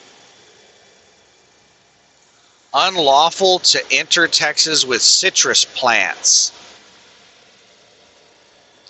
Plants, or does that include like the fruit itself? Like, can you come in here with oranges?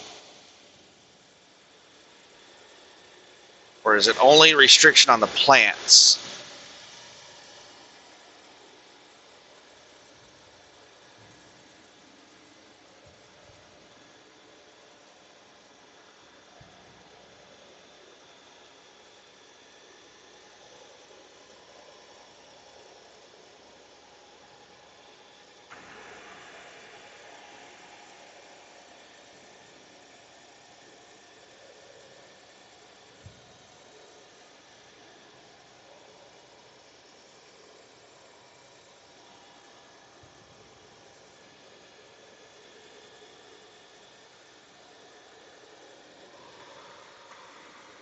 But yes, football,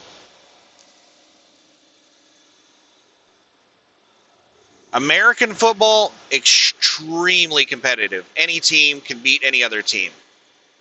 Yeah, one team might beat the other team 9 times out of 10, but every team has a chance of beating any other team. They're really competitive. Even like a team that goes 0-15 and you're playing them at the end of the season, they're 0-15, they still have a chance of beating you. Not so much in football.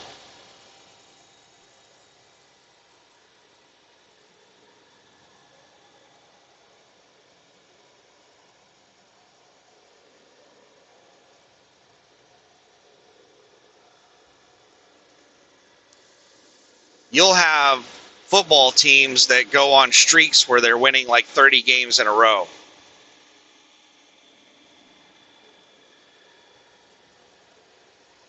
There's a huge disparity, a huge difference, enormous disparity between the haves and the have-nots in the football world.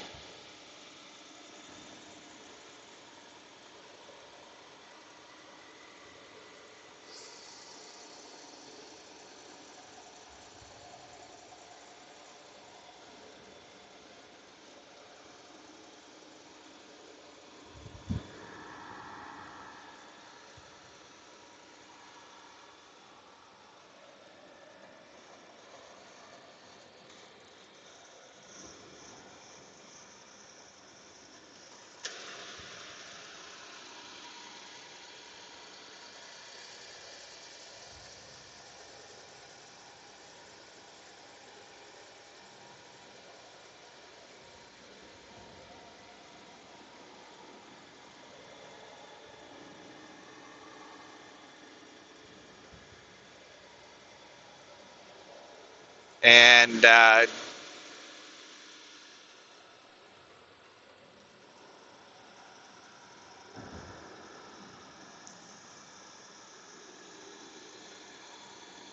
give an example of how big the gap is between like the top international teams and the United States, most of the United States players play in the MLS, Major League Soccer in the United States, which is not considered a very good football league.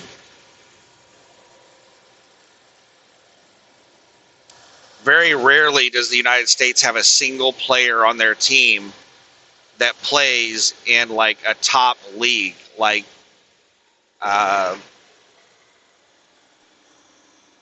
Bundesliga out of Germany, or the Premier League out of the United Kingdom. There's lots of European leagues, and there's thousands of players that play in those top European leagues. Like every country in Europe has, I think every country in Europe, or almost every country in Europe, has their own football league.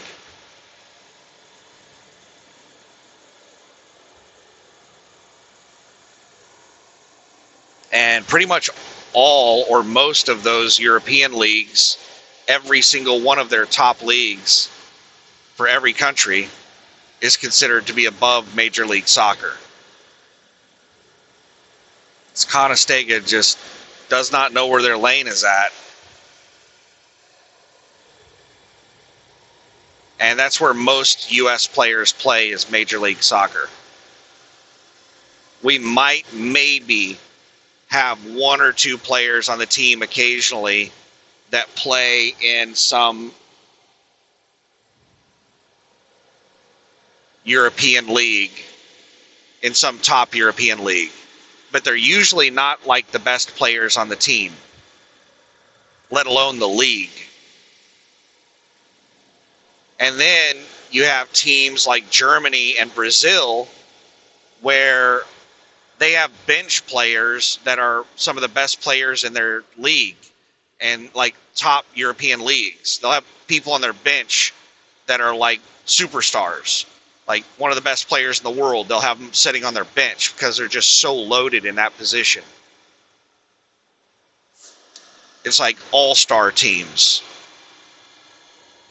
Brazil and Germany are typically the two countries that have just their entire lineup is, you know, like the best players in the world.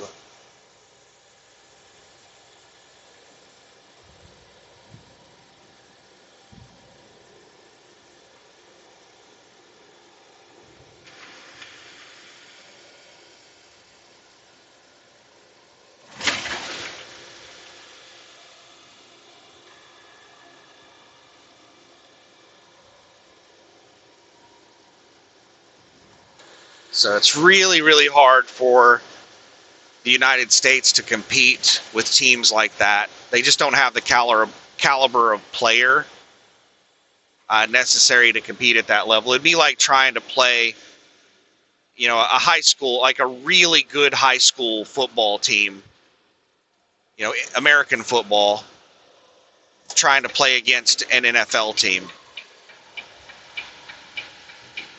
You don't really stand much of a chance.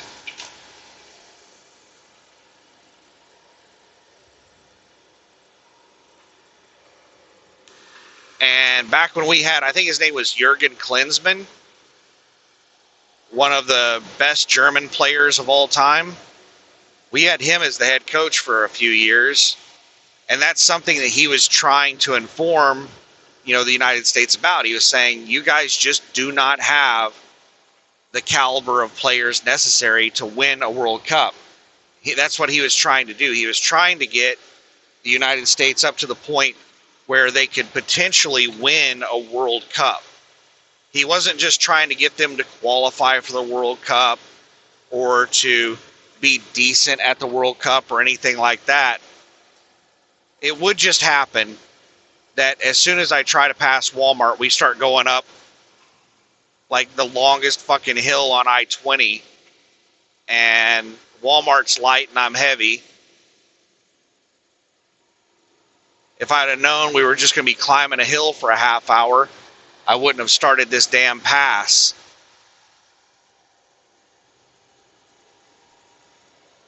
Sorry, four-wheelers.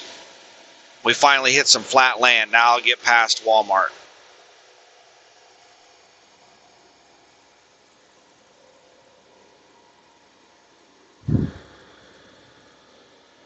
Walmart must be governed at 68.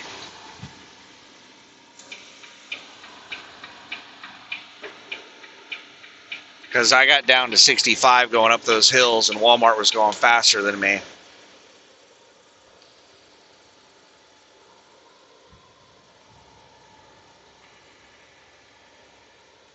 I'm staying up at 75, trying to build a gap on Walmart. I don't want to slow down in front of them going up a hill.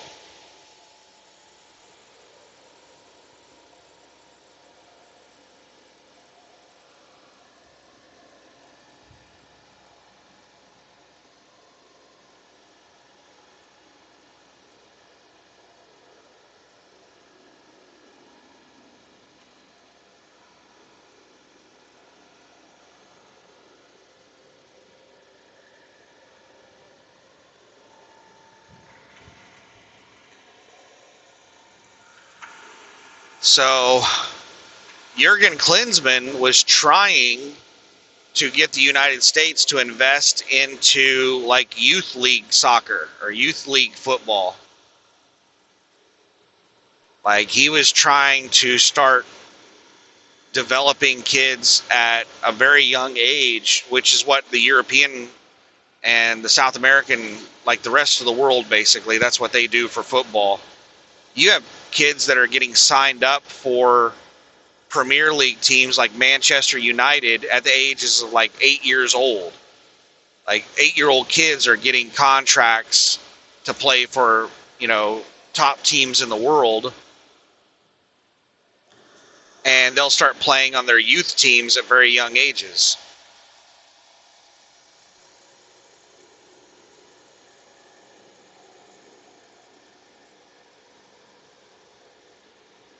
So, like, imagine a kid that starts playing professionally at 8 years old. At 8 years old, just imagine that the NFL, like some NFL team, like the Dallas Cowboys, starts recruiting kids at like 8 years old.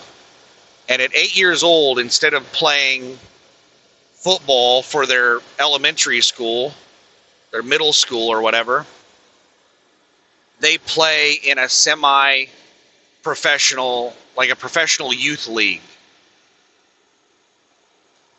where it's all of the NFL teams. They all have youth teams of like 8-year-olds playing against each other. So you have the Dallas Cowboys 8-year-old team and the Kansas City Chiefs 8-year-old team. And they're all playing against each other. And these kids are coached by professionals instead of just some volunteer coach at their school that doesn't know shit. So they're taught by professionals from a very young age. And from a very young age, they're playing against the best people of their age bracket.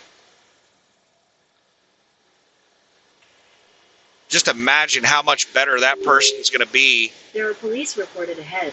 At 25 years old versus somebody that in the United States. It's just going to be a world of difference between those two players. But the United States doesn't have those systems in place like other countries do to start developing young kids into professional athletes.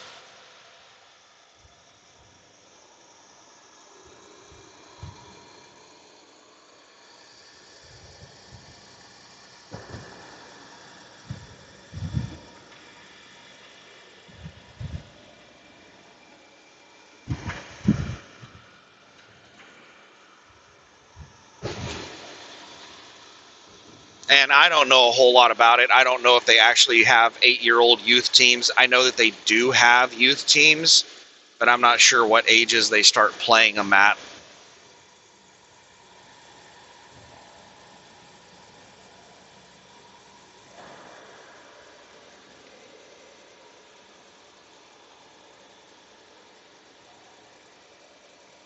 All right, 118 miles. That's roughly 2 hours.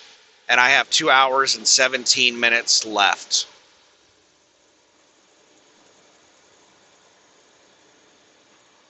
So I have a little over 17 minutes of spare time. It's about 19 minutes of spare time. And I still have 2 hours to go, and I can gain up to 10 minutes per hour. And I've already gained almost 10 minutes per hour in the last 2 hours. So I've got my 20 minutes almost. So I'm on pace. Is that little red car? That looks very much similar. That looks like that little red hatchback that was blowing white smoke.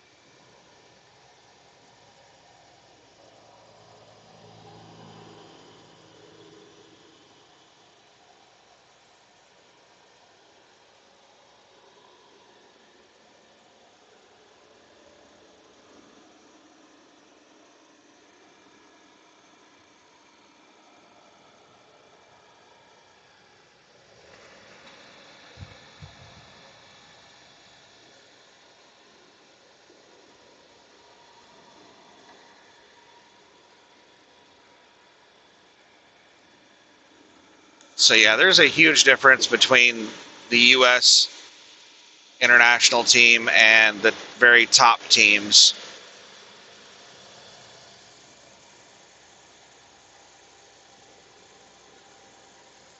So I hope that they win, but I doubt it.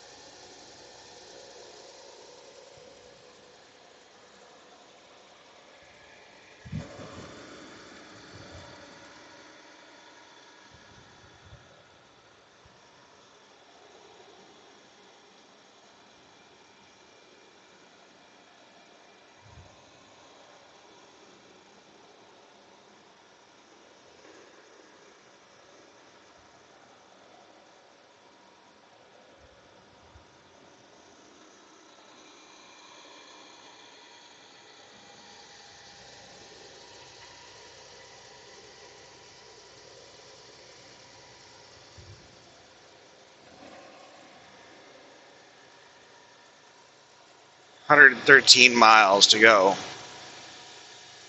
So let's think about this dedicated contract.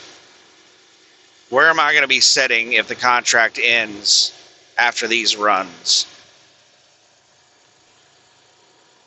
My daily average has dropped significantly because of this past week. I had like 3 or 4 days where I sat around doing nothing, waiting to get loaded, waiting to get unloaded, waiting for empties.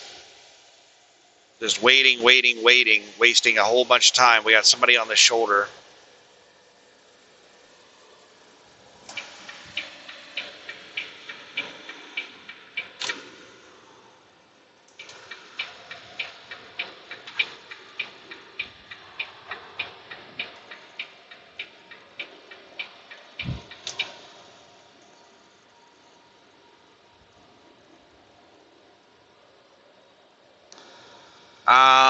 So let me try to think about this.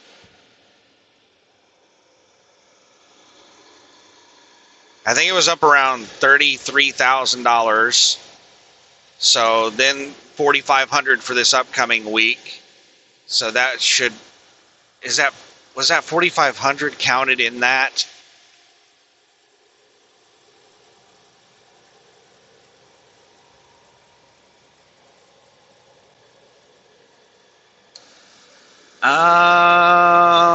This is probably going to be a lot better if I bust out the spreadsheet. This would be something better to do on the computer because I don't remember for sure. I think the $4,500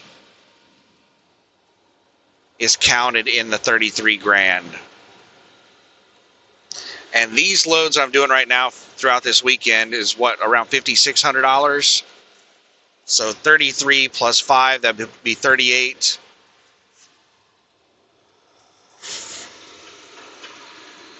$38,000. All right, you got another truck on the shoulder.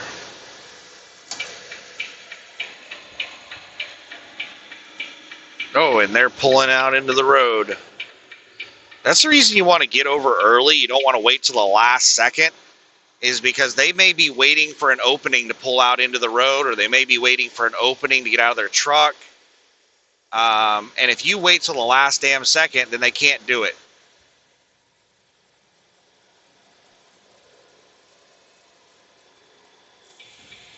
I try to get over as early as possible within reason.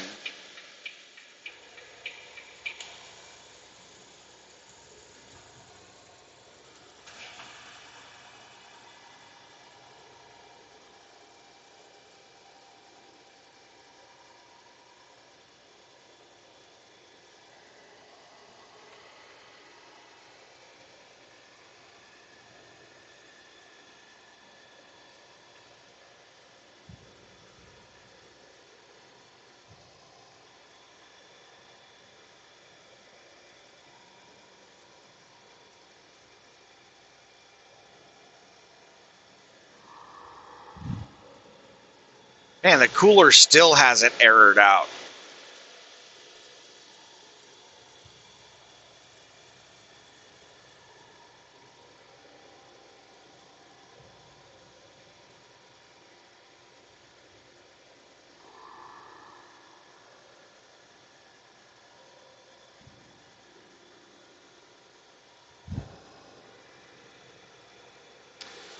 So 38 is where I'm setting at after these loads. Oh my goodness. How much, if I stopped after these loads, how much money would I have made over expenses? Over all my repairs, which I had like $12,000 in repair cost. That's not including the 2 drive tires that I've ordered. I've already submitted. I've gotten approval. I just need to get them installed somewhere. That's going to be another $1,200. So that puts us at like $13,200. I think we were at, I don't know, I think it was $12,400, but let's just go with $12,000. So that put us at $13,200. And then I have about $1,000 to get the alignment and the recalibration of the steer angle sensor. So that puts us at about $14,000.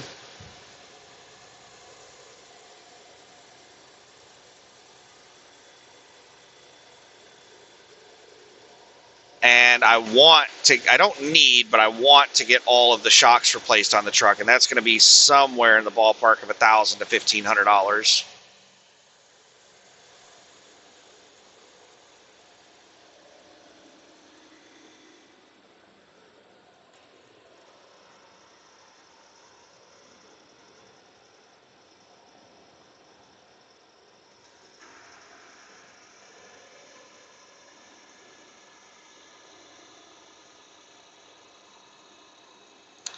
So I have about 25, 1,000, 2,000, about $3,500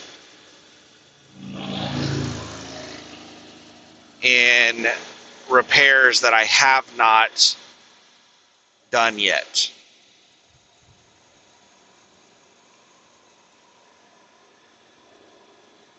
And that thing is burning rich.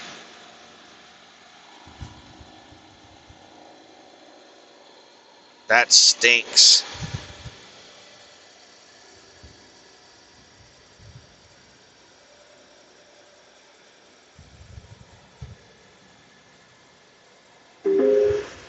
There are police reported ahead.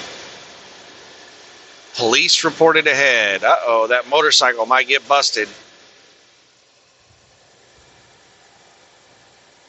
And there they are under the bridge.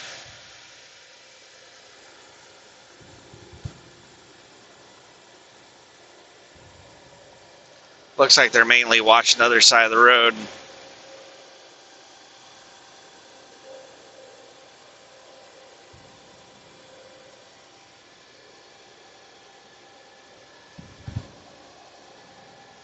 Come on, Super Trucker, don't slow down now.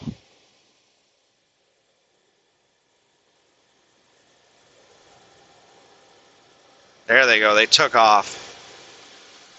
I just had a craving for fajitas. Oh, there's somebody on the shoulder. Can't see them anymore. Let's hug the left side of the lane. I got a whole bunch of cars passing me. Damn it. Damn it, damn it, damn it, damn it, damn it, damn it, damn it. Son of a bitch. That person was standing on the fog line and I could not. Just had a whole bunch of people along my left side.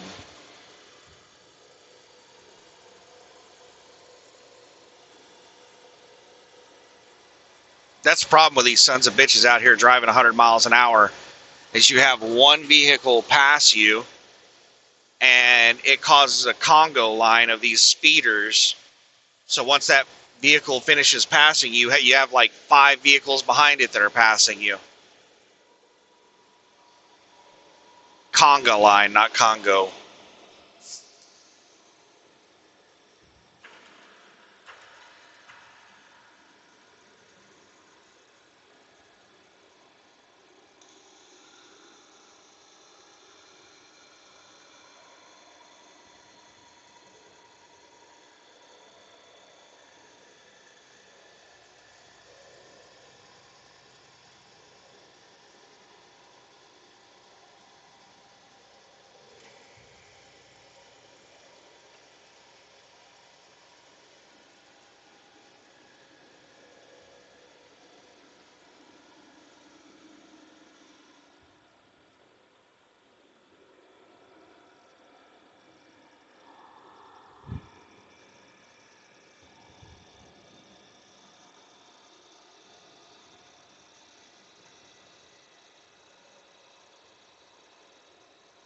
$102 miles.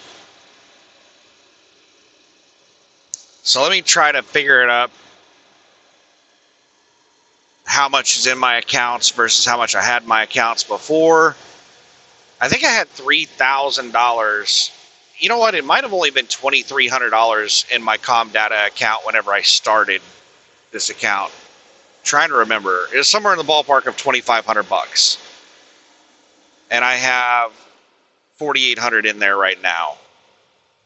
So I have an extra $2,300 in my Comdata account.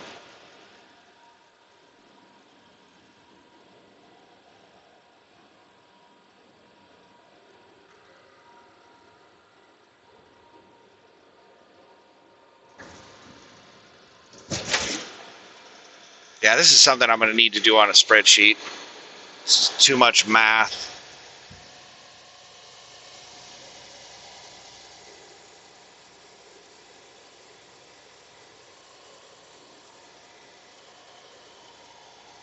This has got to be an RV.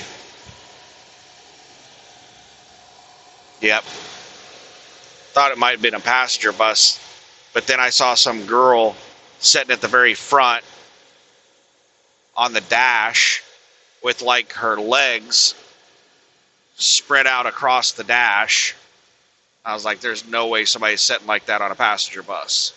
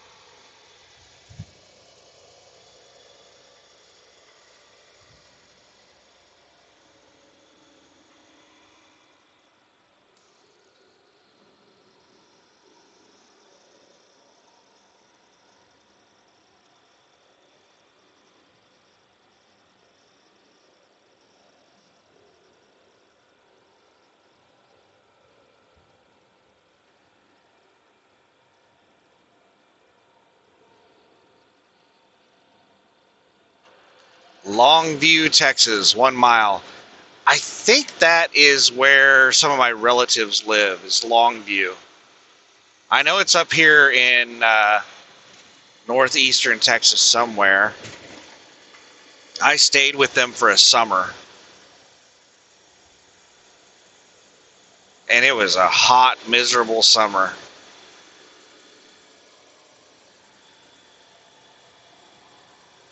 And they had 3 kids that were all younger than me. Their oldest was like a year younger than me, I think.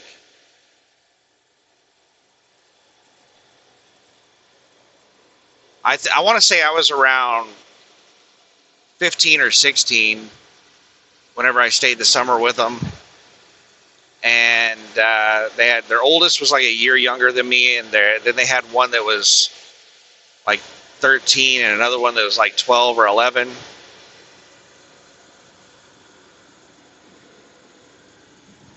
And they just invited me to stay with them for the summer to hang out and play with the kids. So I did.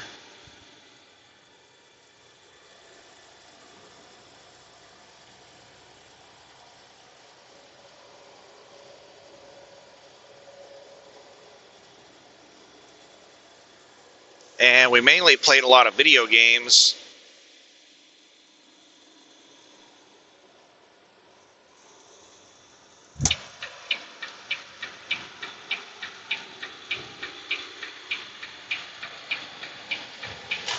And the oldest was really overweight. And the youngest was also really overweight. The middle kid was really skinny and did not look like the rest of the family.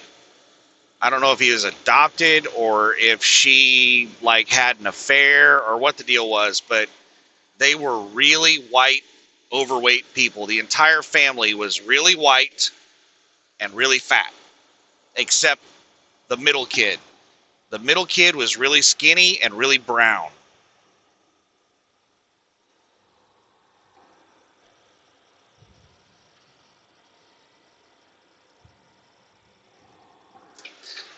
And the oldest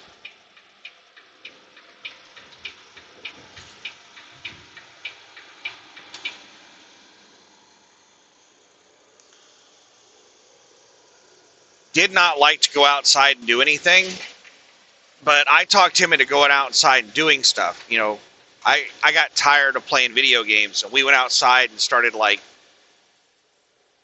riding bicycles and stuff like that. And I wanted to go rent a video game, and there was a store, there was a convenience store that we rented video games from that was a couple of miles away.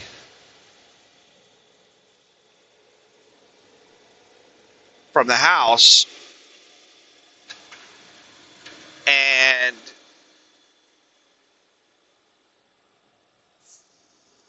his parents were gone for the day, like at work or something, and we got permission to go down there. Like if we made it down there, then we could rent games. So I was like, let's go. They had a whole bunch of bicycles. And I went out there, and they hadn't used the bicycles in so long that they were all just run down.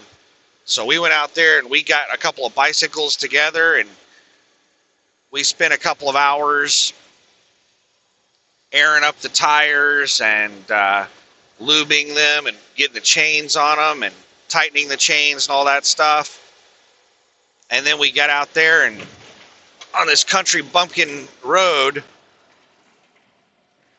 and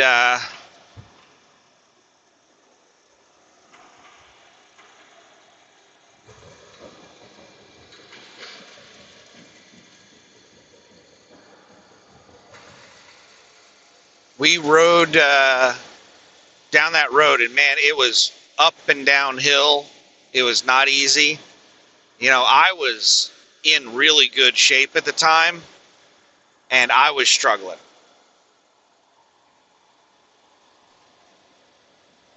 But we just kept pressing on. We walked the bikes, then we'd ride, you know, going uphill. We'd walk the bikes and we'd coast downhill on the bikes, and we finally made it there. And around the time we got there, his parents showed up at the store. They were like, they had just gotten off work or something, and they stopped at the store while we were there. And he was like, "Oh, thank God. Can you give us a ride home? I don't think I can make it again."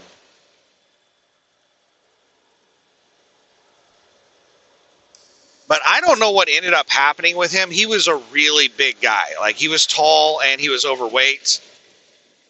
And I don't know what ended up happening with him, but I remember his mom I ran into her at we had a trailer on Lake Tenkiller that some relatives owned, and they would let all the relatives use it. And we ran into them at some holiday or something. We'd meet up for holidays there and stuff like that. And it was like a year later. I don't know if she called or we ran into her at the trailer at the lake or what it was. But I remember her thanking me so much for coming over and staying with them that summer, because she said that it completely changed her kids. They all became very outgoing and social. And I think her oldest got into football, and I think he ended up doing really well in football. He got into athletics and stuff like that, and after me going out there and hanging out with him, I don't think he'd probably ever done any exercise in his life. And then after he did some exercise, he realized it wasn't that bad.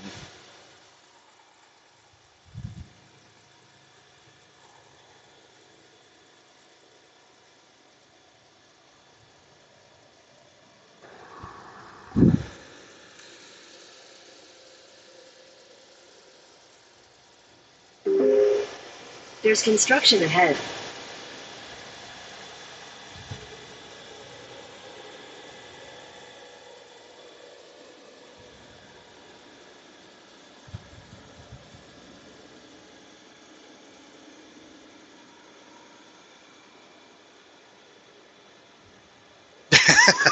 I remember when we were walking our bikes uphill, there were two guys that went flying by us on bicycles. Like, they look like something out of Tour de France or something.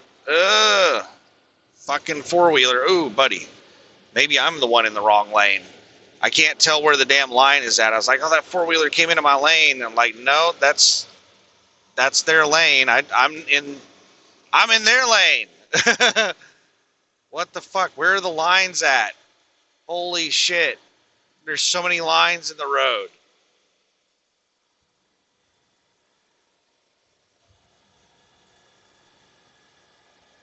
I'm glad there was nobody alongside me during that shit, because I was confused as to where my lane was at the whole drive through there.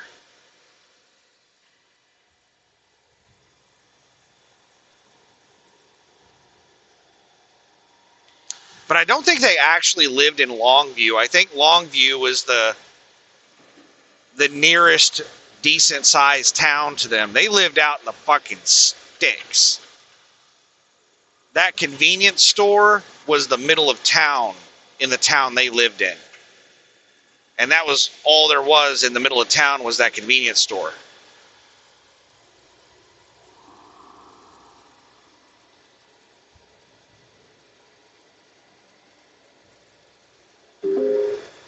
There's construction ahead.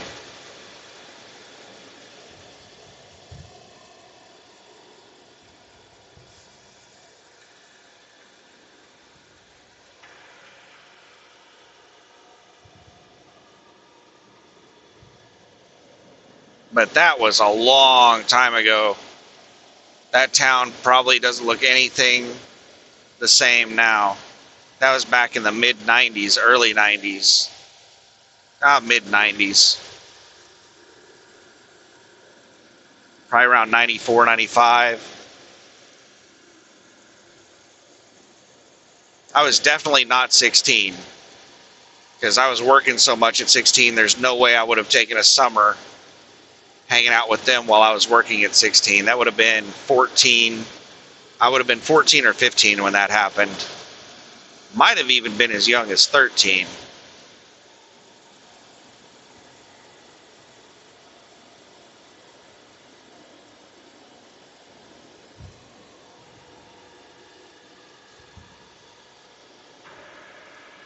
TA with a Wendy's. 86 miles to go.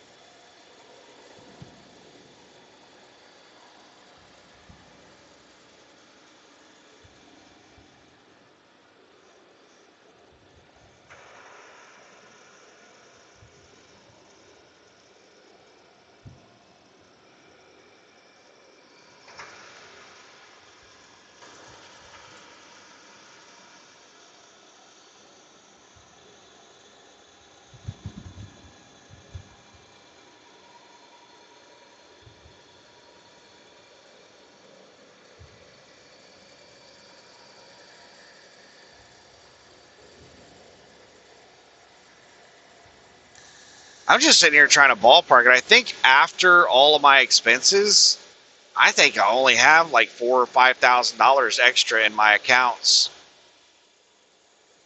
beyond what I had whenever I started running this dedicated. I don't have very much to show for it.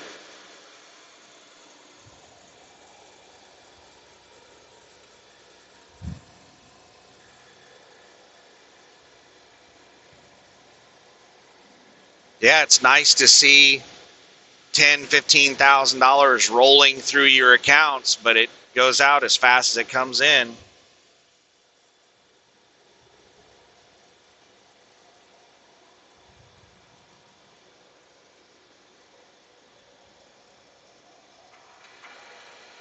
I need to just sell everything, buy a small van, and live that gig life dream like everybody else. You know, doing that Uber Eats, doing that Spark grocery delivery.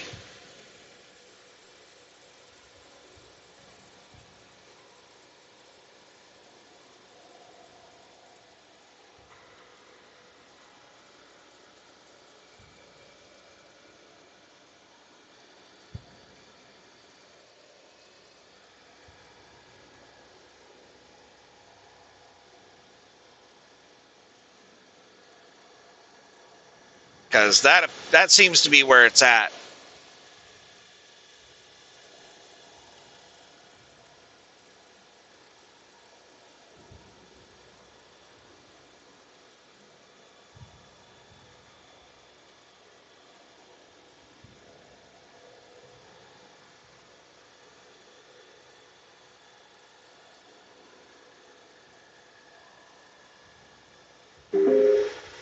There are police reported ahead.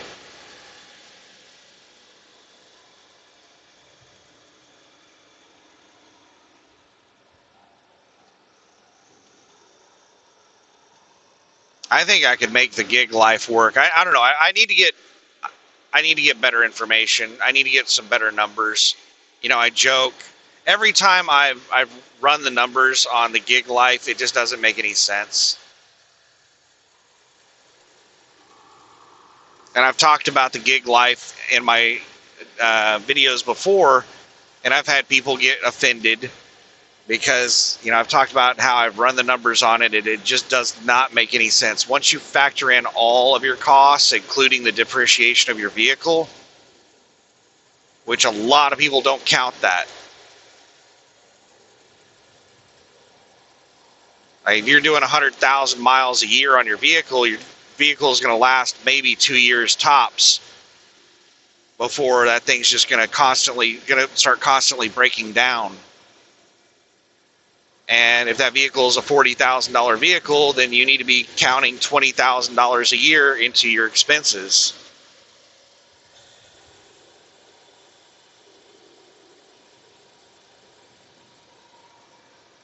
So once you start factoring in everything, it just doesn't make any sense to do gig work. And I've had people get really defensive about it in the comments, be like, you know, gig work isn't supposed to be your primary job. It's supposed to be something that you do for extra money or some shit like that. I don't know what kind of dumb argument they're trying to make.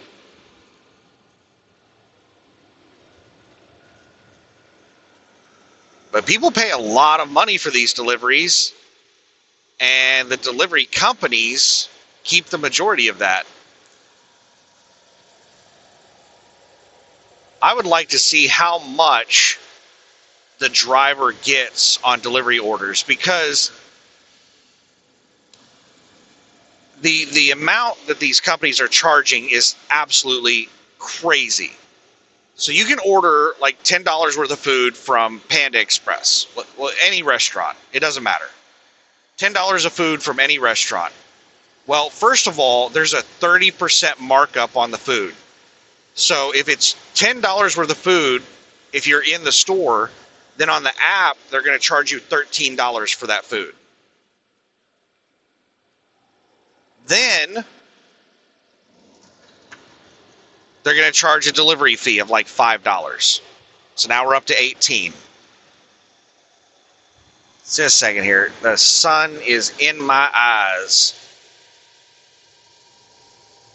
So with just the 30% markup on the food and just the delivery fee, we're already paying $8 for $10 worth of food.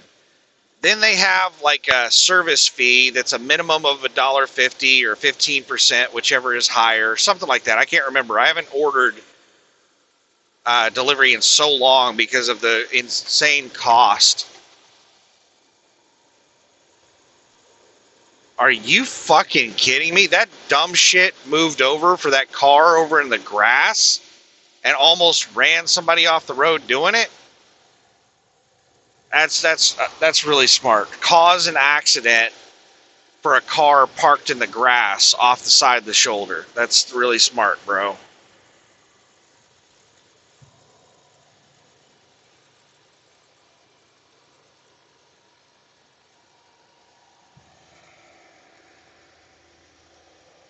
So anyway, you have the service fee, which is like another $1.50. And then you have maybe a small order fee.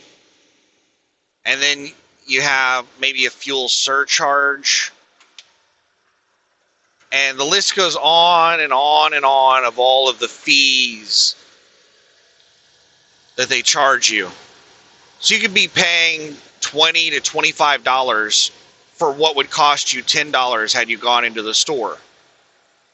So you're paying like $25 for the food, and then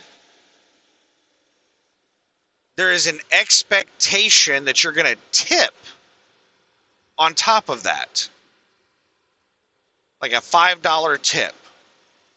$30 that you're paying for somebody to deliver $10 worth of food to you.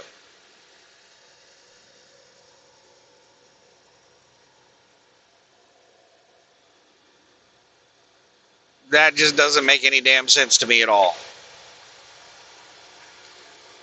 Now, when Uber Eats first started up in Oklahoma City, I used it all the time because they didn't have the 30% markup on the food and they didn't have all the fees. They just had the delivery fee, and it was only like $2. So you could have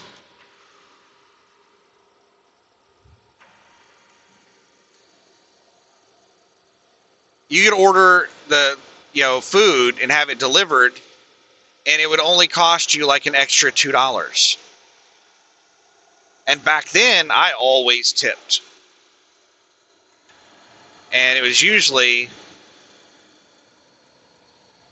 get in your lane, bitch.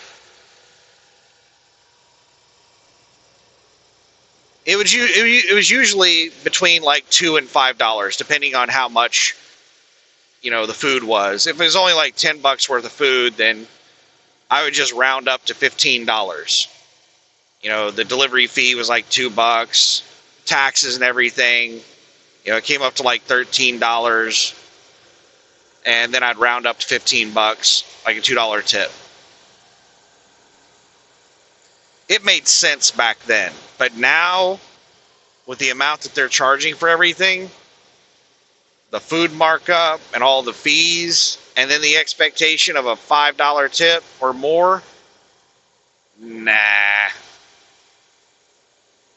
I don't want McDonald's that bad. Now, what I started doing whenever the delivery fees got outrageous is I started using apps like the McDonald's app, because they still had decent food prices on the app, and I would just do pickups. So I would order food on the app, and then I would drive down there to one of the pickup spots and say, hey, I'm in spot number 4, and then they would deliver the food out to me.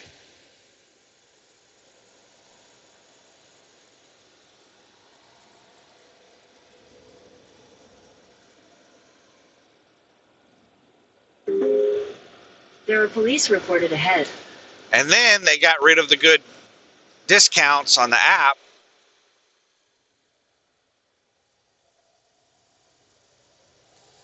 So I stopped even doing that.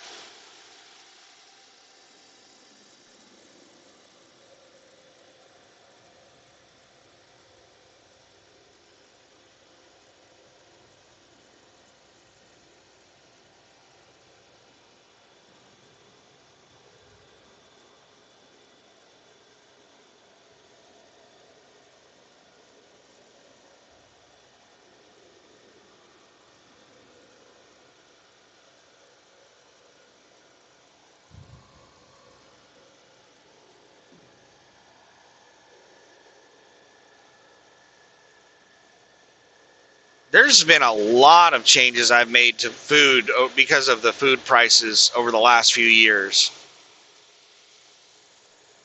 There's a lot of things that I used to eat that I stopped eating because of outrageous food prices. Like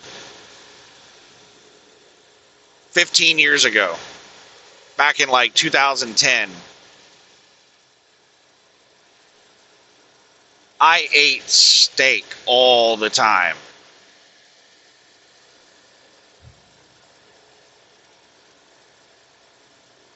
It was not very expensive.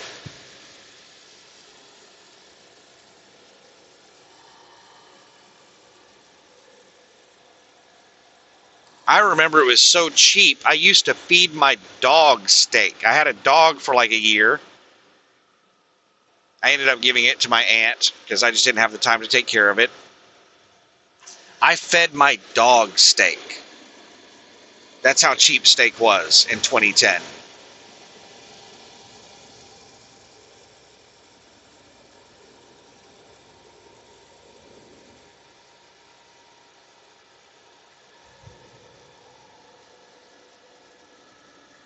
And then steak prices got expensive.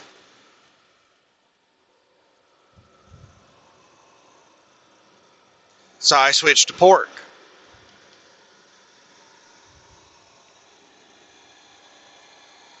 And then in the last few years, last 5 years or so, I can't remember exactly when, it was about 5 years ago, 4 or 5 years ago, pork prices got so damn expensive that I switched to chicken.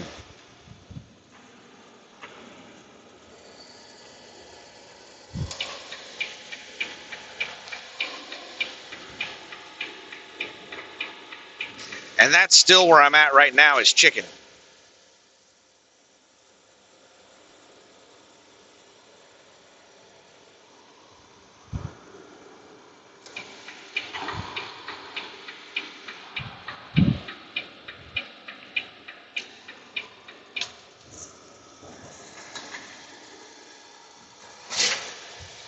Man, the sun is right in my damn eyes.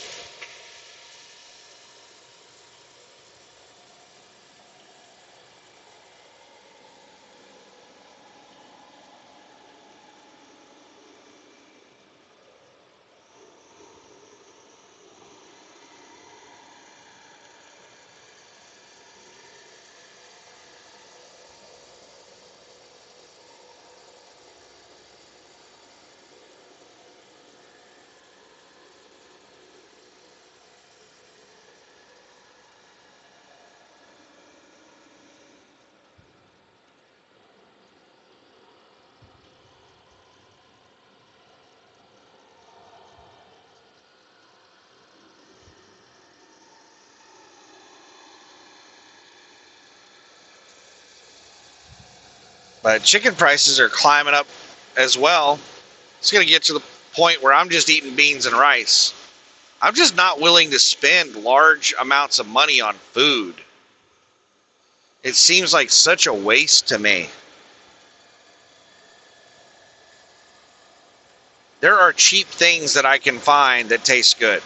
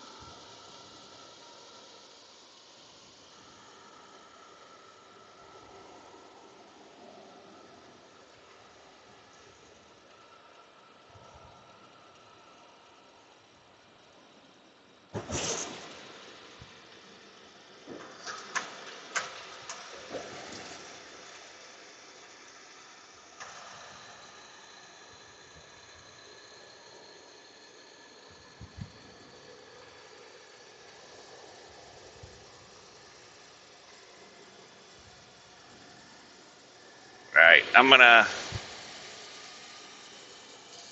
bring down the sun visor.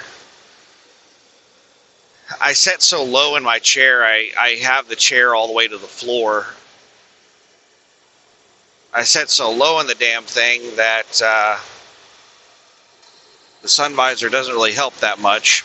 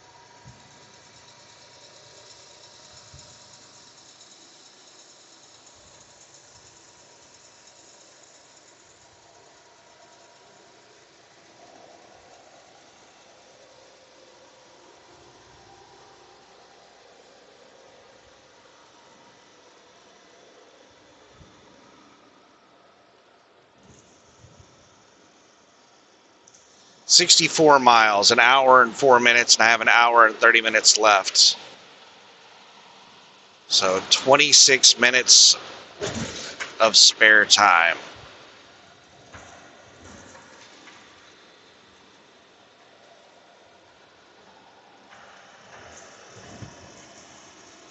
What time is it? It is 7:01 p.m. So I should get there shortly after 8.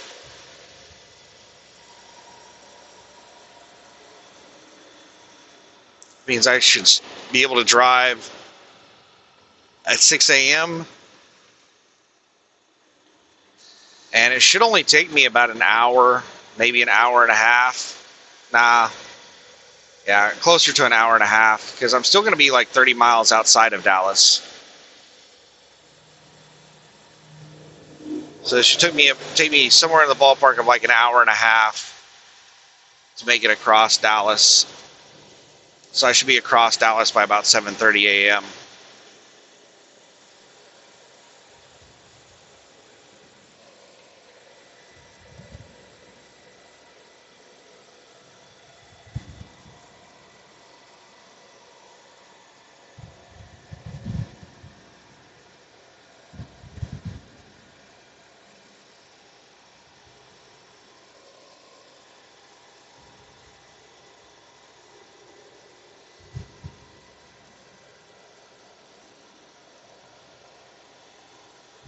My big concern with parking is going to be finding a spot where I'm not going to have to fight with creative parkers to leave early in the morning.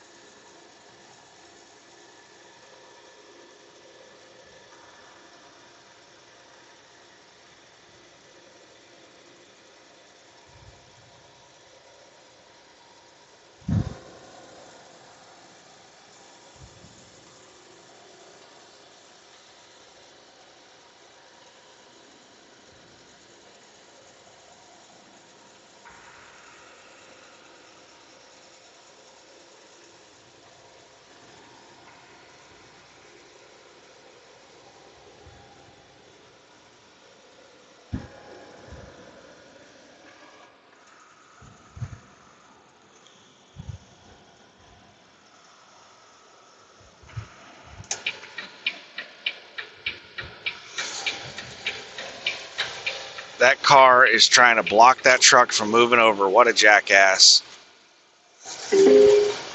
There are police reported ahead. Almost got into an accident in front of me.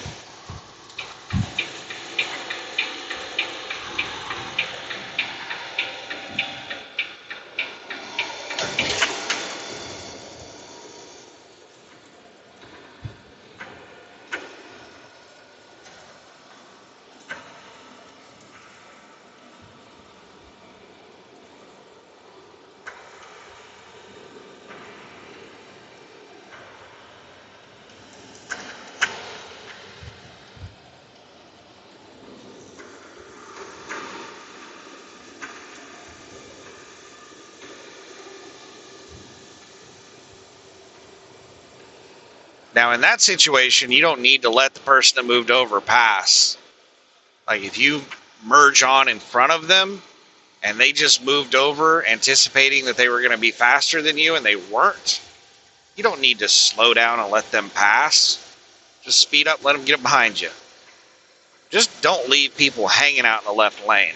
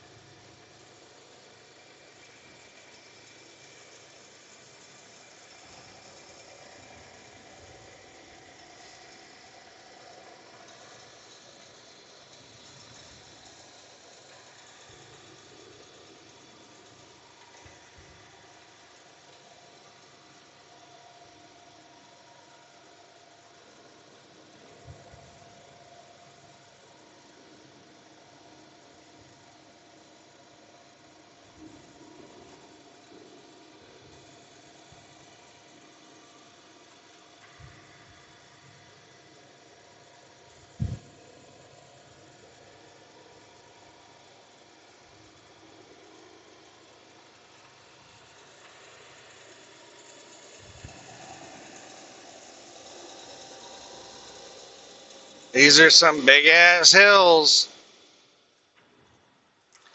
Lots of rolling hills.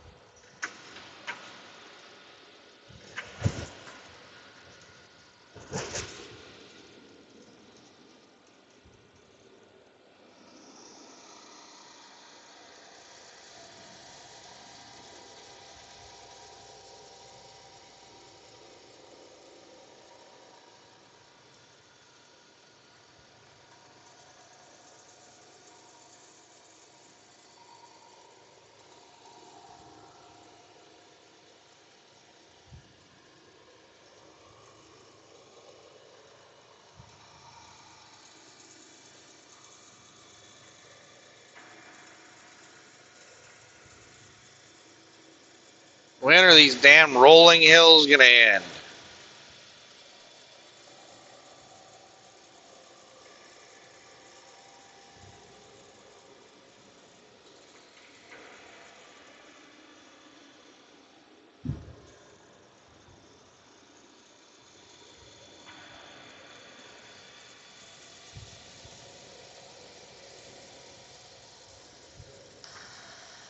"56 miles to go."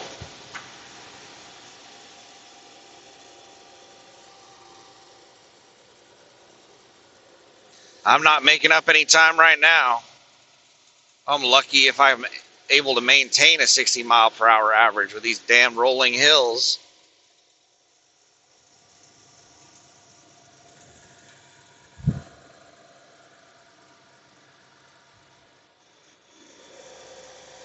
All right, I've only got 55 miles to figure out what in the hell I'm going to have for dinner.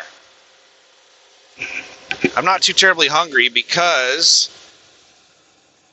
while I was sitting around waiting on the mechanic to show up, I ate a handful of cookies and drank 2 cups of milk.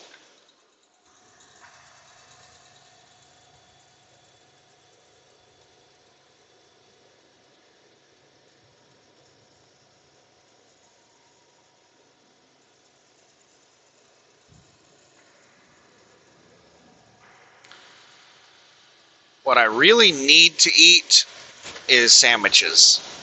My sandwich materials are going to go bad before long, so I need to eat those things.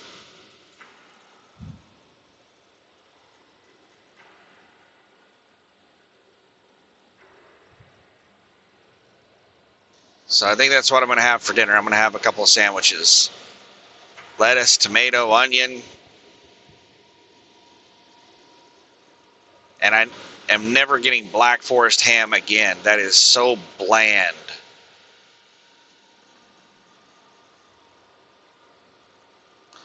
I tried to find like some honey ham or honey turkey or anything else, but they didn't have any of that in the Great Value cheap brand.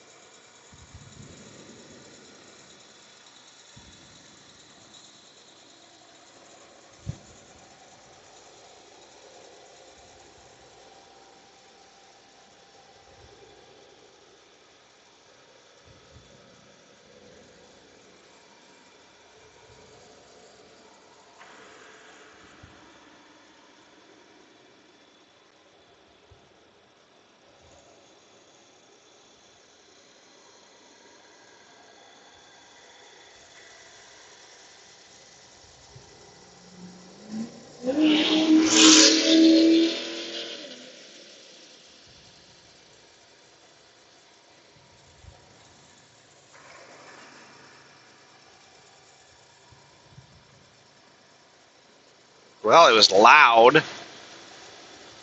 It didn't seem like it accelerated a whole lot with the amount of noise it put out.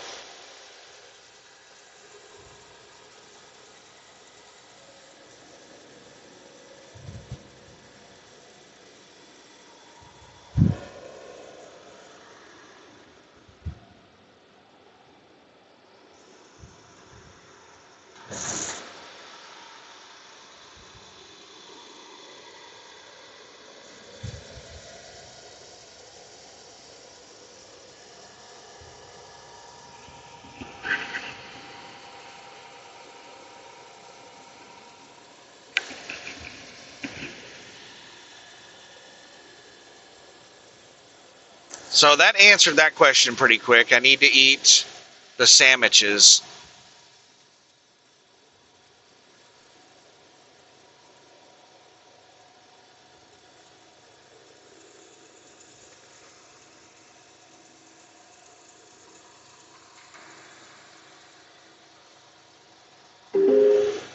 There are police reported ahead.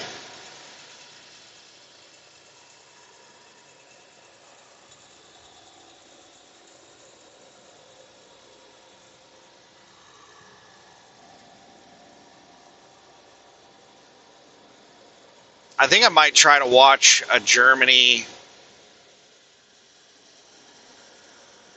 Do I want to watch a German World Cup match? I'm not even 100% sure they're in the World Cup. Maybe they've got a bad team this year. I'm just assuming that they're in the World Cup because they're usually one of the top teams.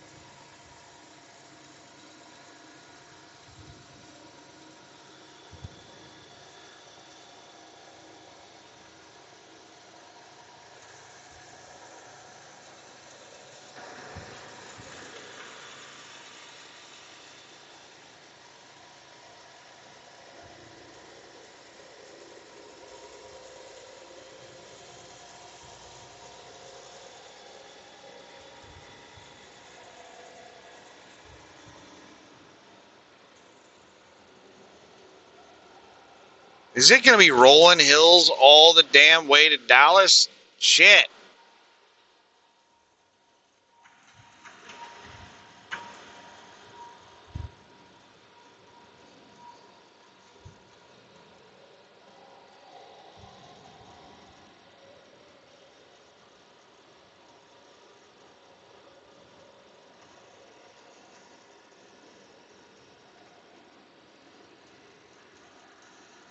What the hell is wrong with you? Why would you do that? Why would you pull over in front of me behind vehicles that I'm catching up with? They must be taking the damn exit. They just had to get in front of me for the exit.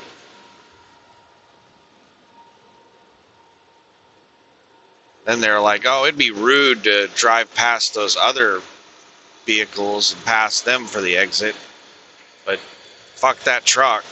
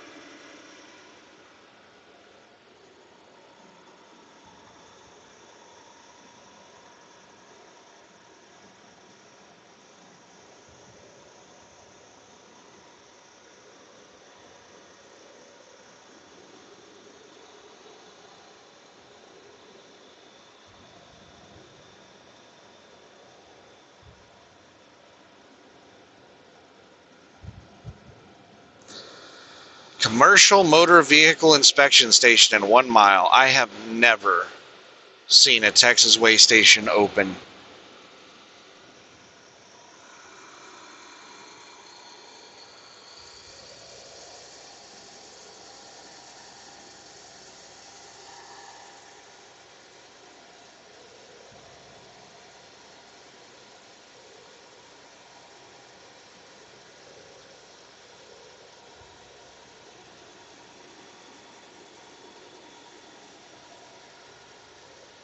All commercial vehicles and buses next right when flashing, and it was not flashing.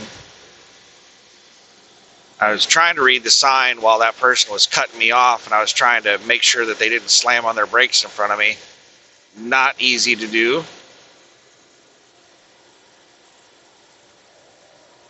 And I also have the sun shining in my eyes.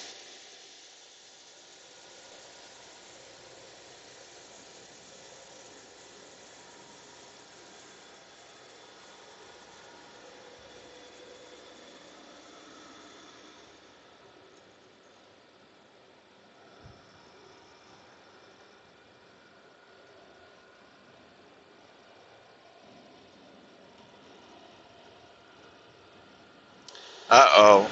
I don't think this pickup in front of me can see. They just drifted over and almost hit a car in the left lane.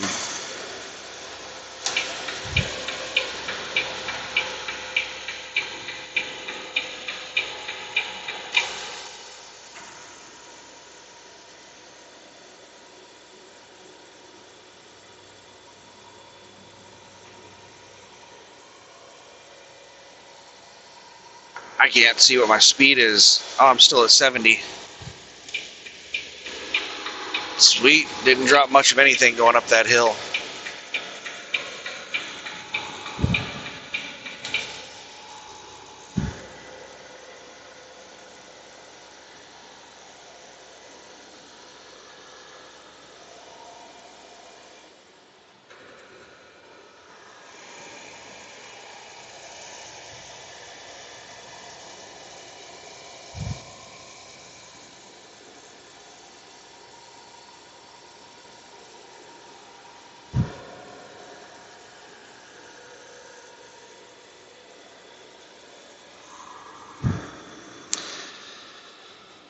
The cooler still has not errored out.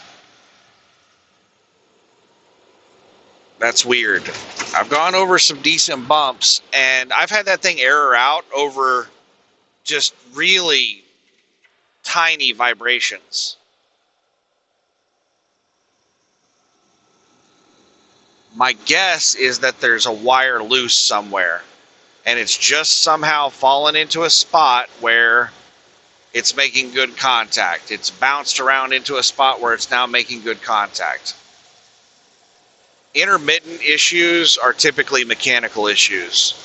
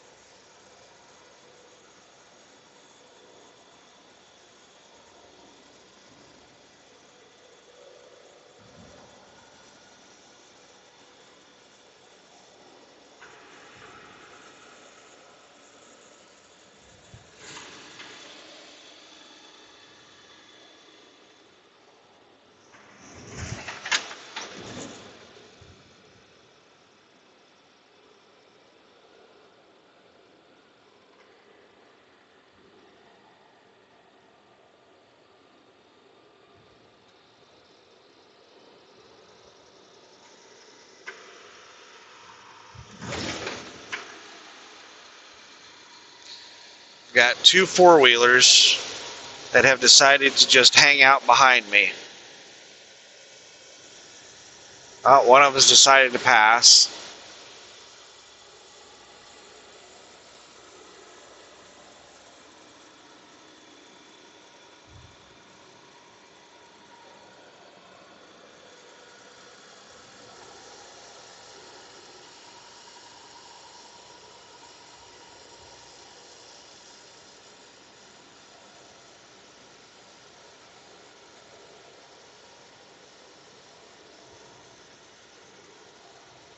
Oh, you know what I just remembered?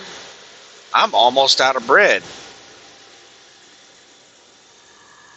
So I might have to start making wraps because I bought tortilla shells.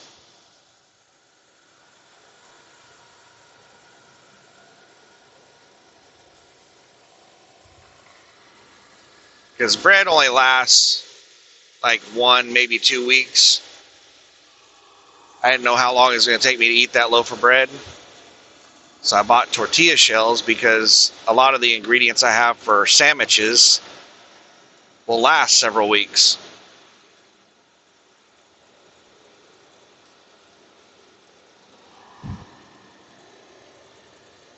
So I might only have enough ingredients to make like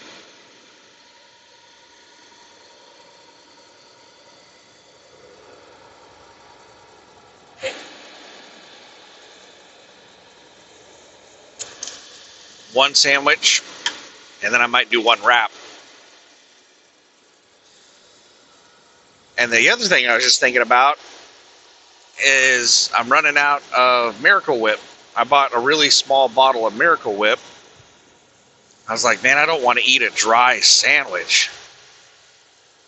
What else can I use? I was like, I've got ketchup, I've got mustard. That does not sound good. And I was like, oh, on a lot of wraps they use like ranch dressing. I was like, did I bring ranch with me? No. I brought Thousand Island dressing. That could be good. Like Big Macs basically have Thousand Island dressing on them.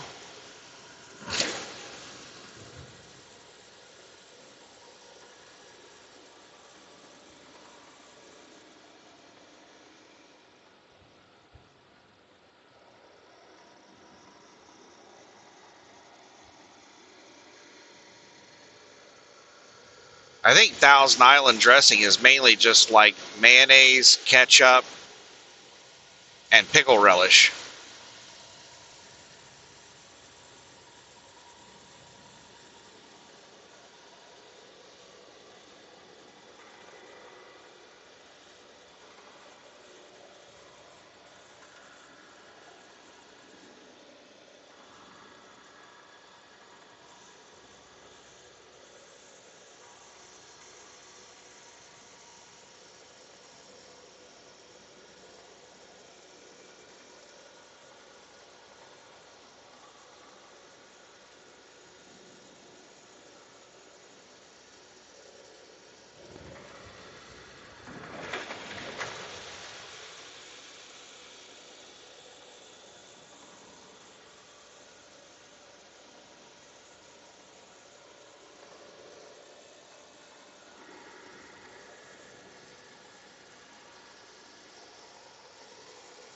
We're getting there.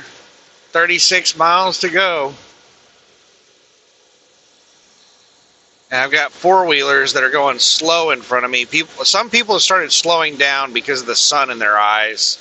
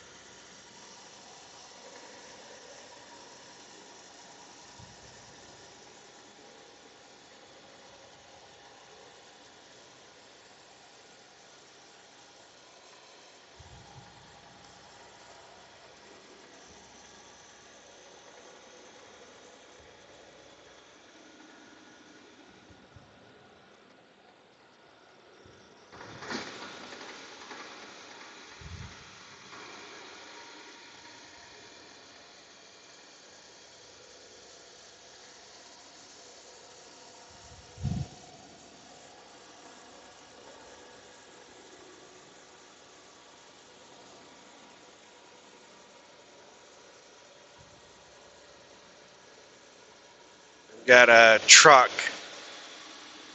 slow passing me. They haven't even caught up with me yet. They've been out blocking the left lane for a while. All right, now they've finally caught up with me. They're starting to go past me. And we're starting to go up a hill, so they should fly by me now that we're going up a hill, because I'm going to be dropping speed. So they're not really slow passing me. They just got out in the left lane real early.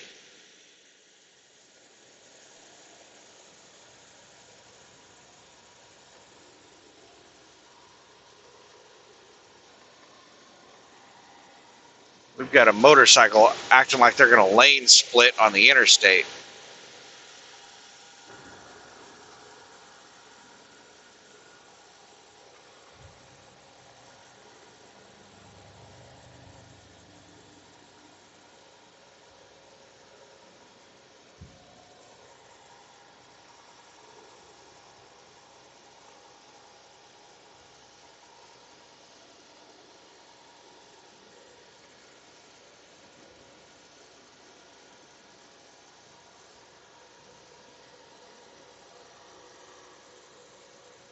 I feel for motorcycle riders because people don't give motorcycle riders respect. They don't give truck drivers respect either. And when I say respect, I'm not talking about like that person's awesome. I'm talking about like they don't respect how dangerous it is to cut the vehicle off or to merge into it, run it out of the lane, stuff like that. Motorcycles are another dangerous vehicle that these four-wheelers just treat like it's not a dangerous vehicle.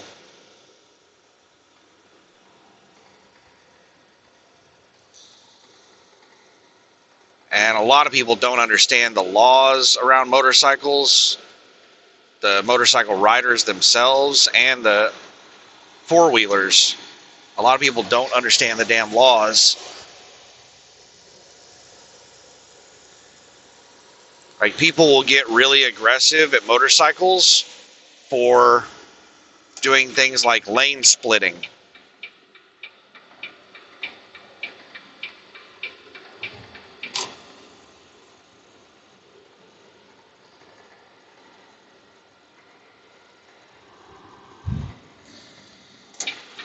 And in some states, lane splitting is legal. And there's all kinds of different rules on lane splitting, depending on the state. Like last time I lived in Nevada, there was 0 lane splitting allowed. Lane splitting in all forms was illegal. And we had a lot of people come over from California on motorcycles that would lane split. And, the various forms of lane splitting that I'm aware of is there are states where lane splitting is legal if traffic is completely stopped. A lot of people refer to that, I think, as funneling. Like, if you roll up to a stop sign, or not a stop sign, but a stoplight, traffic is completely stopped. As a motorcycle, you can roll in between traffic and get up to the front. Some states that's legal to lane split while traffic is stopped. In some states, lane splitting is legal while traffic is moving below a certain speed. I don't know of any state where lane splitting is just unrestricted, completely legal at any speed.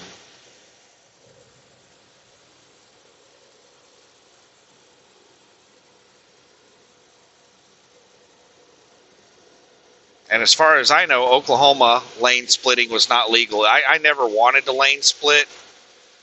I never attempted to lane split in Oklahoma. I'm not even sure if it was legal. It's not something I ever wanted to try to do because people can get really confrontational if they feel like you're cutting in line.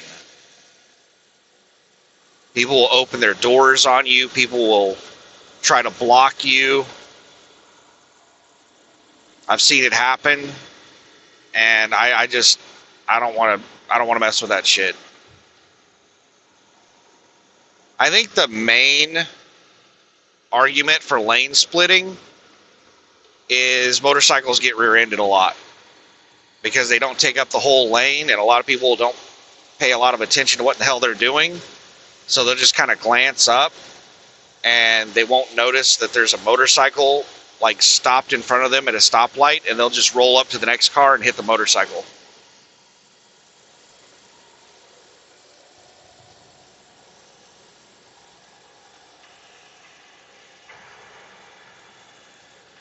So rear-end collisions on motorcycles is, I think, the biggest argument in favor of lane splitting.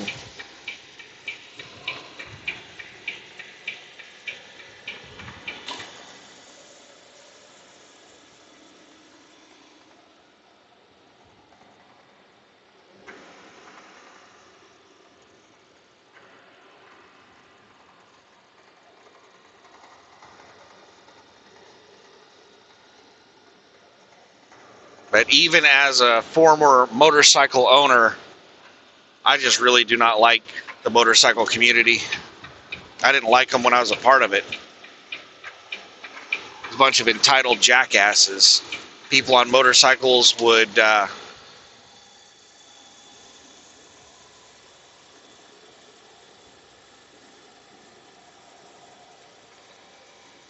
park on sidewalks and shit like that. They would drive on sidewalks.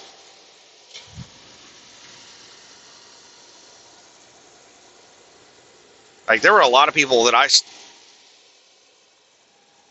stopped associating with because of the way they acted on a motorcycle.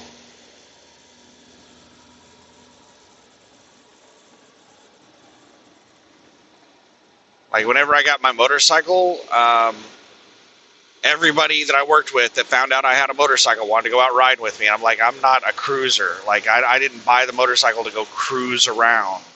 It's a commuter to work, back and forth to work. I was like, fine. I went out on a couple of rides. Mainly, it was just because my buddy that I went through motorcycle school, he was not comfortable on the bike, and he asked me to go out riding with him to help him get comfortable on the bike. So we would just go cruise around late at night when there was very little traffic to help him get more comfortable riding the motorcycle. And we would let other people come out and hang out with us on occasion.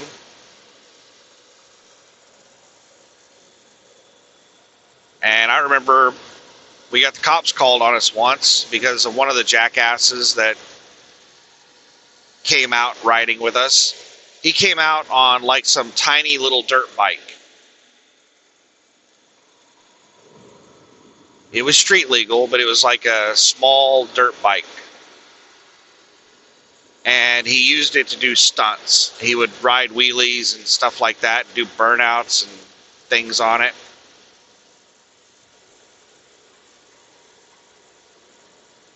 And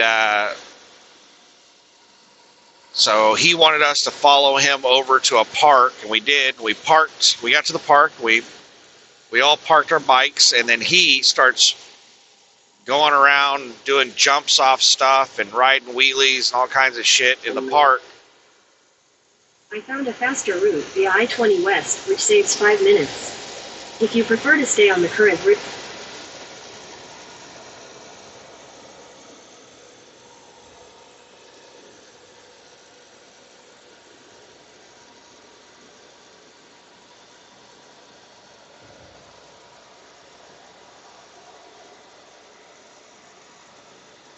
Just a second here. Got four-wheelers cutting me off.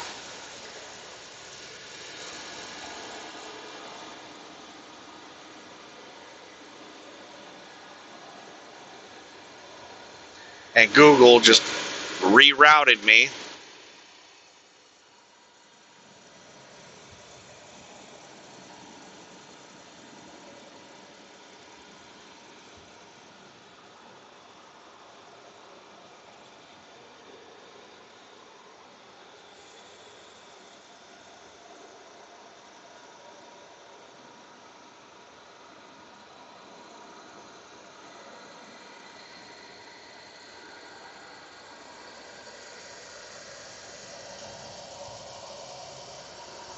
So now I have to be careful with the exit that I take because Google, I don't know what in the shit Google just did. Google's like, I found a quicker route. You're going through Bobby's yard. Fuck you, Google. Stay in your lane, bitch. I know you're peeking at me. Looking in their mirror, drifting in my lane. They did it again.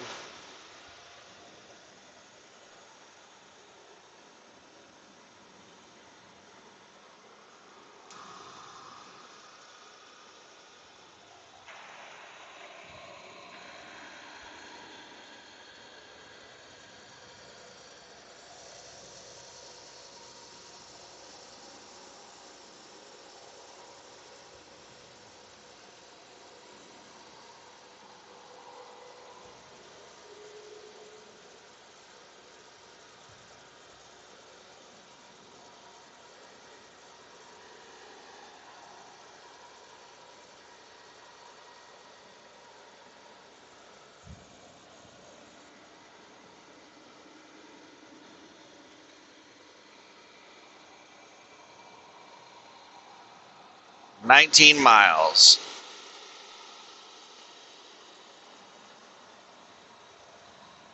Sorry, it's taking a lot of concentration to drive right now with the sun shining like right in my damn eyes. I need to get sunglasses.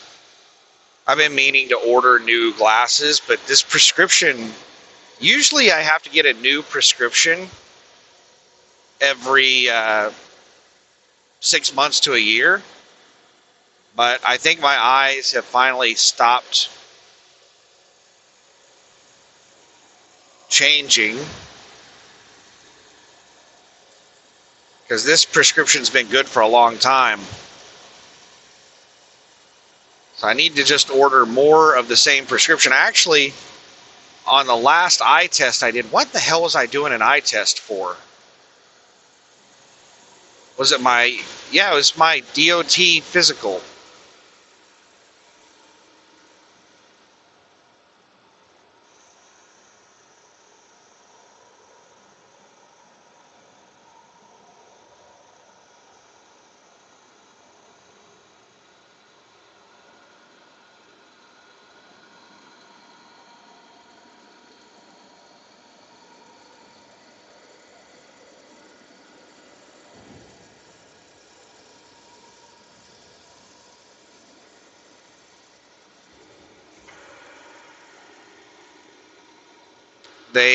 The person doing my eye exam made a comment about how good my eyes are. She was like, most people with glasses cannot see as well as you. She's like, you have a really good prescription on your glasses. She's like, your optometrist is awesome. And I was just sitting there thinking, yeah, I am. Because I do my own prescription. I bought, I think it was like $60 or $80. Might have been more than that. I can't remember. It wasn't too terribly expensive. It wasn't as expensive as a single visit to the optometrist, I'll tell you that much. But I bought this, looks like a briefcase, like a metal briefcase. And it's just full of lenses. And,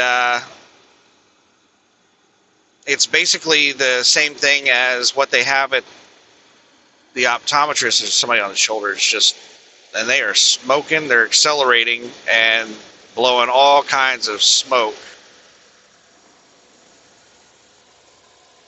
Somebody just pulled off the shoulder. I'm trying to judge their speed.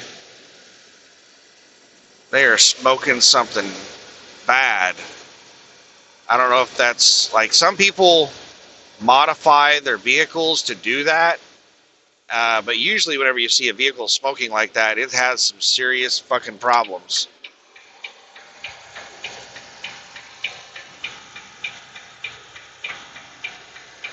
The passenger's looking out the window at the thing smoking, so I don't think it's supposed to be smoking like that. I don't think it's modified to do that.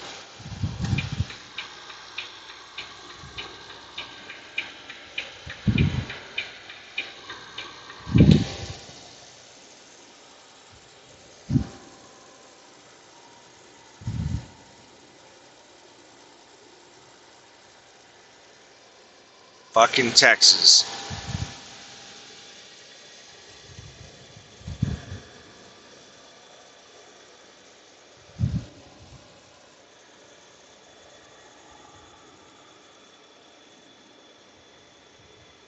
Yeah, I was just sitting here thinking about what I'm going to do with shower power. Like, I'm going to have all of these showers, and I can't take a shower every day. I don't, like, bring enough clothes to do that. And I thought, you know what I could do? I could just put the same damn clothes back on. I can take a shower every day and only change clothes like once every 3 days. And then my clothes will last me while I'm out here.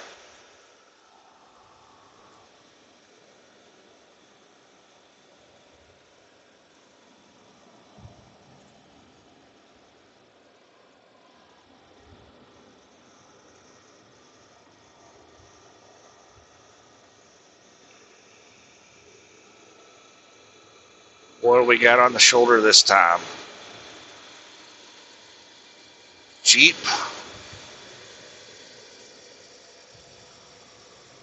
Yep, there's somebody sitting in it. I saw their arm on the armrest on the window.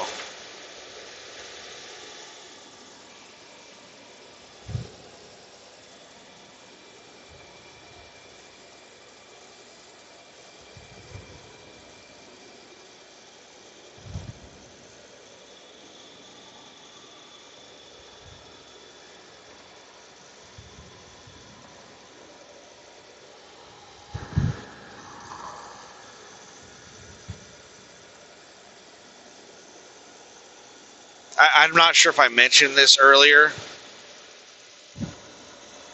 but I've seen a few YouTube videos of this, of people like getting, having a breakdown and having to leave their vehicle on the shoulder and then coming back to their vehicle, and it's been vandalized. Not vandalized,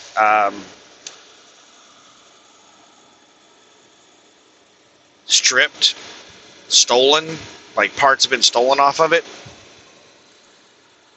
Like, there was a guy who ran out of gas and came back to his car the next day, and it was missing all 4 tires. It was up on blocks.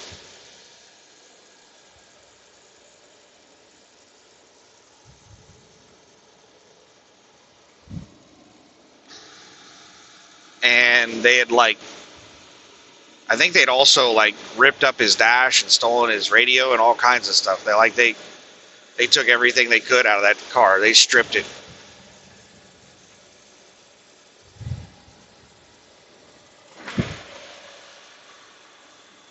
That kind of stuff just makes you really hate people. Like, if you're having to leave your car on the shoulder, you're not having a good day. Like, you're probably in a really bad situation to start with. Like, you can't afford to have a mechanic or a tow truck come out. You're just trying to, figure life out. You're trying to find some way to make this shit work if you're having to abandon your vehicle on the shoulder.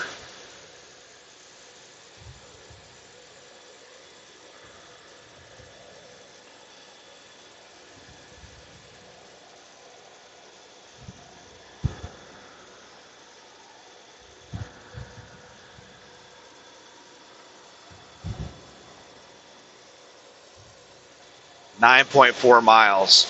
I have no need to go into the truck stop unless I need to use the restroom.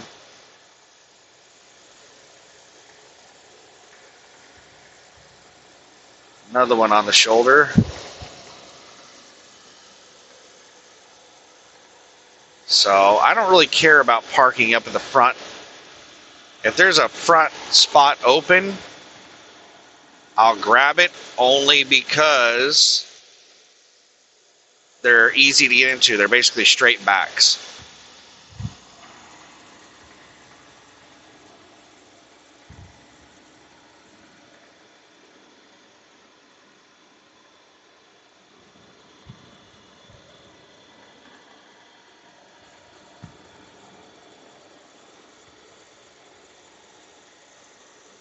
And I still haven't figured out how to back these trailers up very well. I do really bad setups on these trailers because they're shorter than the trailer I'm used to, and they don't have that trailer swing. They have the tandems all the way to the rear. So I'm constantly doing poor setups on this trailer.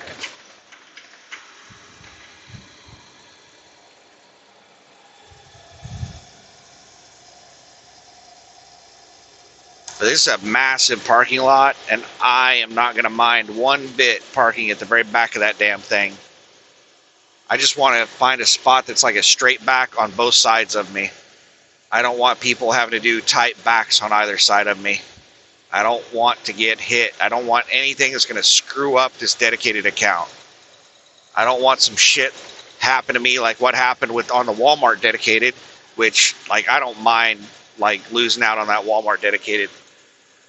Fuck that thing. I hated that Walmart dedicated. But I don't want to get into an accident.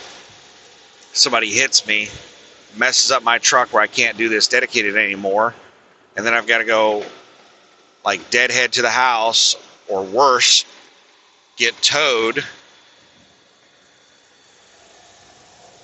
and then deal with insurance, fight with Progressive again.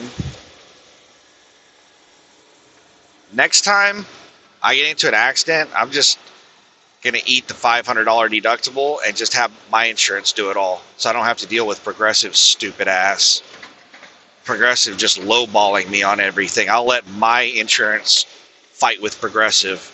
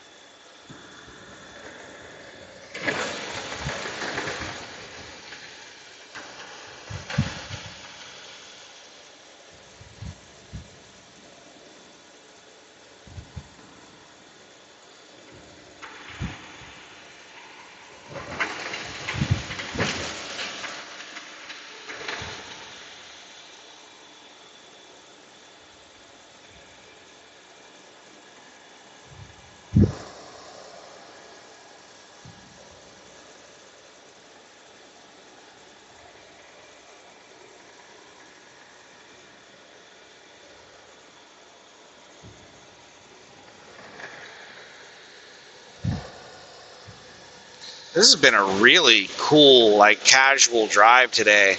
The entire day, I haven't really dealt with bad traffic or anything. Just been a nice, smooth drive all day. Very chill. Hopefully tomorrow's more of the same.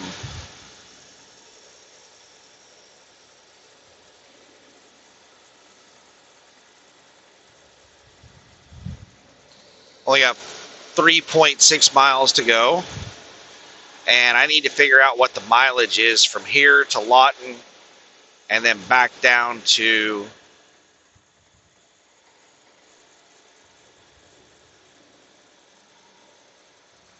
second here. This four-wheeler that passed me slowed down and is now speed matching me in the left lane. I think they're going to cut me off in a second.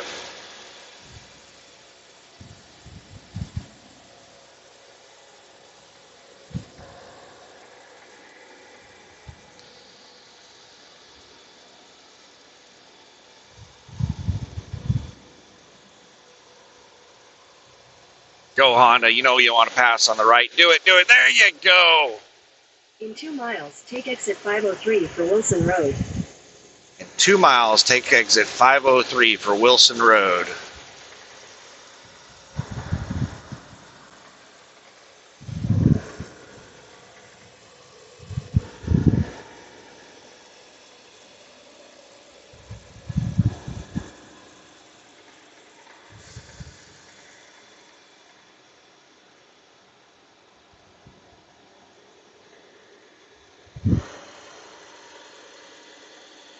I can see the TA sign over there.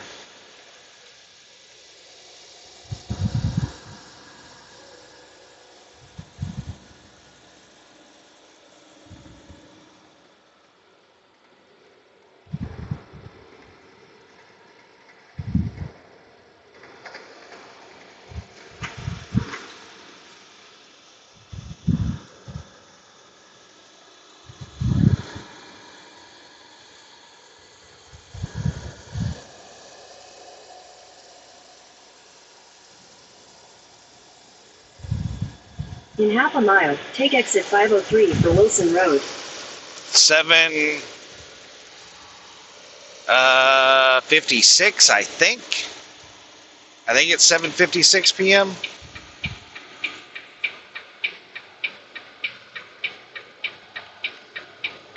All right, now don't listen to the super truckers Take who exit tell you 503, then you'll take the ramp to not to Wilson touch Road. your brakes until your vehicle is completely off the interstate. Don't listen to those stupid ass super truckers. You get yourself killed doing that.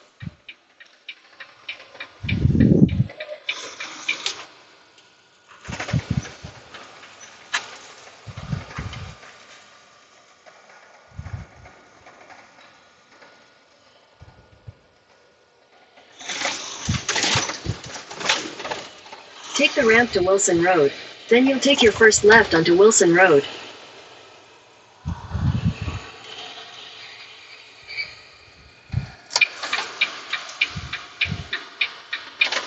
Turn left onto Wilson Road. All right, got an Amazon delivery van. Oh, they have a stop sign? Oh, wow. Sweet. I don't have a stop sign. That's nice. In a quarter mile, you will arrive at your destination.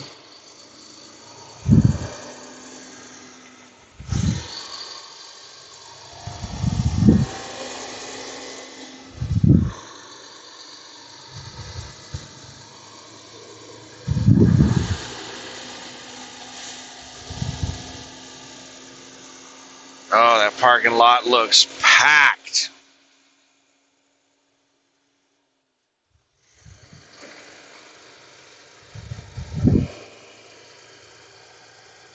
Yeah, oh my goodness, man. I hope there's a spot, and I doubt there's a good spot that's like easy for people to get onto the sides of me. I doubt that's available. With the amount of trucks I see, I'll be lucky to find a spot at all.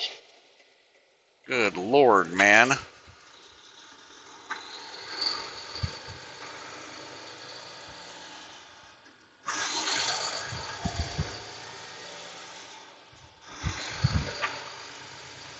There's people creatively parked out here.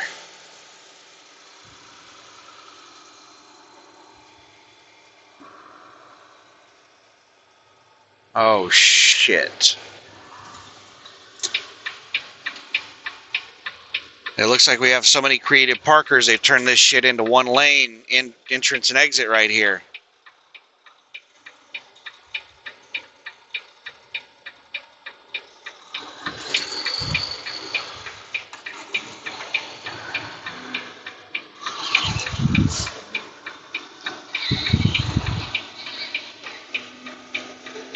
I'm not even going to check the front row.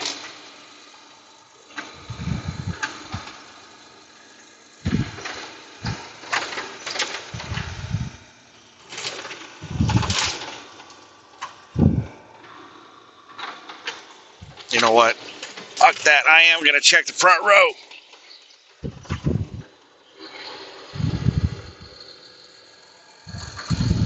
There's some big ass potholes through here. Oh my goodness. Please don't be any big, massive potholes. I can't see shit in this water.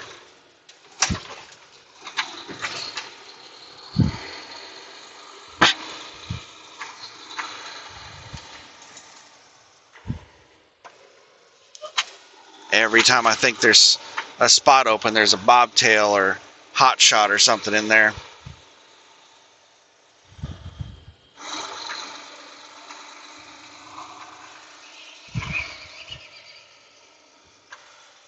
People parked at the end of the damn row, making it difficult to drive around in here. Fuck. This is a clusterfuck.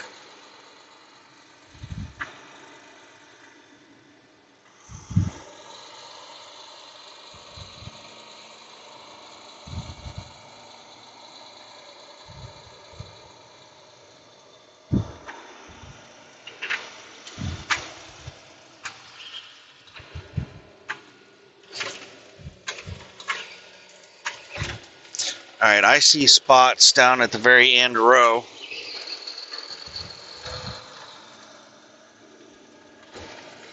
There's spots right here. There are spots. It's just, man, I really did not want to do any spots that are tight. Oh, they're... Well... I guess we'll grab this spot here.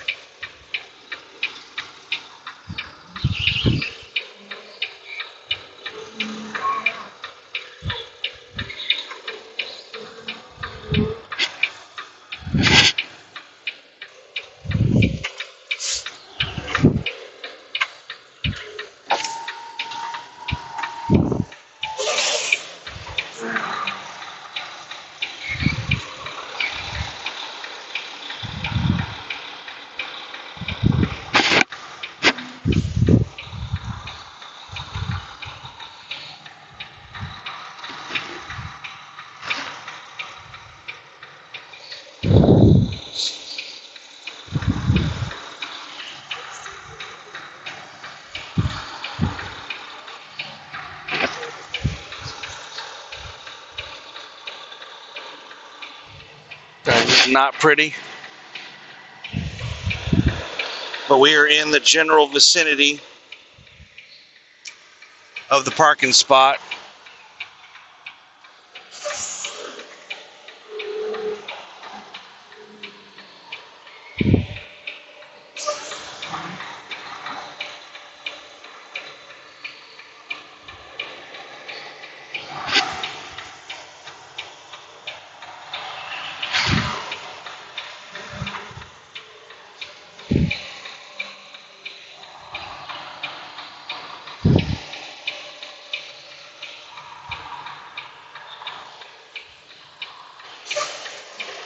I think this guy's trying to help me back up or something.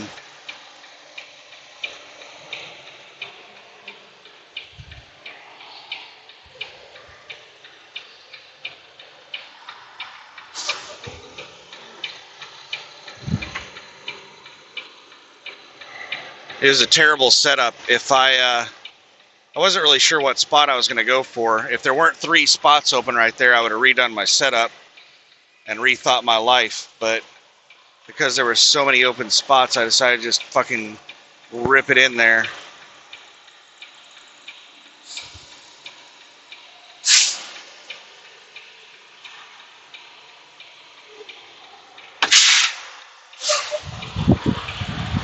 Be right back. I want to see how far I am from the truck.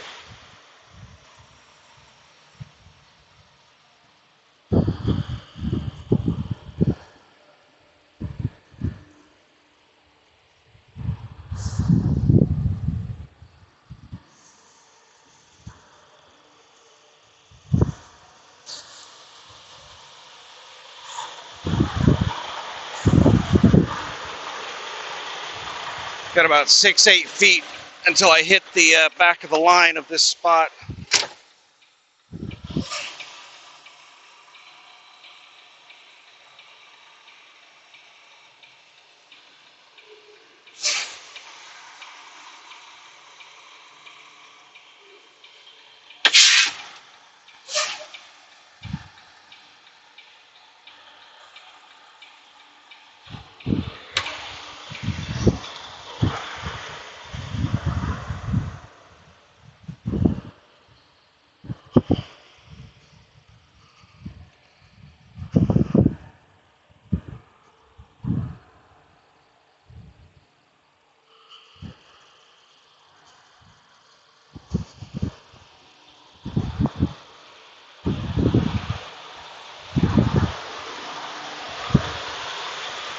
I'm about 2 inches over the line.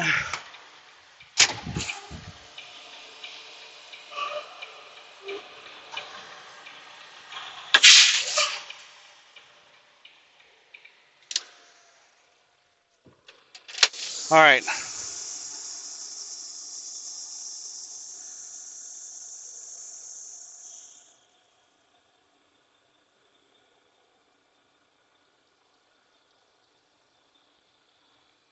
I'm trying to protect my hours, so I didn't want to drive around for a long time looking for a spot. I checked the spots that are across the front, and I checked the spots at each corner that are straight backs. They're all taken. All the straight backs are taken. So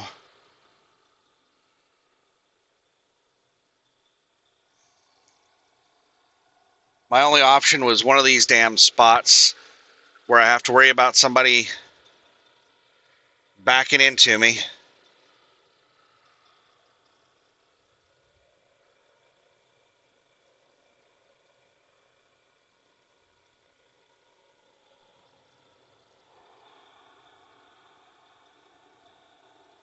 Please, please, no one back into me. The good thing is I don't really have to worry about creative parkers here because it's so tight. You can't park creatively in here.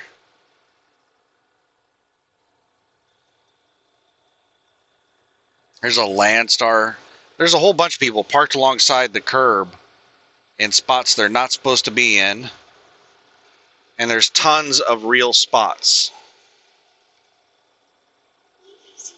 These people just think they're special.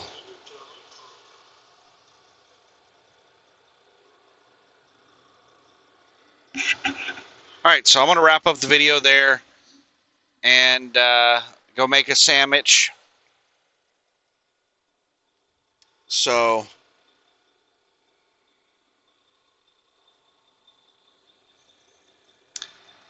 good night. Have a good one. It is 8:07 p.m., so I should be getting rolling shortly after 6 a.m. tomorrow. Get my ass across Dallas, and then the rest of the drive tomorrow should be easy. I won't be driving across Dallas tomorrow on the way back. I'll be taking some highway north of Dallas across Texas, all the way to Texarkana. Let me see how many miles it is to the place in Lawton.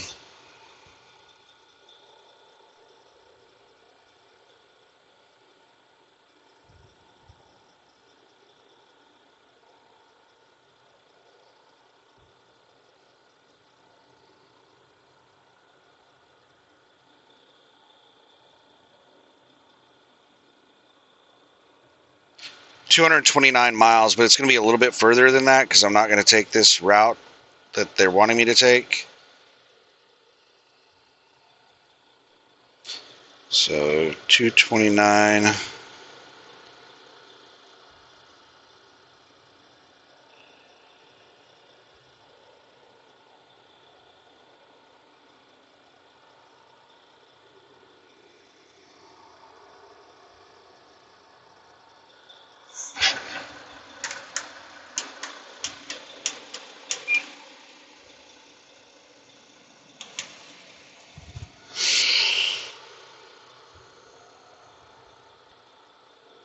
And then let's add in another stop to Texarkana.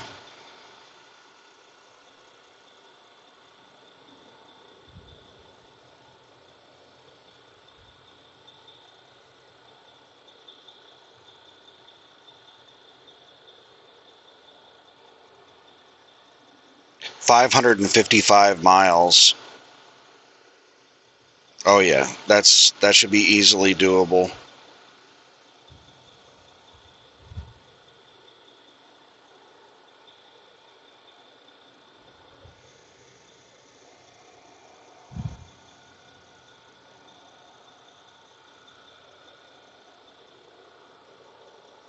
So I've definitely gone far enough in this drive shift.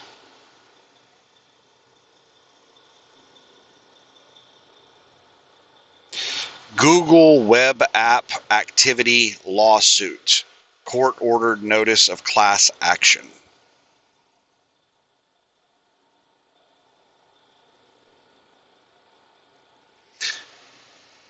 Gotta love class action lawsuits.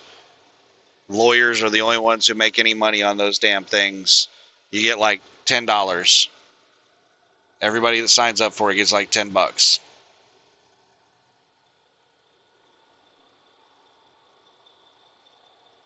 All right, so that's it. And I'll get this uploaded and we'll do more driving tomorrow. Have a good one. Bye.